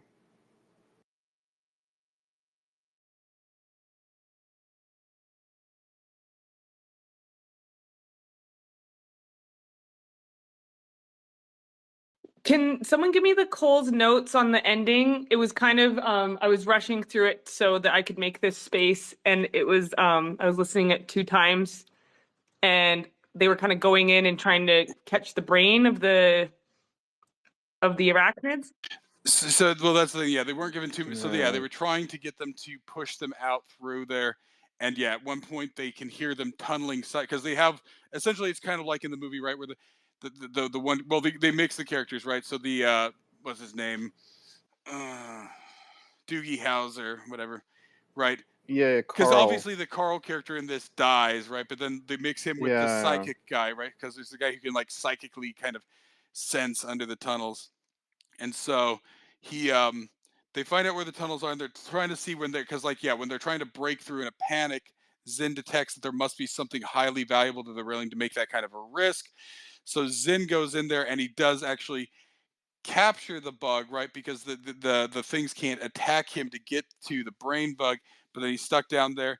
And so, he's like, no, leave without me. And then so Rico comes in and forms back up the troop because everybody's kind of in disarray there. Some of them die, but then they get to Zen and extract him and everything else, right? But then, of course, like a rock falls on his head, he gets knocked out, and he's like in like a coma for a week, and he wakes up in a hospital, and then he's in medical for a month, and then he gets sent back to the school. He finishes his course, he gets the commission, and then he gets reassigned to his old unit, and then it seems to like jump ahead by a little bit there, like and now he's like a first lieutenant, and his father is his platoon sergeant and all that.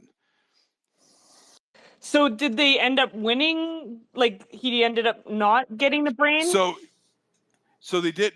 No, they I get think they it. got it. I They can't get it. remember if if it ends up suiciding or whatever, but they get enough material and information. So the mission they're on there at the end, right, which takes an undisclosed amount of time later, right, kind of jumps to that point. They're mounting another mission against Clandathu, right? So Clandathu was where they had originally attacked, and it just completely went sideways. He almost died there. No, but everything that because that's the bug homeworld. So this time they're arming. They're getting ready because now they have proper information. They know how to handle things. So now they're making a second assault on Clandathu, which I think is essentially the way it's implied in the next movie too, right? Like I think he's like, right? Was that how it was like at the end of the movie? Was he or were they preparing to I attack I Clandathu again? I haven't seen the part 2 and 3 Not part and 2 and 3, but all I of the think other I ones. can't remember if at the end, right? He's like giving commands and stuff. But I can't remember if they're re-attacking Clandathu at the end of that movie, right? They're like mounting another attack, right? This time more confidently, right? But I think it's supposed to be implied that this now, yeah, they later on make some crappy. I Yeah, think I yeah, saw yeah. one of the later movies and it was all over. I can't even remember what it was about, but They are gonna attack. Yeah, that's how it ends. They're gonna attack Clendathu yeah. So again. that I think, and so it's implied that this time they're ready, right? This time they're prepared. This time they have a strategy. They have intel. They have the stuff they've learned from the skinnies and the brain bugs. And yeah, he's going to be, and now he's leading on this one, right? The first time, I think that was his first drop, actually, or whatever, right? Was So there's Clandathu. no conclusion. It's a cliffhanger, essentially. Yeah, More or less, but I think it's implied that well, I think yeah. the implication is there's never a conclusion, right? You just keep fighting, but you get smarter, you get better, right? The military as a whole is now smarter and better, but right, so Rico manifests that, right? He's now smarter, he's now better, right? And I think even in that, now that you bring it up, that's a philosophical point here, right? And he says that earlier on, war never ends, it just changes, right? So the point here is that if they're going to continue the human species, they have to fight for it. They have to push for it, right? If they don't, if they're not willing to fight and push for it, then they actually don't deserve to exist. Right, but So can they ever annihilate them? Like they can't annihilate them. That's an impossible. Like mathematically, they can't do that, right? Correct. one will annihilate the other, or something will happen, right? The point here is that there's never like there's always something else, right? If they defeat the bugs, then there's going to be something else or whatever, right? Like I think the idea here is just that who knows? Maybe humans lose in the end. But the point is that Rico is trying to improve, and they're trying to improve, right? There's all sorts of there's a lot of things, but I think the idea is that you just keep trying, right? And they can annihilate them by finally getting at the brains, which I guess are like they're spiders that don't really have useful legs. Will the brains No, the brain bugs control all of the other bugs, right? It's a hive mind. Right, and so that's why they can't really move, right? They're like protected by the, but do they suicide if They they're going to be? never. Yeah, I don't remember if they suicide or not, or they just die or something. Now it's not just now in the movie they're kind of like big, kind of almost like giant maggots, right? Very Yeah. short and but relatively fat and not very long compared to how fat they are. Kind of like giant maggots, and I can't even remember if it's implied that they're giant or anything like that, or I mean they must be. I'm not sure. It seems like maybe because it seems like they're moving through there fast. I don't know, but yeah, I think it's implied that maybe some other ones, but they get all sorts of information. Like I don't even know if that bug survives. I can't remember if that one actually. They're like, oh yeah, it ends up dying within 5 days anyway. But we still got intel, and even operational intel, right? Not just the bug, but how to infiltrate the tunnels and how they move and how they react, right?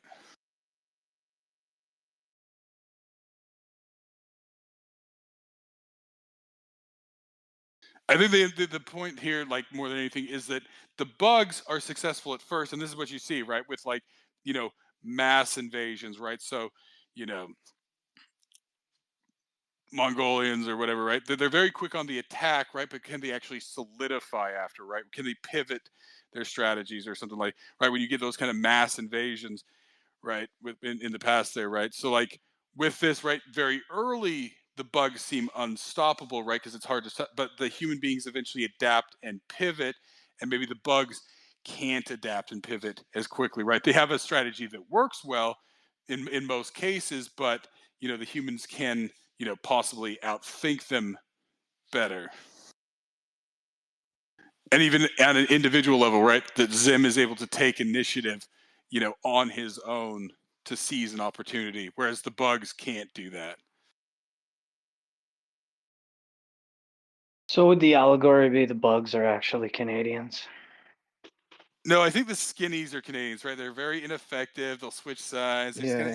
kind of. Skinnies. Yeah. Nice. It's like don't kill them if you don't have to, but things happen, guys. But I mean, he does kill a bunch of skinnies, like. Yeah,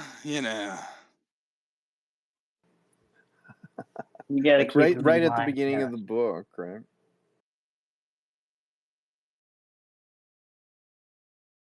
That's interesting. I'll tell you what I took away from the last little bit I've just been listening to. The wife did the right thing by dying, getting out of the way, so the father could recreate his lost youth, and the son could take his rightful position as the new daddy of the family. So we should celebrate her.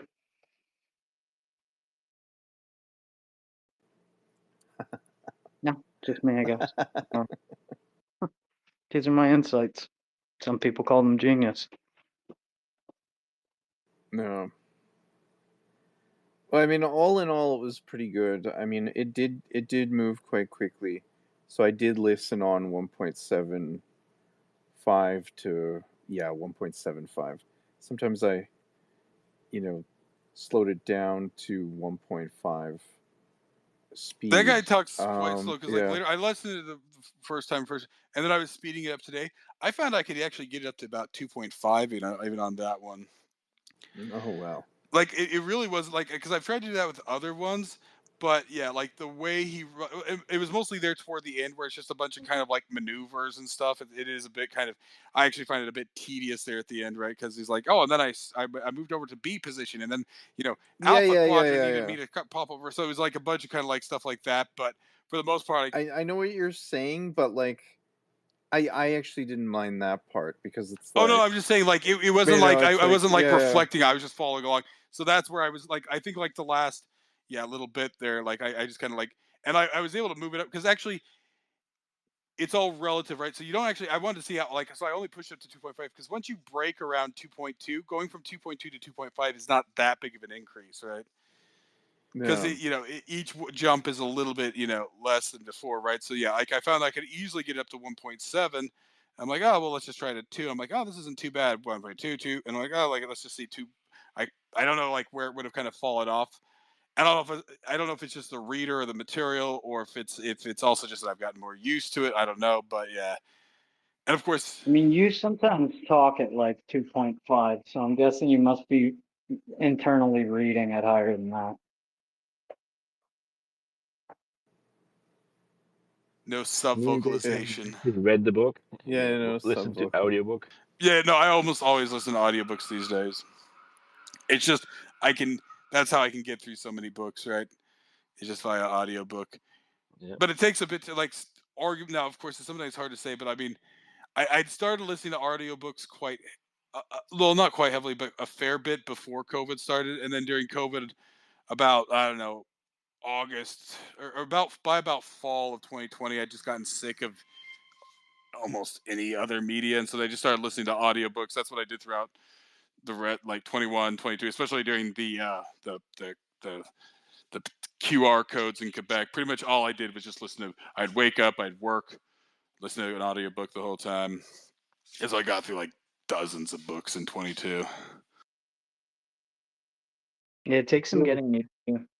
I feel like imagination doesn't work as hard. I mean, it's harder to read the book, but then I feel the picture is more vivid when you read the book. I don't know. It's my personal. Everybody's different, I guess. I'm more of audio learner, but I find I tune out the book pretty much like 5 minutes in, even if it's fast. So I The, have to back down and read. the problem with that is one, finding time to sit down and read, but two, even if I find that I've kind of like lapsed in memory, it's because I've even like that's one reason like when I was younger, but then as I got older, like I could read through a passage and be acknowledging the words but not actually thinking about them, right? And then like you go after 2 pages, like wait a second, I don't even remember what just happened, right? On an audiobook, it's like, well, I'll skip back 30 minutes. I'm just cooking dinner anyway. It doesn't matter, right? So it feels less painful to have to go back and review on an audiobook, I guess, more than anything. So like, yeah, reviewing on a written book, right? You have to sit somewhere quietly. You can't be distracted, whatever else. But yeah, if you have headphones on, you can be doing other things. Maybe you get distracted by what you're doing. It's like, oh, well, I'll just skip back. So it's a different experience. It changes. Sometimes the readers are awful or better or whatever, but I just find it's the easiest way to get through a high volume of these, right? Because of course I do like, I mean, most of the time I'm reading like technical documentation where I have to see the diagrams and the all that crap, but and examples and stuff like that. But since a lot of these don't have any sort of like visual component, there was one we did. I know they had some like weird kind of diagrams in what was the one, the Two Birds Swim or At Two Birds Swim, and or the Oh yeah, it was that one and the Third Policeman. Like he would do like some weird word, like almost yeah, word art in there that maybe kind of got missed out by me when I was audiobook. But for the most part, most books are just just text, text, text. and also Embassy Town had some like I didn't actually it wasn't diagrams. It was like when they were talking about the like the way that those aliens would talk, and it was like to Sir Escher, and it would be like, now that was actually more interesting when they mixed it with the sounds, right? But I got both the book and the audiobook, so I kind of went over those parts together, like listening and reading it. Hmm. Yeah, it wasn't really were those diagrams? I forget if those are diagrams or not in Embassy Town. Oh, I think It was like, it yeah, was yeah, pretty much, it was like a digraph like almost time thing. yeah, yeah, like to present how the sound would like be They heard. definitely had to use Yeah, LaTeX to format that book. yeah, Something I found interesting in the book was like the retarded planet that wasn't able to evolve at the same rate because of the lack of radiation or something, and so it was like a perfect retirement planet. You know, he even talks about how he wouldn't mind going there. This and how you didn't have to weed or use pesticides. You could just plant your crop and it would take over all of the inferior plants that didn't have to evolve in a harsh environment with harsh evolutionary pressure. So all of our species just easily took over, and there was like no predators there or anything. But because of that, the future generations, it was predicted, would be like they would de-evolve. I found that concept interesting. Well, I think it was a bigger question of like what will happen. Will they add mixture? Right? Will you actually have multiple human species later on, and will this one kind of be the relic species, right? Because there's less pressure there on that stuff. So I think it was kind of pointing out like even with all of this, right? And this is something to understand. Regardless, if human beings live another 6 million years, they're not going to be well. They're actually you might actually get both things, right? You might get evolutionary relics that are more similar to modern humans that have stagnated like that, but you're going to get another set that are very, very different, right? Like inherently, it's not going to be 6 million. In most places, it's not going to just be 6 million years of the same, right? You're going to get some sort of change over time. And branching off What color do too. you? Like if you look at orcas, there's 3 different types of orcas now that are now on 3 different evolutionary paths. So you have the offshore orcas, which we don't know much about, and we believe that they probably eat sharks and like large schooling fish, and they're obviously way offshore. And then we have transient orcas, which are patriarchal, and they don't vocalize a lot because their food can hear. They eat seals. And then we have matriarchal residential orcas, which kind of stay to one area, and they are highly vocal because their diet mainly consists of fish. And these groups, like specifically studying the transient and the residential orcas, they found that pods can cross paths and not interact at all. They just keep going. They don't want anything to do with each other. And the matriarchal orcas are also the first known species to be documented to perform ceremony. There's some South American orcas where they show a film of them doing ceremony. And I was also friends with a founder of Greenpeace. He went by Walrus, and he lived up on an island in northern BC. And he witnessed a ceremony every year, and he involved the scientists who. Please don't dox Leaf. Walrus is very old. He's probably passed away by now, but I got to go. Again, please keep my confidential information off the Sorry internet. about that. But anyway, so what happened is that there was a sick baby orca, and the scientists took the baby orca and nursed the orca back to health and returned the orca to the matriarchal family. And every year they would reenact it, which was ceremony. So just fascinating stuff. But anyways, they're on 3 different evolutionary paths, which is something that humans could possibly do as well. And what this book alludes to with this other planet, if there is no admixture or whatever, right? I just wonder what color it would be. Hope?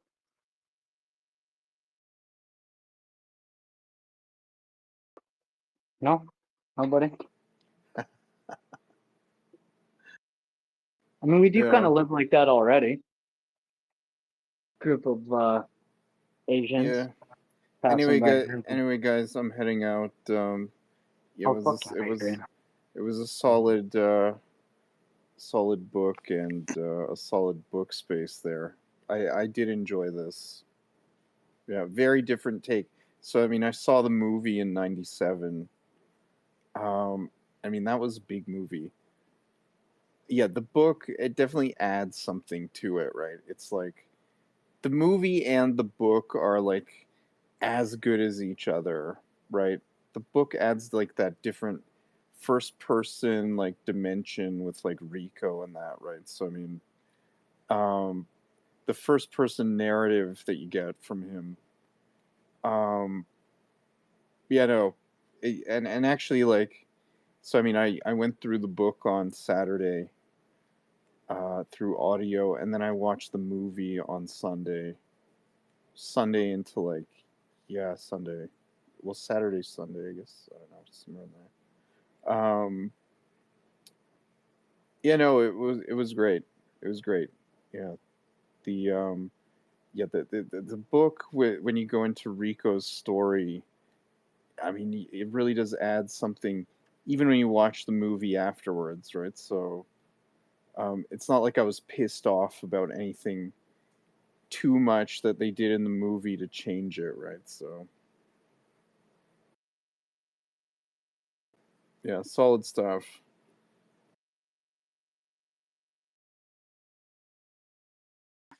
Yeah, no. Any other final thoughts you want to add, Adrian? Or Not really. I mean, I enjoyed it. I mean, I said that sometimes the military jargon was a bit too much for me.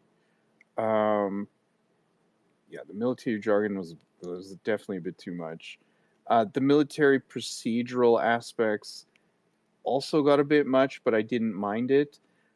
But the ending, I think, when he's like on point and like they make the operation happen on Clendathu, um, it's like quite um, it's like rewards you at the end, right? Like I know you're saying it was a bit tedious when he's like go to this position and check and like he's like communicating with the no, I'm just saying squad and all that type that of can be stuff, right? listened to very Yeah, quickly, right?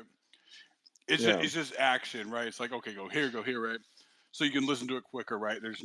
I don't have to reflect on the deeper meaning of movements. yeah. No, I get that, but it's sort of like the payoff, right? Of like everything that culminates in that moment. Interesting stuff and yeah, solid conversation here on the book. I don't know if anybody else has any thoughts. I have a thought. I think Zinc mentioned that like PTSD isn't real or something like that, but I think that they like people were shell shocked, which was like genuine like overriding of like the nervous system into a state of just like continual panic or something. And then because people became shell shocked, they didn't have a term for PTSD, and now kind of PTSD is overused for anyone and anything that you can stub your toe and get PTSD. But I think that but the book itself doesn't seem to have any sort of uh mental invalids. Like they have people who are unable to that are like go leave for medical reasons because they can no longer perform their duties. But even then, like has been stated before, if you are still willing to do your duties, even if you're blind and missing legs, they'll find something for you to do. But there's no mention in the book of anyone having some sort of like continued shaking or Now, irrational. Yeah. well, he does, but he keeps shaking before. Now, arguably, and this is what I pointed out, right? All these guys go in, but they stay in, right? And this is what you sometimes see. They Is it because they have a family there, or is it because they can't reorient to society, right? This is their new norm. That could be the argument, right? Is that they no longer feel confident outside of the military, right? Here things make sense to them, right? And that's actually been argued in the past there, right?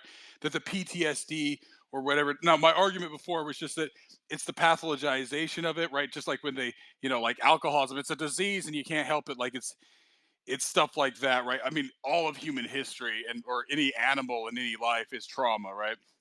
But you could argue possibly that for them, they can no longer orient to, civilian life, right? That's why they do stay in. That's why they stay in even after they, like the colonel who commands the whatever, right? He's technically a general, but he's actually taken a second retirement and is working because he really can't reorient to non-military life, right? I also No. think it's possibly because All right, guys, I'm okay, out. see you. Take care. That was great stuff. See you later, guys. In the Fuck you, Adrian. see you. There's like in the book, it seems like they are very surgical about their operations. They don't want to have unnecessary casualties on either side. And I think it was Jordan Peterson who said that like PTSD is like when the unhinged evil part of yourself comes out and you previously thought that you were a good person, and you can't cope with the fact that like you did something where you were completely out of control of yourself, which in war can particularly happen, especially if there are people going into it for the wrong reasons or they're not fully prepared mentally. And it also seems like in the book, they highly prepare them so that they can remain in control of themselves. They're not just going to go crazy and start raping people and give themselves PTSD. They're not just going to go crazy and start committing war crimes. They're highly mentally disciplined, and perhaps that's why they can avoid PTSD. But you were saying that he was shaking in the book?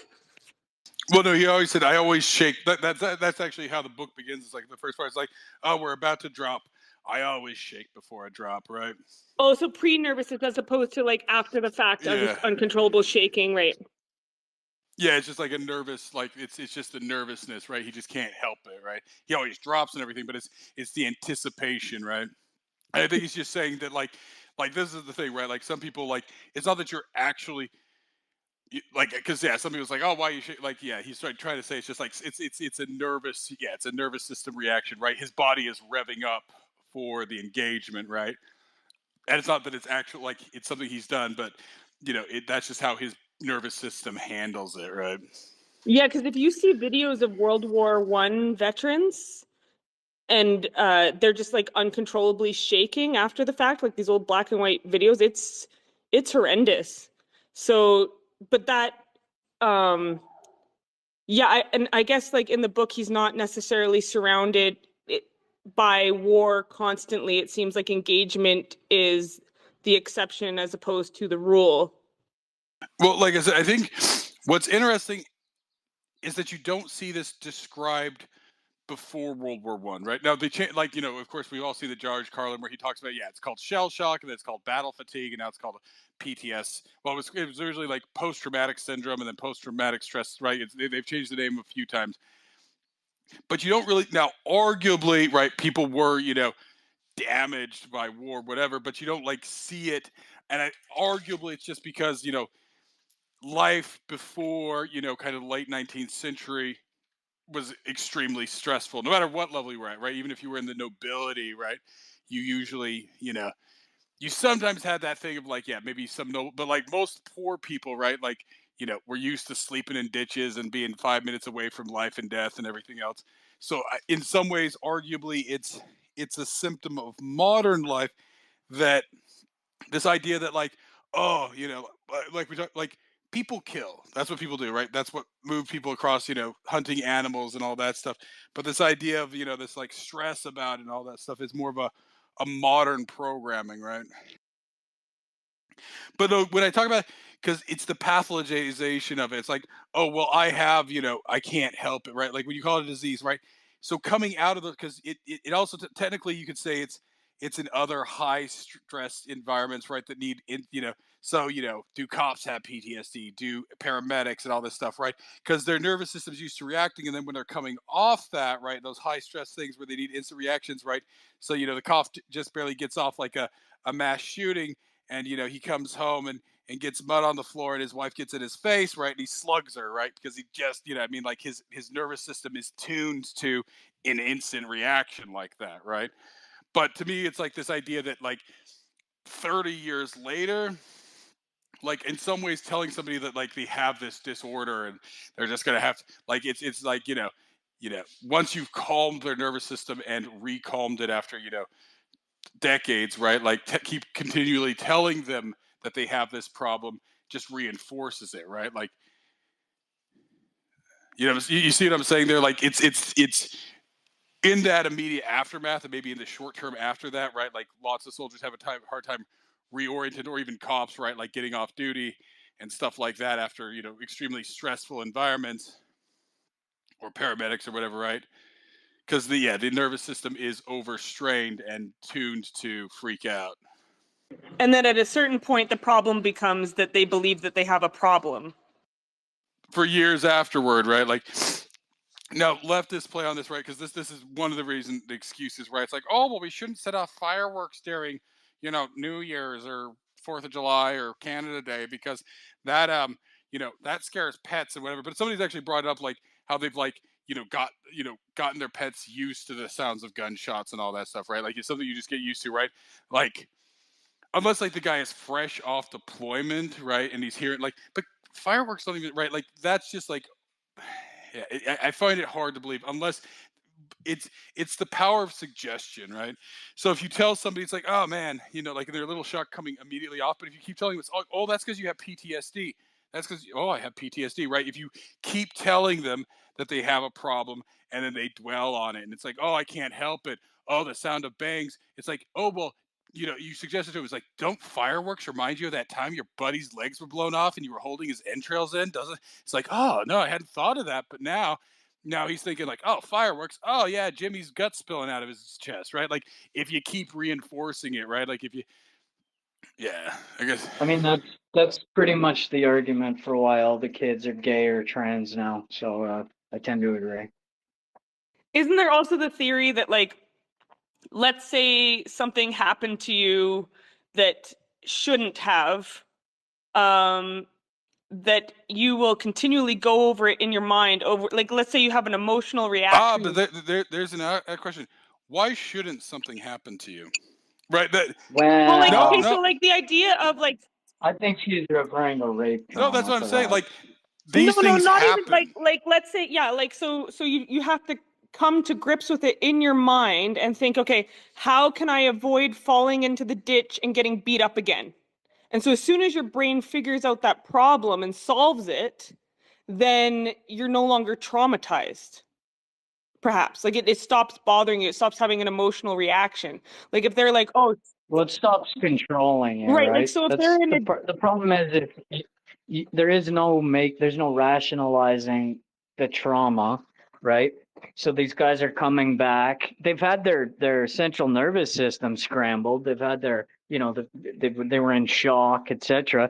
But those are call it like the temporary beginnings to permanent problems when they get reinforced and re-reinforced and so on and so forth. And then you're being told, well, no, you can't go to work and you need these pills and you need this, whatever. And then, yeah, it just becomes a self-fulfilling thing. right, as opposed to keeping the You could person, create a permanent. as opposed to like keeping the person busy with things that are good for their mental health. Like when I've had hard times Right. with mental health and I had friends that were like, no, you're going for a jog. Every day we're waking you up, you're going for a bike ride. We're going to take you out for an hour or two until you do like enough healthy things that you can be on your own again without us keeping you Yep. accountable. It's like they don't do any of that. They just say, okay, yeah, you get drugs for life. Exactly as you said, Leaf. Well, it's that, but it's like making them constantly dwell on the trauma, right? Because yeah, there's a refuse. If they're in the phase where they refuse to acknowledge it, that's one thing. But it's like, so are you still like, to continue them focusing on it and reliving it and Yeah, it's cruel. like It's cruel and I mean that's fucked the thing. Like up. if they're in a state of denial about it, that's one thing, right? It's like no, nothing happened, right? But I think that's why they've made such big fucking changes, such big gains with quote unquote PTSD therapy when they involved, interestingly enough, Kat brought it up earlier, LSD, psilocybin, fucking X, ketamine, whatever. They literally recreate through, hypnosis, suggestion, blah, blah, blah, that event. Like in your mind, you're reliving the actual event, this time guided through hallucinogenics with, a person that obviously knows what they're doing inside your head. And these fucking guys are coming out being like, no, I feel like a completely different person. I'm fixed. And even if that's not the case, the fact they feel that way, like a dude going from, I'm gonna go to the Walmart and fucking empty a clip to like skipping down the street with his pigtails. I mean, That's if it works, it right. works. In the Right? book, they had hypnotherapists. That was like one of the main things, right? well, it was mostly for the purpose of like, yeah, hypnotic suggestion, right? So it's used one for like sleep learning, right? So they could learn in their sleep. And then two, it was also used to be able to like put them to sleep like, instantly, right? So that way they could just go to sleep while they're out on, patrol, right? Because it's like, oh, you got an hour to sleep. It's like, well, it's gonna take me 15 minutes to Yep. go to sleep. Right, that one It's time he cool. slept for like an hour and something, and he didn't even realize he'd fallen asleep. Yeah. Sorry for interrupting, Leaf. No, you didn't interrupt me at all. I thought it was actually pretty interesting. Well, you know, thanks, guys. The book was very interesting.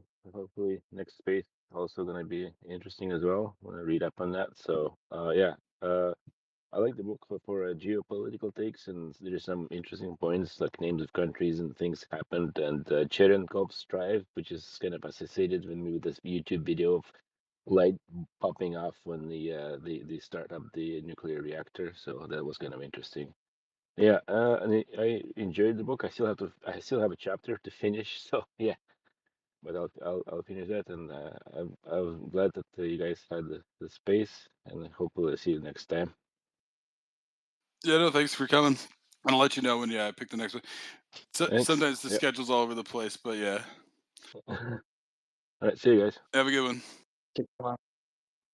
Yeah, I appreciate it. I gotta get off because I gotta go drive now. But You guys got any final let me try and thoughts? stop Or? today.